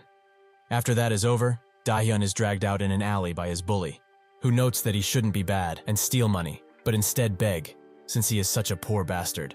The others simply watch as this happens. But the bully continues, as he heard he got a whipping, so he wants to see how bad the homeroom teacher spanked him. Dahyun begs him to stop, but the bully doesn't, as he promised him in middle school that he would do everything he said no matter what. Reluctantly, Dahyun shows his cheeks to the bullies, which make them flame him even harder. But it doesn't stop there, as the bully demands even more money from him, and when Dahyun refuses, he kicks him in the gut, and notes that if he likes to refuse, they should all go to his mother's snack bar and give her a stern beating too. Having had enough, Dahyun screams at him to stop, which indeed makes him stop, but for the wrong reason, as now, he will surely give him a beating that will send him to the hospital at least. Suddenly, Kim appears and punches the bully square in the face. The others try to intervene, asking who he is, but while Kim takes them down, he explains that he is simply Dahyun's friend. Dahyun was bullied to the point where he would have multiple bruises on him daily, and this made him have dark thoughts, like stabbing his bully, but that would only lead to even worse things happening, and he wouldn't be able to, in the first place. That's when he received an email from a group that accepted complaints related to school violence. All he needed to do was send an email telling them who he is, how he was bullied, and the culprit. They promised that they would have his revenge. Kim asks if he sent the email and notes that the world is truly a messy place. He has to go through all of this pain only because he's weak. Some people choose to deny their suffering by calling stuff like this mere childish pranks. However, stuff like this cannot be denied like this, since victims are traumatized for their entire lives, and the bullies get away with it without even a hint of guilt between them. It should never be this way, but the bullied have no way out of it. After all, suffering through it brings even more harassment, and fighting back could lead to a brutal assault. One single moment of fighting against unfairness could have that person turned into a felon and ruin their lives forever. It's clear as day that once you are chosen to be the victim, your life is already in shambles. What the victim experiences, their worries and struggles, are one-sided and exhausting. This crappy reality is why the social media page he emailed exists. But while they are on that topic, how about they make a deal of sorts? The next day, at Jail High, a third-year student by the name of Hong Ryul, the bully's brother, comes inside and asks who Dahyun is. His rat brother instantly points at him. Hong Ryul approaches him and asks if it really is him. Dahyun doesn't answer, prompting the bully's brother to smack his face, and tells him to listen, or else. Dahyun asks why he is hitting him, and Ryul notes that he shouldn't speak so informally to him, but he knows the reason well enough. Did he think that he would just do nothing while he beat the absolute snot out of his brother? Dahyun gives him the phone and notes that his friend did it, and this is his number. He told him to call if they showed up again, so he should go ahead and call himself. Ryul picks up the phone, and when the call goes through, he immediately asks if he's the bastard who messed up his brother like this. Kim tells him to get his story straight, as his brother was beating his friend first, so he simply paid him back. Ryul asks what he's talking about, and Kim explains that his precious brother Hong Jin bullied Dahyun for 4 years since middle school. He beat him, stole money from him, and made him run errands everywhere, even stealing his homework at times. Recently, he even made him take his pants off in front of an audience, so he will only give him this single chance. If he is a normal brother, he will make sure that his younger brother apologizes for what he did. Then, he will end all of this peacefully. Ryul doesn't seem to want this ending and asks what's so wrong with his brother having fun with a loser. Kim asks if he's really siding with his brother, despite knowing everything that he has done, and Ryul confirms it. He also requests a name in school. He will come to him and rip his head out if he has to. Kim's smile widens and he agrees. They will set a time and a place. Also, his name is Kim Hyun-sung from Cheonil High. Eventually, they all get to the meeting place, with both of them having backup behind them. Ryul instantly opens the conversation with a proposition. If they fight, things will not end well at all, as it will be a gigantic war between Cheonil and Jail. so they should get through this smoothly. They don't have to go there. How about they both apologize to each other and call it good from now on? Kim thinks that judging by how he's starting to back out, he must know of his reputation. But still, he does not buy it. He asks, "Really? Apologize to each other?" His brother is the only one that did something worthy of apologizing for. He can see through his petty tricks. He's trying to save face, isn't that right? They both look at each other, and reluctantly, Ryul asks his brother to come out and apologize, which he naturally refuses, but Ryul insists, as all of this happened because of his dumb decisions. While even more reluctant than his brother, Hongjin goes up to Daehyun and apologizes, but he can't hear him. So Hongjin is forced to apologize twice. Suddenly, Daehyun's expression changes, and he explains that Kim gave him two choices in this matter. One was to end all of this after getting him to promise that he will never bully him ever again. Considering his life situation, this was the safest choice out of both. Two was to have his revenge on him for what he has done to him, and much, much more. Kim explained that it would make him feel great, but that it will also not break this ill-fated relationship that they have. So, can he guess what he chose? Kim suddenly appears and punches him straight in the face. Daehyun notes that he chose the second option, as he wants to see him suffer just as much as he did. Hongjin slowly falls down, and Ryul tells everyone to charge, as this will become an all-out war from now on. Almost immediately, Seongho charges in, taking down guy after guy after guy, without an ounce of mercy in his fists. All he can think of is that bonus Kim promised for those who did more than enough. That money will be his. One guy tries to charge at him from behind, but Siwoo covers him and kicks the attacker away with a single kick. He thinks that now, he has to prove that he is useful to Kim and his future plans too. Siwoo wants to do this because he wants to stay together with Kim until the very bitter end.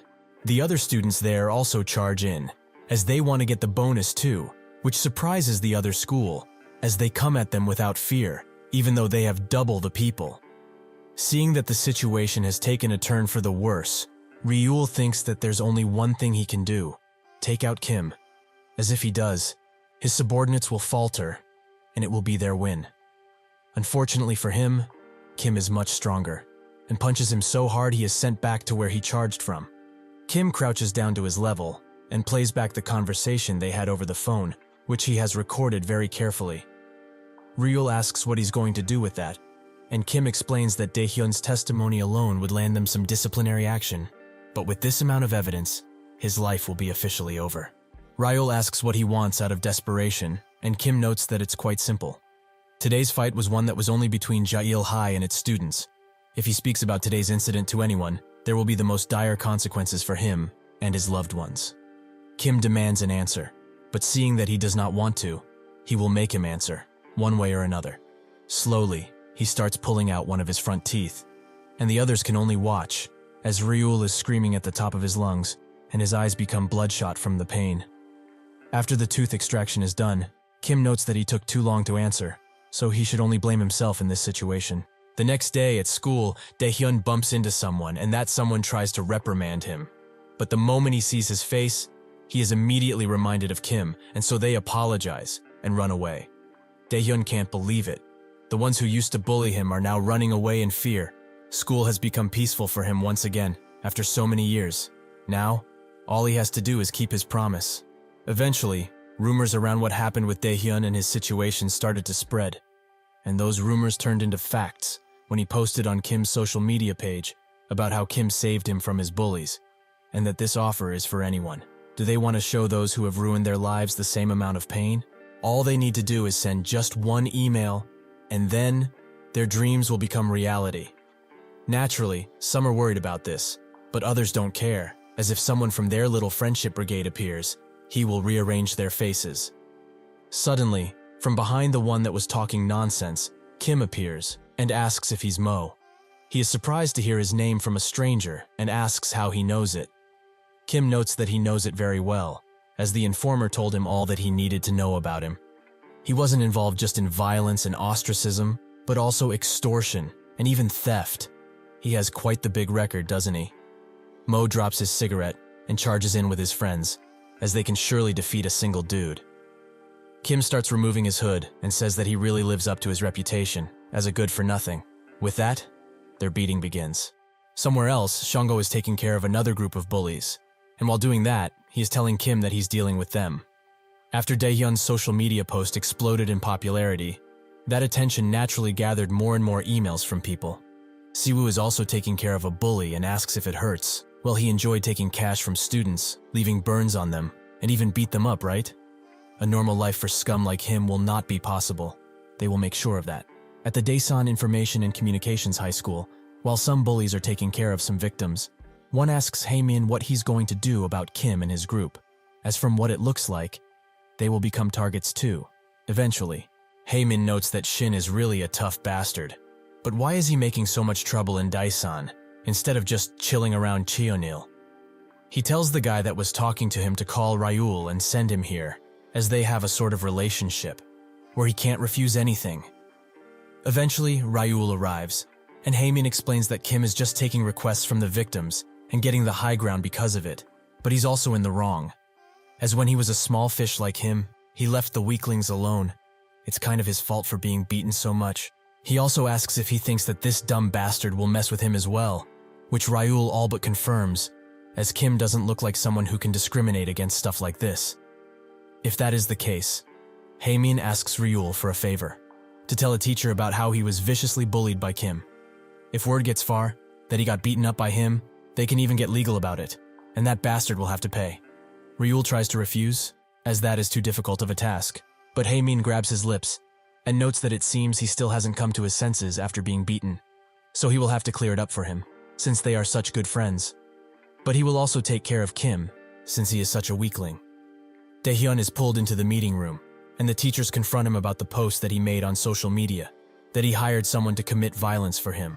Kim will most definitely be punished for this, as no matter how much Ryul and his brother did to him, it's unacceptable for a student from a whole another school to assault one of their students like this.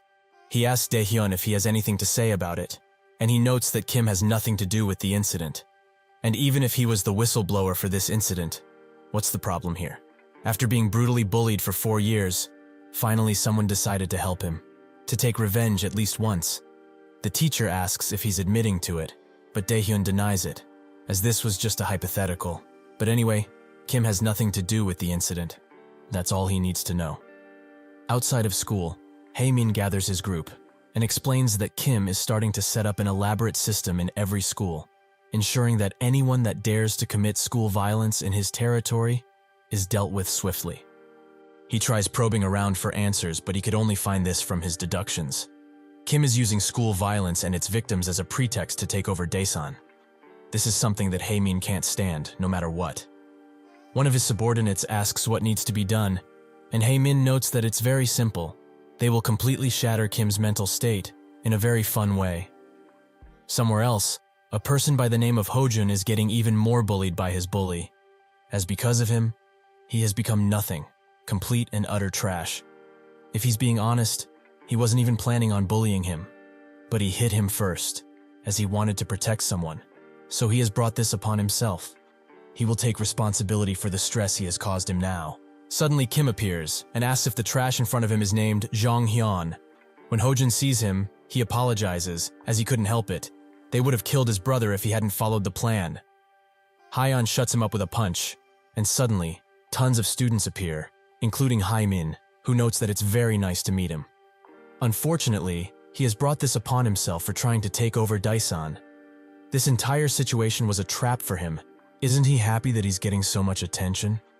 Kim notices that there are about 100 people here, which makes him think that they have too much free time. But while they are here, he will tell them a nice story. Do they know who the owner of the Speaking from Daesan social media page is? It's none other than the blue-haired snake, Jae-jin. As the admin, he could see the authors of the posts and comments, and to get on Kim's good side, he actively cooperated on his plan. He tells Haemin that he's quite close with the admin, and that he knows the people that post stuff, even if they are anonymous. Suddenly, a group of people appear behind Kim, among them, the bullies he beat up, and that want to be free of that title. Kim tells Hojun to not regret trying to save his friend, even if since that day, he has become Hyun's puppet. He does not need to apologize, as he knows everything, and the ones that fell into a trap are not them, but the bullies. that will reap what they sowed today. Earlier, Kim met with Ryul and asked him who he thought sent his friend from Cheonil, Youngmin, to juvie. Should he do the same with him as well? He does not look any different than the scumbags he already dealt with. That's when Ryul immediately got on his knees and begged for forgiveness as he only wants to graduate. He promises to not do anything else. Kim thought that will not be possible as he still has a price he needs to pay. However, right now, he will use him as he sees fit. He tells Ryul that he should listen carefully. Starting tomorrow, he will gather everyone he can from Jail and have them be on standby at all times, so that he can beckon them whenever he wishes to. Haemin notices that he only has 20 guys with him, much smaller than what he has. Additionally, he also has the guys he beat up in his group. Is he really keen on recruiting weaklings for his operations? He also notices Ryul among them and asks if he's dumb or crazy. Does he even realize the kind of situation he is currently in? Did he even think about what would happen if Daesan were to be fully grasped by Kim? Ryul doesn't really care that much about it, as it has nothing to do with him. But on that note, why does he care in the first place? He's the only crazy one around here only because he thinks of himself as the big dog of this place. But who is he to order them around like this? Haemin asks if he will really be able to handle the consequences of his actions, and Ryul notes that he will not be handling anything. If anyone is able to take over Daesan, it will be the strongest among them, and he doubts that he can defeat Kim in the first place. However, if he's that worried about the future of Daesan, he should fight Kim one-on-one right now, as if he wins he will garner much more respect from the others naturally.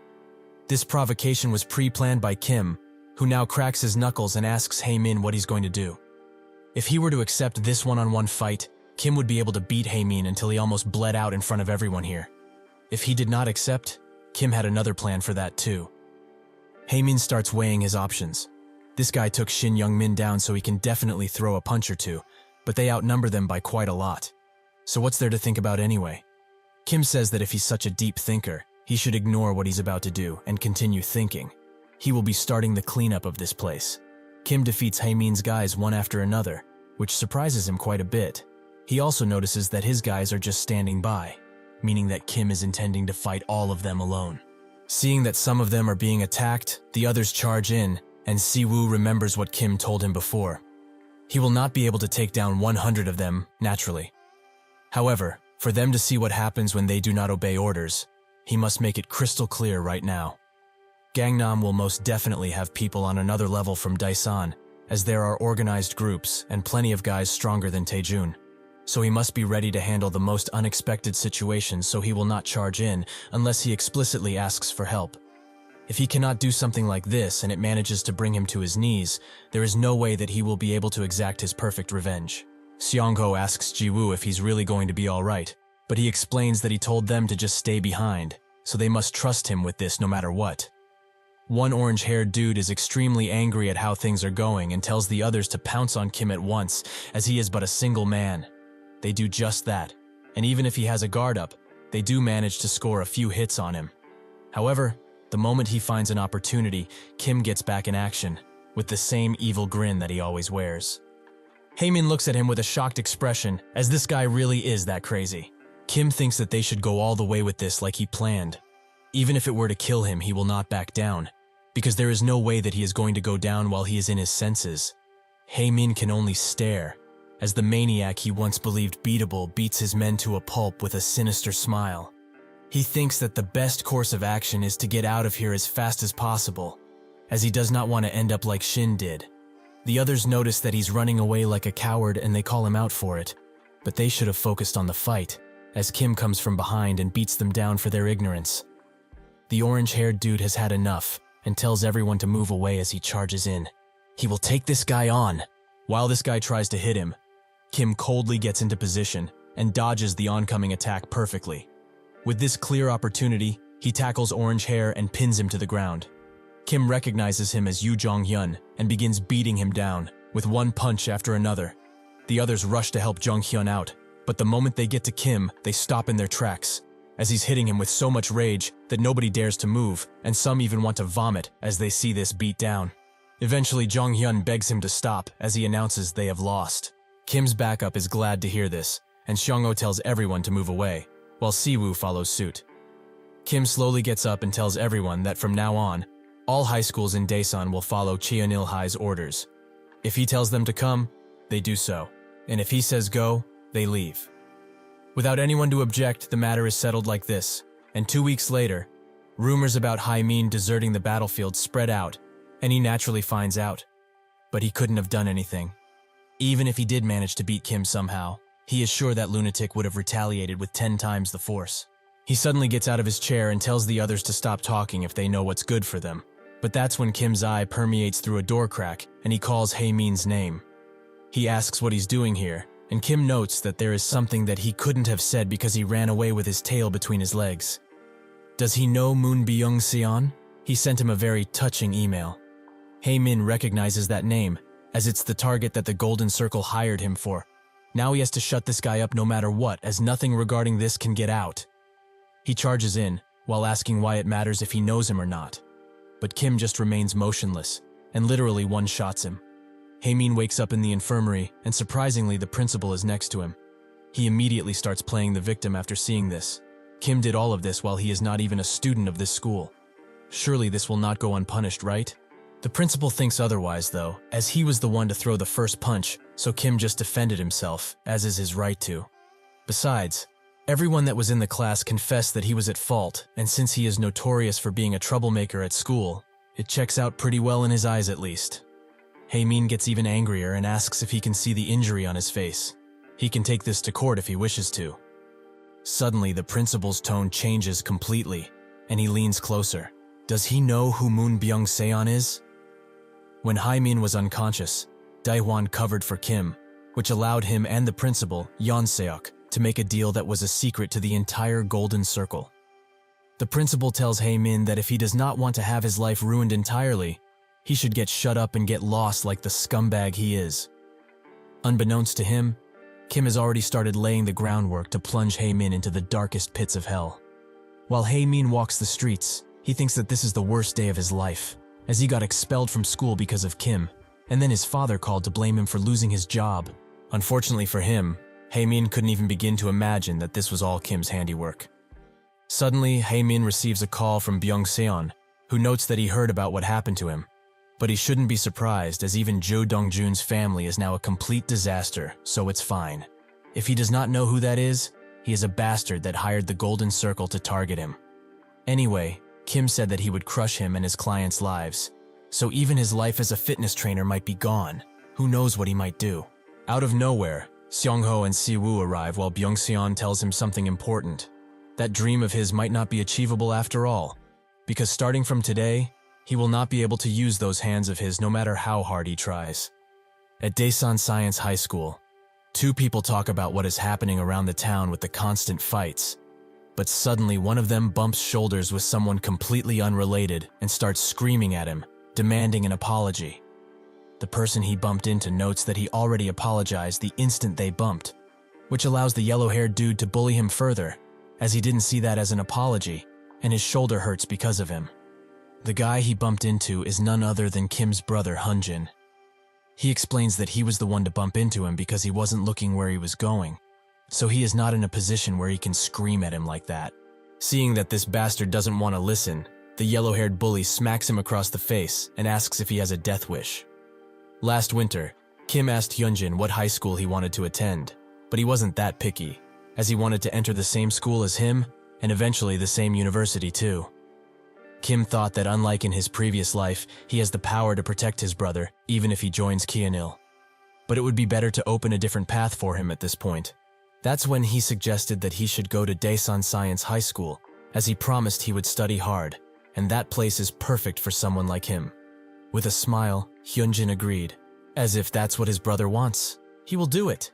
Eventually, both him and Byung-soo, the yellow-haired bully, get dragged to their homeroom teacher, and Hyunjin explains that he was just walking down the corridor while he picked a fight with him, even though he apologized and even struck him.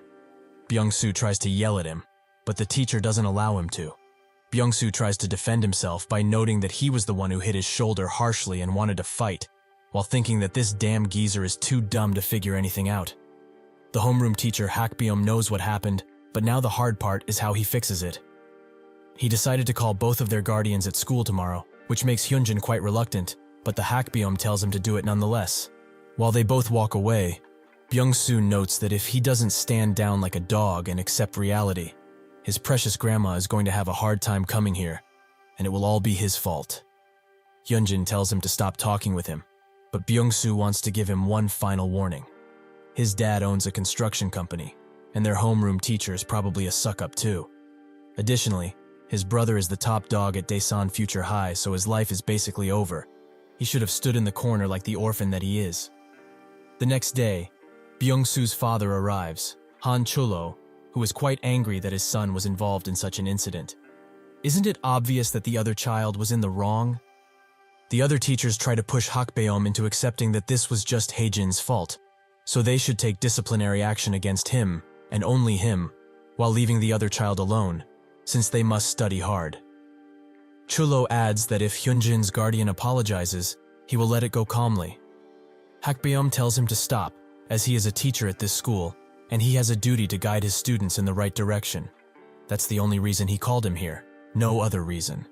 They should now go to the counseling room, as Hyunjin's guardian is patiently waiting for them. Chulho scoffs, but still follows, while telling his son that even if this guy is thick-headed, that doesn't change a single thing, as they will crush their guys under their boots. When they arrive at the counseling room, they see Kim, who explains that Hyunjin's grandmother could not come today, so he will be taking her place. The father and brother immediately sit down in silence when they see Kim and Hakbeom note that according to a witness, Byung-soo was the one to hit first. Chulho immediately apologizes, as his son was clearly in the wrong, and he will make sure to discipline him at home. His brother also tells him to apologize, which confuses Byung-soo even more. Just what has happened to them? Suddenly his brother hits him across the head and tells him to apologize right now. He does just that, and Hakbeom notes that they are planning to take a formal disciplinary action against Byung-soo for this action, which his father immediately agrees with. After the session is done, Hakbeom tells Kim to stand by for a few minutes, as he wants to discuss something with him. This school and its teachers call him a goody-two-shoes that goes by the book, as he is not that inflexible. All he wants is for his students to live lives fitting for students. He has heard plenty of rumors about him being backed by Daesan's big shots, and if he's being honest, he does not like him all that much. However, if that means that a great child like Hyunjin can attend school without issue, he will call him as his guardian no matter what. Kim thinks that the reason he wanted his brother to attend this school was because of this man. In his previous life, he was fired for trying to protect a student who was targeted by the Golden Circle, but he never gave up and only cared about his students. He is a true educator. He trusted him to not bow to wealth and power, or at least to make good judgment calls for his students. He says that he will make sure this never happens again, and if Hyunjin ever commits another wrong deed, he can give him any punishment like he did today. Truly, this is the only man that he would bow down to gladly, again and again, if he has to. Byung-soo's brother and father start scolding him outside of the meeting room, as he did not know who he was messing with at all. He asks why they are so worried all of a sudden. Wasn't this thing in the bag for them? His brother explains that the kid he messed with is the younger brother of the guy who has been going around busting head all around Daesan. He is the Kim Hyun-sung of Cheonil High. When Kim gets out of the classroom, he tells Byung-soo to follow him as he has something to say to him. But when he sees that he's the only one that is following him, he asks why the fuck his brother and father aren't coming too. They follow him in a discreet spot, and Byung-soo immediately gets on his knees, apologizing with everything he has. The father also apologizes, as it's his fault for raising his son this way, and he will make sure that this never happens again. His brother also notes that he will beat him if he has to get it through his thick head to never do this again. Kim explains that if he does a single phone call, the construction company owner that is in front of him and can't raise his kid right will go bankrupt, and the bastard who can't keep his brother in control will spend the rest of his days in a bed.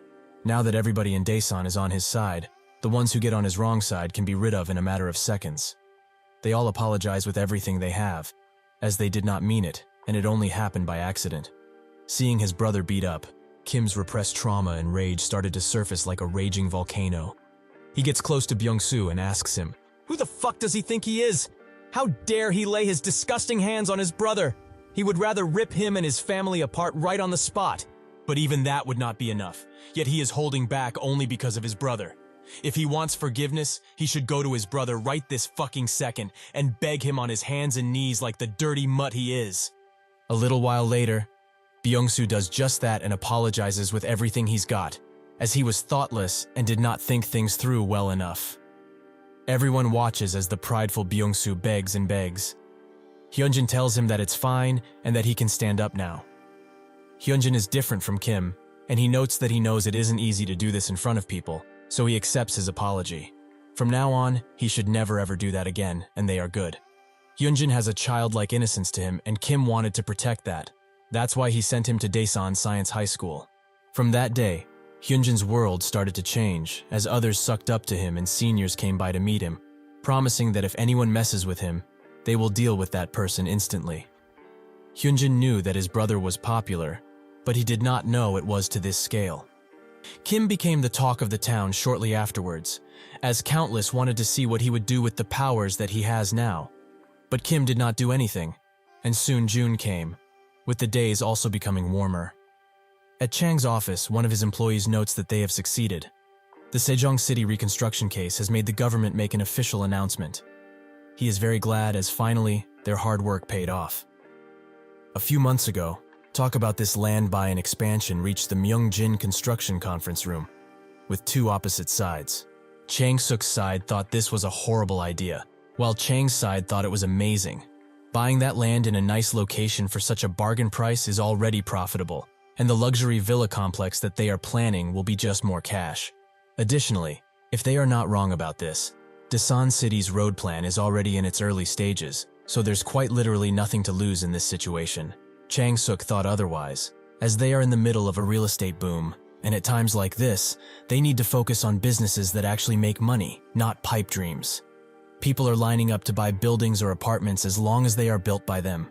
Yet he is going to put all of that needed manpower in some luxury villa complex? This is extremely inefficient. How is he, the executive director, taking such changes? Chang tells him that the land is not going to move away. All they need to do is wait for the right time. Everyone here seems to be getting his plan. So why isn't he? He should stop whining and look at the bigger picture if he wants to become executive director like he is. The father shuts both of them up and explains that Chang is the one in charge of this, so it doesn't matter if it's a failure or a success, as it will all be his to bathe in. Chang promised to not let him down with this plan, as he is sure they will succeed. In the present, in another meeting, one of the employees explains the potential profit they could make from the land alone, which would be 30 billion, and when the industrial park is completed, that place will potentially be even higher. Seeing the effort that he put in, and how carefully yet well he handles his side of the business, he now must do this. Even if this plan doesn't succeed, or even if it does, there is no need to worry about it any longer. He will announce on this day that the next chairman of Myeongjin Construction will be the executive director, Go Chang. Naturally, Chang-suk is extremely angry by this, as he can't decide it only because Chang brought in a few results with him. The father explains that it's because of that only, as what did he do when Chang pitched this idea a few months ago? He opposed it harshly because he was more focused on how he could become better than Chang, instead of thinking about the company and its profit. That is why Chang, who cares about the company, is better suited to become chairman. Everyone around him agrees that it is so, and it seems that Chang-suk's whole world falls apart, as everyone tells him to give up and live his life peacefully. He eventually gets outside, and can't believe that they are kicking him out like this. He did not wish to use it, but now he must. He calls up a reporter and notes that they should have lunch. Chang brings Kim back to the cafe where all of this started, and explains that when he first met him, he thought he was a straight loony. But does he know why he trusted him? Because he did not hide his greed, as he had figured that he would make him chairman no matter what because of it. Thanks to him, he has his position, and as promised he will help him with anything he wants until the bitter end. Suddenly he receives a call and someone tells him to look up an article with his name, as it says that he is the illegitimate son in the family, and that he was made through an affair. Chang-suk sips some wine as everything goes down, and thinks that his dear older brother should have stood in his corner and lived peacefully. He got this illegitimate son accusation from his mother, who found out that their father had an affair with someone else. But apparently, the woman he had an affair with had a child decades ago, which made everything fall into place. As Chang gulps down the last of his drink, Kim tells him to do whatever possible to get rid of the articles defaming him, be it bribery or other ways. He puts it down with a loud thud and apologizes to Kim, but he must go to work now, no matter what. That Chang-suk bastard made a mess that cannot just be wiped away. These things one just does not do, no matter what. He will not be forgiven this time. Kim asks what he's going to do in the first place. Find Chang-suk and beat him within an inch of his life. That will not change a single thing.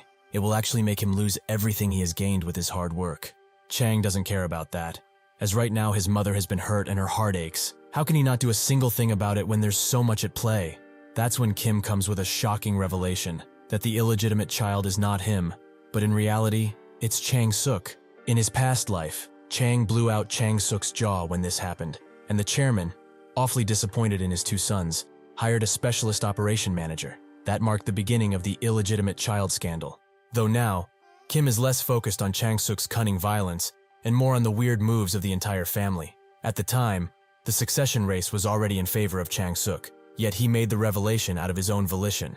Anyone who looked at the case closely could tell that Chang-suk was the one that was chairman material, yet his father supported Chang. As a result, the entire company kept its mouth shut about this matter. On top of this, the mother always solved Chang's problems, no matter what, but Chang-suk was ignored. And when he went to study abroad, he didn't get a visit even once, from the mother who embraced the presumed illegitimate child of her cheating husband. However, after digging deeper, Kim found out that Chang-suk, not Chang, could actually be the illegitimate child. He asks Chang why he didn't use this to his advantage, as that alone would have ensured that Chang-suk is out of the race for good. Chang sits back down and explains that when he was young, their father was not a very good father, or man for that matter. He drank, day in, day out. He cheated too, and even laid his hands on his mother. He was the worst possible human being there could be, so much so that all he did in his entire life seems like a mockery. One day, his parents got into a bigger fight than usual, so because he was a naive child, he tried comforting her. Perhaps she was too touched by what he said at the time, so she told him something that was buried deep within her, that Chang-suk isn't his brother, but she didn't have a choice in raising him. Still, every time she sees him, her heart aches even harder, as she sees only their father in him. Chang suggested that she just divorce the bastard, as she can get a gigantic alimony check from him and they can leave together. His mother wiped her tears and smiled, as when she found this out, her own mother said one thing: even with this, they are still family. That is the only reason he didn't say anything, as he didn't want to tie the family and the competition together. He does not care about the chairman position anymore if it hurts his mother like this. That's when Kim comes up with a brilliant idea, where nobody will get hurt and the situation will be solved peacefully. Would he like to talk about it? The next day, in the press room of Myungjin Construction, Chang walks to the podium and introduces himself as the executive director. Firstly, he apologizes for disappointing a lot of people with his family issues, but today's event is meant to answer any burning questions that they might have. While it is true that his father had an affair in the past and a woman was pregnant with his child, it doesn't mean that he is that child.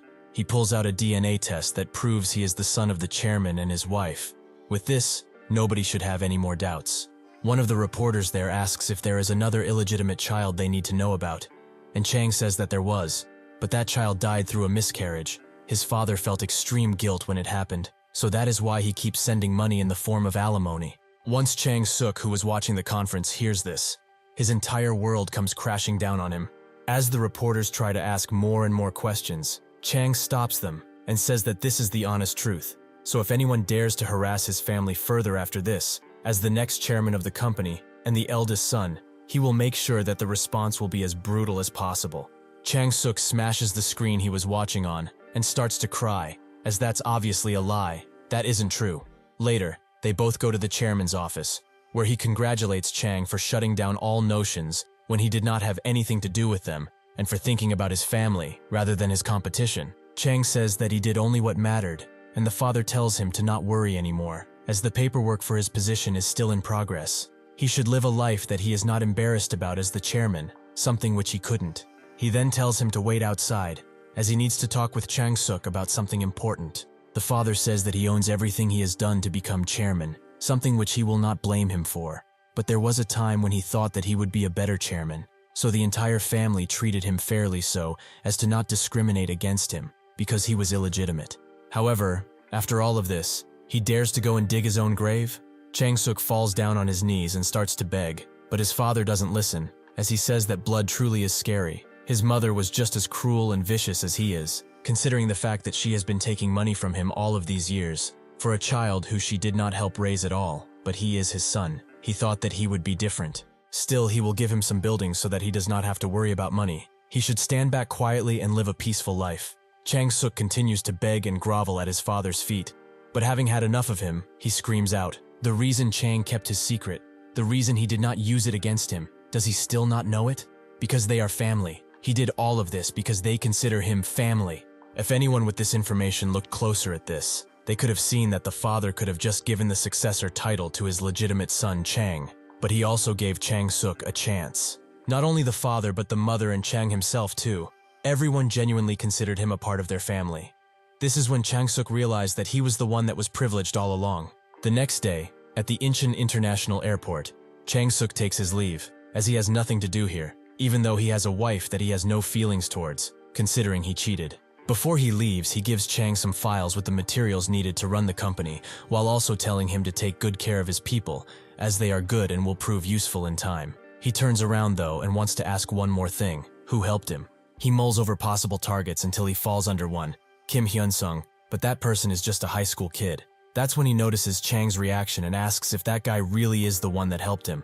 Seeing that it can't be helped, Chang explains it to him, but also warns him to not lay a hand on him, as even if they are brothers, this is a line he shouldn't cross. Chang-suk tells him that he can't do anything now anyway. He also admits that he is better at using people than him, but that must be why he is the next chairman, because he would never listen to a high schooler like that. With that, he leaves. But before getting on the plane, Kim calls him and says that his brother probably revealed his identity to him. Chang-suk asks if he's calling to say goodbye now, but Kim says that he is calling to warn him. Unlike Chang, he will not resolve this matter peacefully. He may be able to live on as a royal family member from this moment forth, but he will not have any power. So if he tries to pull anything, he will destroy his life. Chang-suk laughs and asks if they planned this, as Chang also warned him to not mess with him. Truly, they are loyal to each other. He already acknowledged all that his brother did, so he won't try anything. He will become a great chairman in the future. With this done, one puzzle is solved, and there are only a few months left before Kim pulls the trigger on his plan to take down the Golden Circle. Before that, however, he must do something first, that thing being to clean up the rest of this mess. On the same day, Chang goes to Kim's high school, and the principal warmly invites him inside. Chang tells him straight that Kim will be transferring to Seoul next year, which surprised the principal as Kim is essential to make Cheonil High a prestigious school, but if he refuses this, he will also be in trouble. Fortunately for him, Chang says that Kim was going to graduate anyways, so how about they take a look at their relations in the long term regardless of Kim, as he wants to keep supporting this school, so it can become the most reputable school out there. The principal immediately folds and says that as an educator, he cares about the future of his students most, so naturally, someone of Kim's capabilities will be much better off in Seoul. As Kim waits for someone, he reads the messages he gave him about how he is deeply regretting his past actions, and he wants to apologize properly. He will do anything to make him feel better and not be mad at him anymore. Kim laughs as he reads these, but the one who messaged him finally comes around. It's Jung. After leaving Daesan, he thought that he would have a new beginning in a new city and school, as his parents paid a lot of cash to erase what he did in his past. So from now on, he promised himself that he would live a normal life. With this in mind, he tried to be a better person. He bought stuff for his new friends at the snack store, and even helped them in numerous other ways, all in order for him to live the regular life of a student. Unfortunately, one eventful day, a person by the name of Park Mingu targeted him and told him to carry his backpack back to his house, as it's right in front anyway.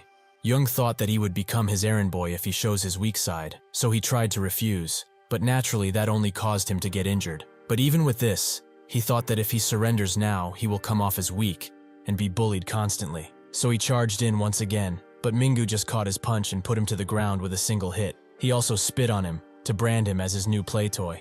After this day, Jung's life became worse and worse, as even if he endured his new life, he still thought he had his friends, but they immediately ditched him the moment they saw his weak side, and his life became even lonelier than before. As the bullying continued, it got to the point where Mingu was taking all of his money but wanted more, as he knew that he had it. Jung obviously got mad at all of this, but Mingu warned him about staring with such intent, as he knows a guy that is from a rich family, so one word from his parents and his life is over. He also shouldn't think about reporting him, as his friend will hire the most expensive lawyer there is, and ruin not only his life but his family's too. Jung mustered up the courage to ask why he's doing all of this to him. What did he even do to him? Mingu confessed that someone asked him to do it, so it's his fault, as his past life of misdeeds and bullying has come back threefold.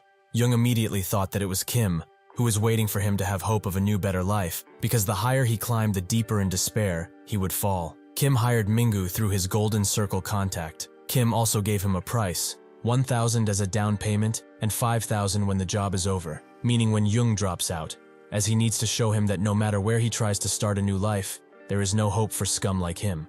The contact called him a crazy bastard with no morals, but Kim took that as a compliment. Considering everything he learned, Jung knew that Kim was the one that hired the golden circle, as he does not want him to live a peaceful life. He thought of running away, but where can he even run away at this point, as Kim will find him anywhere? He endured and endured, until eventually he thought that enduring is all he needs to do, because eventually things will work out for him, and he will be able to live peacefully. Eventually, such an opportunity came, as Mingu presented him with an offer. If he drinks this whole carton of milk, which has been sun-aged for 3 days, and makes it through the next class, which is 1 hour, without going to the bathroom, he promises to not mess with him at all. Thinking that this is his final chance at a normal life, he gulped it down. The class started, and not even a few moments afterwards, Jung felt a sudden urge, but he tried to endure it as much as he could, as this would be the final thing he has to go through. But even if his mind was willing, his body was not. So without even him noticing, he started to defecate himself. As he ran away to the bathroom, everyone laughed at him, as they heard him when he did it. Jung just stood with his soiled pants in his hands, while on the toilet, and thought that enough is enough. He cannot endure anymore. But that's when he thought that now, he has evidence of the bullying with the pants. So no matter what, the teachers have to help him, right? Unfortunately for him, it was not so, as the teachers just brushed it off as a prank, with Mingu promising that they are the best of friends, something which everyone in their class can confirm.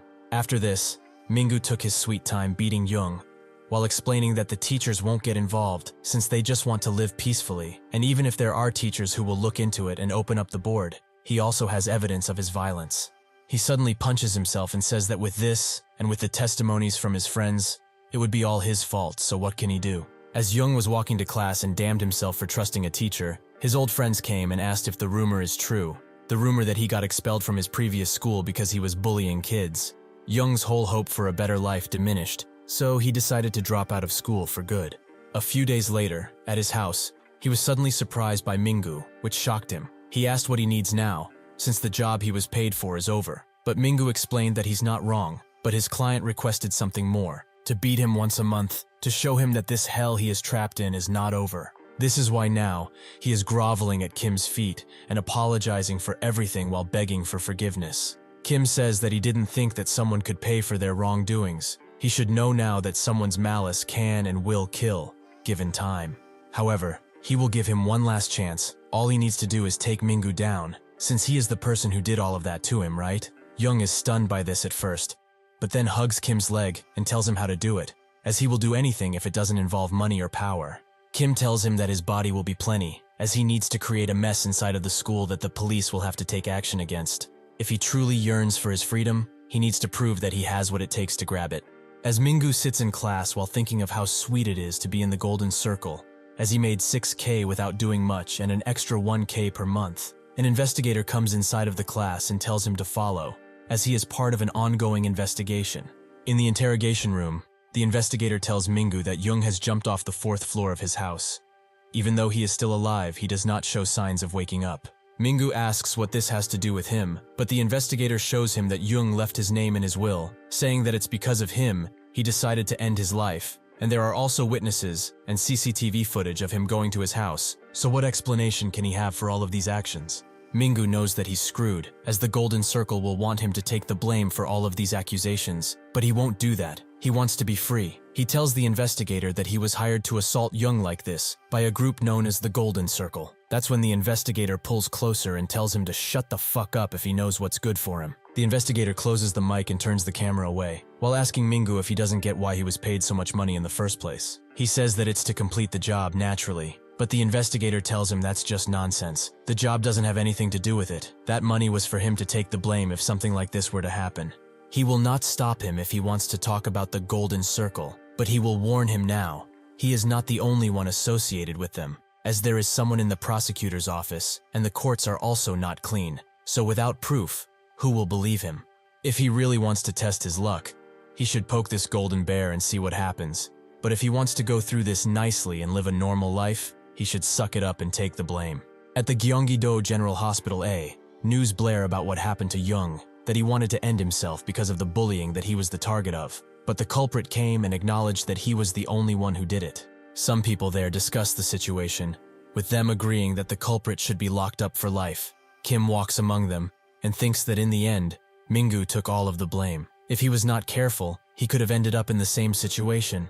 But to take down the golden circle for good, he needs to take and double down any opportunity he has, an endless gamble. Naturally, he will keep enjoying his toys while he does that. He enters Young's hospital room, where his mother immediately curses at him and tells him to get out of here as he isn't welcomed. But Kim tells her that he's here to just talk to him. Even if he isn't crazy enough to do anything in a hospital, who would be? The mother still thinks that he's trying to trick her, but he says that he promised Young to not do anything to him. But if she chases him out like this, the deal is off. The mother thinks that it would be better to let him in, but tells him that there will be hell to pay if he touches a hair on her son. He better remember that. When she leaves, Kim crouches down and picks up his hand. Noting that on his way here, he prayed and prayed for him to be conscious. He begged God for this, so that what he is feeling right now, the words he says to him in this moment, will be etched into his brain while he is trapped in that flesh prison. He should have given up and accepted his life, but he can't deny. Seeing him struggle like a worm to survive was so fun it made him have goosebumps. He should also know that he is not going to keep their promise, so he better stay like this if he wants to go unharmed. The moment he wakes up, he will go through the same hell he went through now, again and again, until he breaks him completely. With that, he goes to buy groceries, while thinking that even if he took this path for revenge, he can't keep himself buried in it. Because in this life, he has to make sure his family and friends are happy too, not just him. As he goes to pay for his things, the person in front of him that was just going to buy something notices him and starts running away, that person being Hyeji, which shouldn't be possible. As a result, he tells Chang to look into it, who comes back to him with the information that the doctor who treated her lied about cutting her Achilles heel. She is perfectly fine thanks to her father's deep pockets, but what does he want to do now? Take care of them. Kim tells him to just leave them be, as her father won't abandon her daughter like this. He even hired the golden circle for her after all. Chang notes that he didn't see him as the merciful type, but Kim confirms it isn't mercy, as what she bought at the supermarket were some snacks that she could have gotten anywhere. She acted like a patient for months, so she must have felt trapped by the end of it. She even tried to hide her identity by wearing a hoodie, which tells him that this isn't the first time she did this. Still, it doesn't matter if she comes out like this every once in a while, as she can walk, just not in front of others. She can open the door, but she cannot go out. She is living in a hell of her own making, something which they all deserve for what they did to him. Time passed, and his sophomore year came to an end. The days were relaxing for the students, but not for Kim, who was training even more with Siwoo, with both of them showing clear improvement. But Kim is clearly miles better than Siwoo, who is only saved by the bell. He asks if he isn't tired at all since they went for 5 rounds, but Kim says that he can do it, even if he is also tired.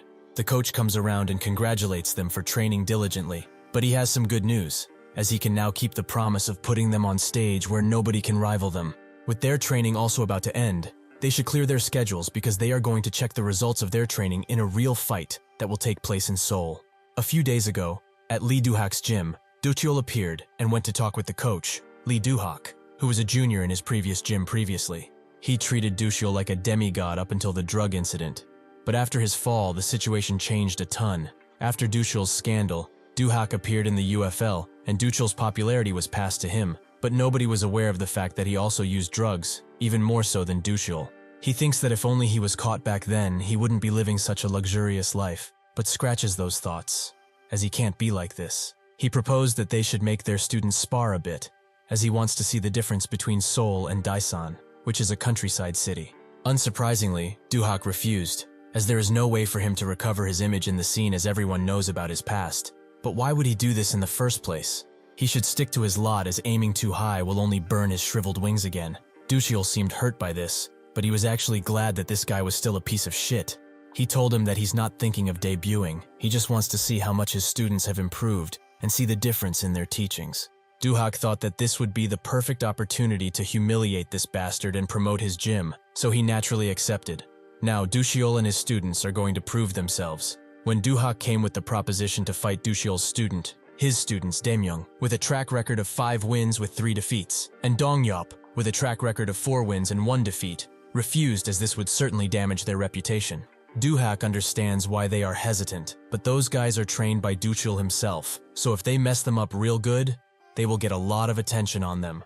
And with today's times, being popular means that opportunities will throw themselves their way. He will set it up. All they have to do is fight. They both agreed, as they don't really have anything to lose. Most people remember Doo-hak as a proud and successful UFL player, but Doo-hak does not have any pleasant memories of that time, because even with his high dosage of drugs, he was not able to get close to Doo-cheol, all the way until his retirement from the scene. Meeting him now, after such a long time past, gave him a cathartic pleasure, and the feeling of hope in Doo-cheol's eyes for his students bothered him. However, with this meeting, Doo-hak also has a chance to show him this time that he's better, overwhelmingly so in fact, when it comes to teaching. When Doo-cheol arrives, he notices that a lot of new famous faces from the martial arts side are gathered here. It seems like that Doo-hak bastard is planning to screw him over. He looks at his students and notices how there's not an ounce of nervousness on their faces. Truly amazing. While fitting their gloves, he asks them if they know why all of these people and pros from the martial arts scene are here, over a sparring session between students. They think that it's because it will be a hard fight, but Doo-cheol denies this. This means that if they take them down, at least, no high schooler could ever fight them again on even ground.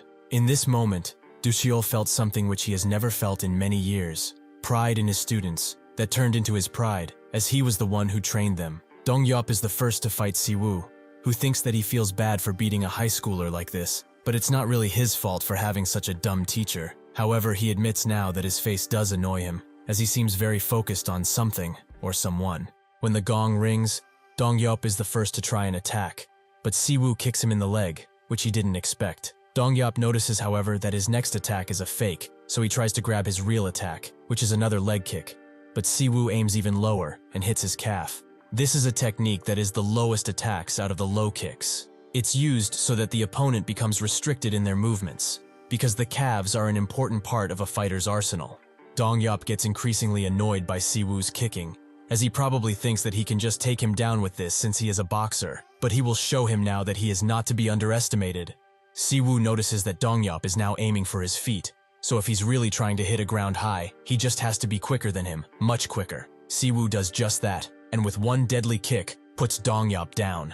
As the referee stops the match, Si-woo thinks that Kim is most certainly planning to leave with Seoul, and he will certainly not pick him up because he will say that he's of no help to him, so he must show him now that his role in his grand plan does not end just in Daesan. Si-woo tells Doo-cheol that he doesn't know what to say about Seoul, as this pro who is supposed to be experienced didn't even last one round. If they are at this level, he can take on the next guy too, so Kim can save his strength. Naturally, Doo-hak gets extremely mad, calling him an insolent bastard who was not taught manners in his bumpkin city. He also gets on Doo-cheol's back, as his little prodigy is running his mouth for no reason. He won because of a fluke, yet he dares to yap like this? Will he not teach him a lesson, or will he have to do it for him? Doo-cheol says that even if it's rude, it's not really wrong. Whether or not he won because of a fluke or not, the fact that his student only lasted a single round is still true. He should be prepared to handle things like this if he calls people over to a friendly spar. That's just how their world works, right?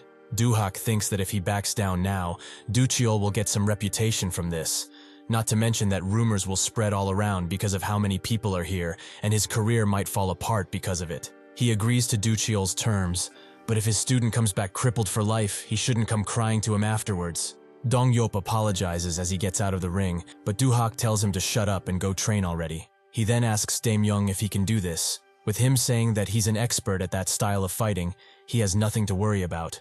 When the gong rings, the fight starts with only a few kicks and blows that do no real damage, and the spectators notice that Dae-myung is acting passive, something which he usually doesn't do. Doo-hak can only smirk as he thinks that these bastards don't know anything. Dae-myung is just testing Si-woo to get a hang of his effective attack range. Eventually, Dae-myung manages to do just that, and he charges in with a sly grin, with Doo-cheol noticing that Si-woo's previous kick came in like thunder and barely misses, so this Dae-myung figure is pretty skilled at controlling distances. The question is now, what will his student do? Si-woo takes the punch and notices how strong this guy is, but he cannot give up here, as that would mean that all of his hard work would have been for nothing. He has to remember, the reason he went through this training was nothing short of hell. He must remember and instill in his mind how they beat him every day, no matter the time. He then notices that there's an opening in his jaw, so he tries to take advantage of it, but Dae-myung dodges and hits Si-woo straight in the face. Dae-myung thinks that with this nice hit in the face, the fight is basically over, but that's when Si-woo looks at him with a determined stare and charges in, making him wonder how he can still stand after all of the trashing he gave him. However, Dae-myung only knows one reason for someone to do something like this. He wants to initiate a scuffle. As Si-woo fights, he thinks about Kim, who used to be a great person and was always cheerful. So what happened for him to change so much? What could have caused his descent? Even with this, he still knows that no matter what, no matter how ruthless Kim is, he is still the same person inside. He cannot hope to know why he is trying to take everything he does alone. It may even take him multiple lives to understand his emotion and thoughts, but that's just fine by him. Because just as Kim held his hand out during his difficult times, so will he now, at any cost. He succeeds in putting Dae-myung in a dangerous lock, which eventually makes him tap out, with Do-hak and the others being shocked by this turn of events.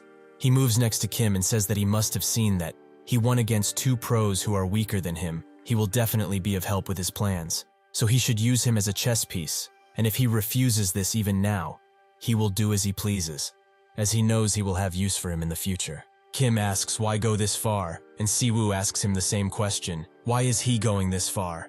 He is acting like his life is already over, and he is living on borrowed time.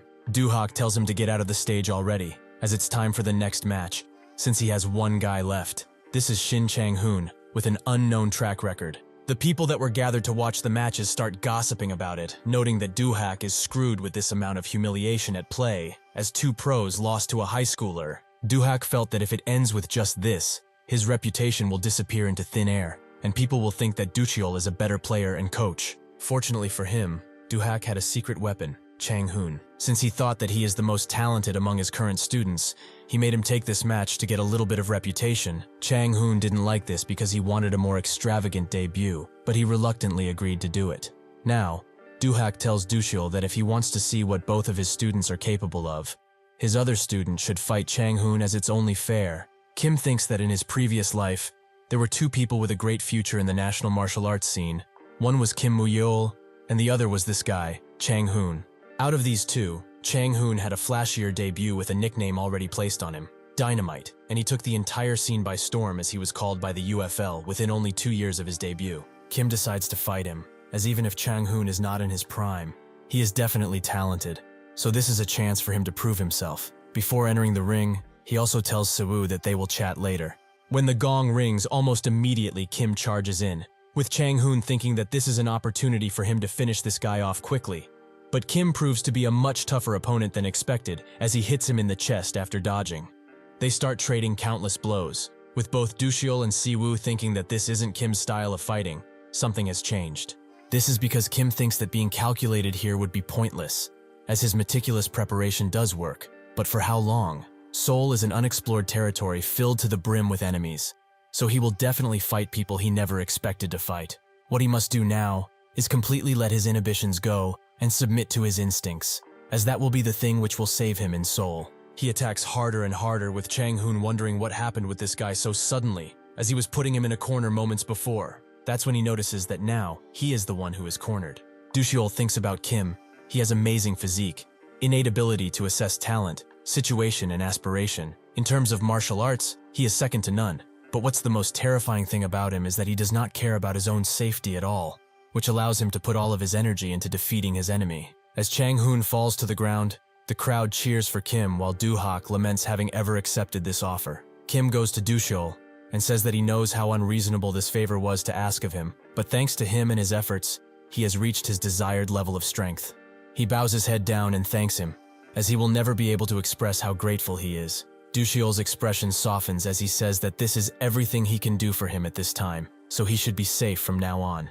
After Do-cheol's student successfully defeated Do-hak's student, the martial arts scene was shaken at its core, and those who heard Kim's goodbye thought that it means that he would debut soon, so they were looking forward to his evolution.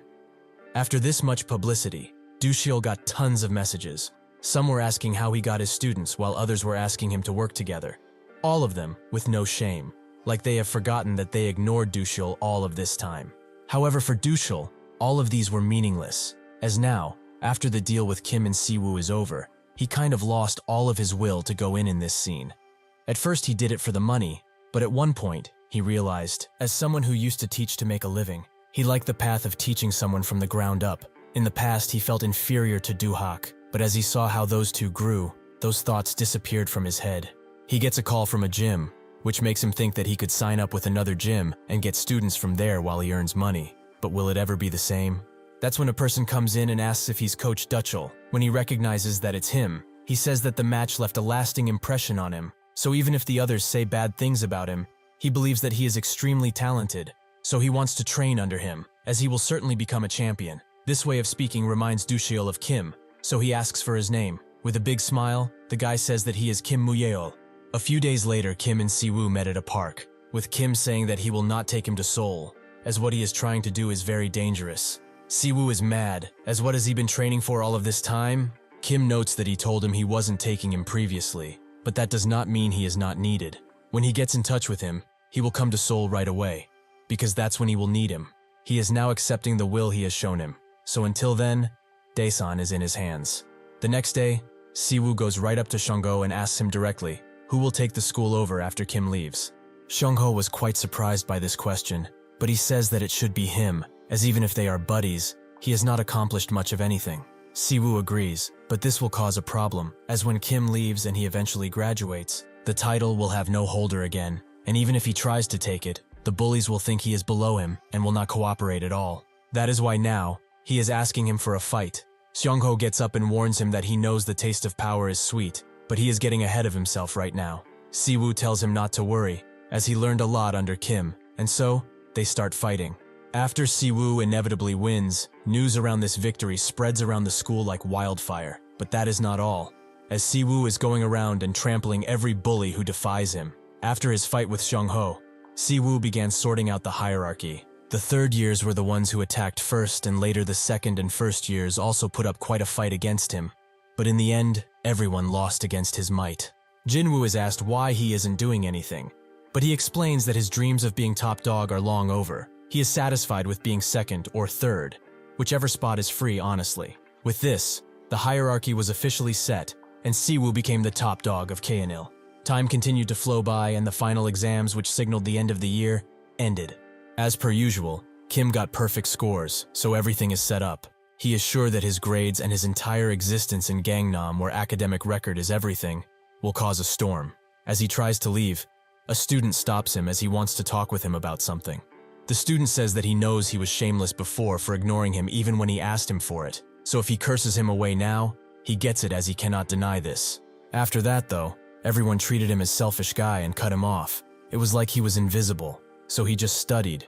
But even with all of that, he didn't find it hard. In fact, he was actually very happy during this time, as Park and his minions couldn't mess with him anymore.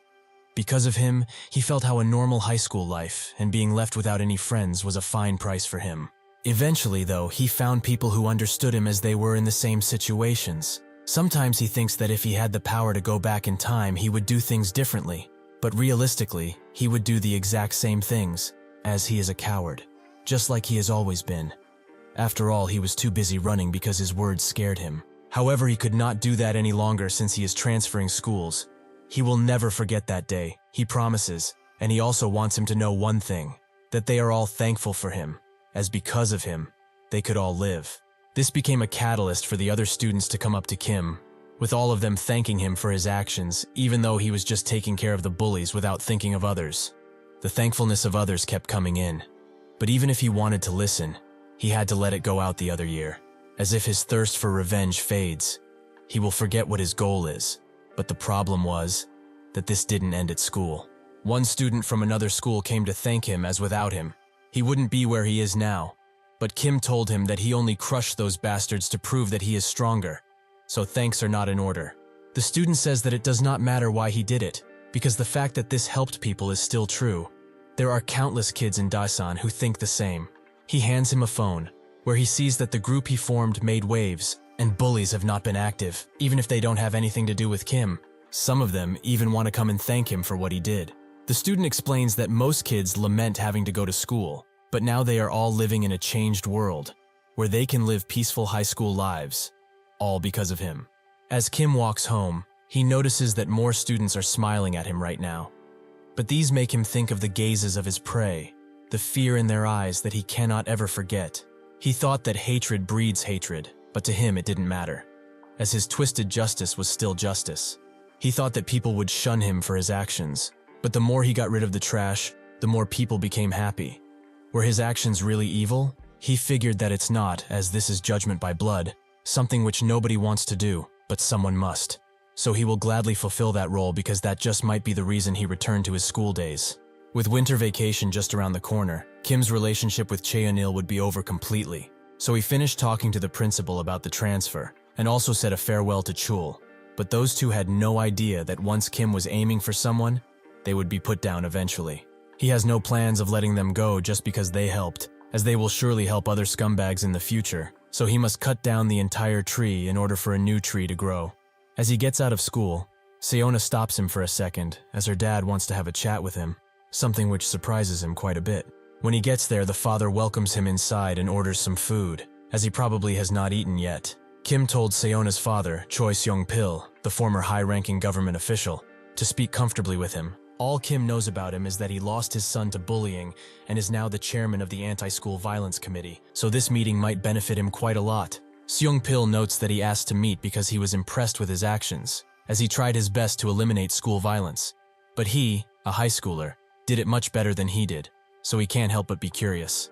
If he's honest, he was very happy to find out that bullying in Daesan has decreased a lot. But he also had a thought that went directly to his heart. If his son had a friend like him, if only someone had raised their voice earlier about all of this, his son might be alive today. He knows this is all meaningless talk, as he should have done his fatherly duties better. He admits he is incompetent in that regard. He couldn't even notice the hints his son was giving him after all. People say that kids in double-income houses find it hard to speak what they feel. Well, his son was living proof of that. As the day his grades fell, he kept pestering him about it. But when he suggested that he transferred school, he didn't even listen to him, as he thought he was trying to evade the difficulties he was facing with his grades. What happened on that day will be with him until the day he dies. He only wanted for his family to be happy. But all of this time, he was prioritizing his happiness. So that is why he came to Daesan, to take better care of Seona and to eliminate school violence. But his methods were much better, as he was the club that punished evil without prejudice. He is the only one that can hold that club, and him going to Seoul must mean that he is going to expand his justice. So he will say the thing he wanted to say to him now. No matter what he does in Seoul, he will always be by his side. As long as the organization he leads still lives on, nobody will get in his way without them saying something about it. So he should keep that in mind. He gets up and reaches his hand forwards. So Kim does the same and thanks him. He will not forget this day, no matter what. After this, Kim goes to talk with Seona, who says that even when she claimed that she wanted to kill the bastards who did her brother in, she didn't do anything. Kim tells her that she's not at fault here, but Seona knows that the scums are the only ones at fault here. But now she has a new dream, thanks to him. After he gained power, he did not face any problems. No matter what he went through it, he kept pushing forward, while she also saw the filthiness of power. This is exactly why she must also have it. That is why she is going to become a prosecutor. She will grab onto life and live the life she truly wants. But he must also not lose from now on, because if he is still there to do what he does best, she will find the courage to not give up. Kim says that he will do his best, and he will cheer for her. When winter vacation started, Kim focused on spending time with his important family. He ate delicious meals with them, enjoyed scenery together, and even went to an amusement park with them for the very first time. He will never forget how his grandmother smiled like she was a young girl all over again. But no matter where they went and did, home was still the best. As Kim is cleaning his grandmother's ears, he recommends that he buy some dye for her hair. But she refuses, as it's a blessing to age so naturally. He should use that cash to get something for himself and his brother. These moments were filled with happiness, and Kim cherished them all. In actuality, what he liked most about returning to the past was not that he was able to take revenge. It was that the pain he caused to the family disappeared, that made him happier than ever. He wished that these moments would never end. But everything must come to an end, and he must walk down the path that he set out for himself. But that story is not ready to unfold just yet. Thanks for watching. Thank you for watching. See you next time.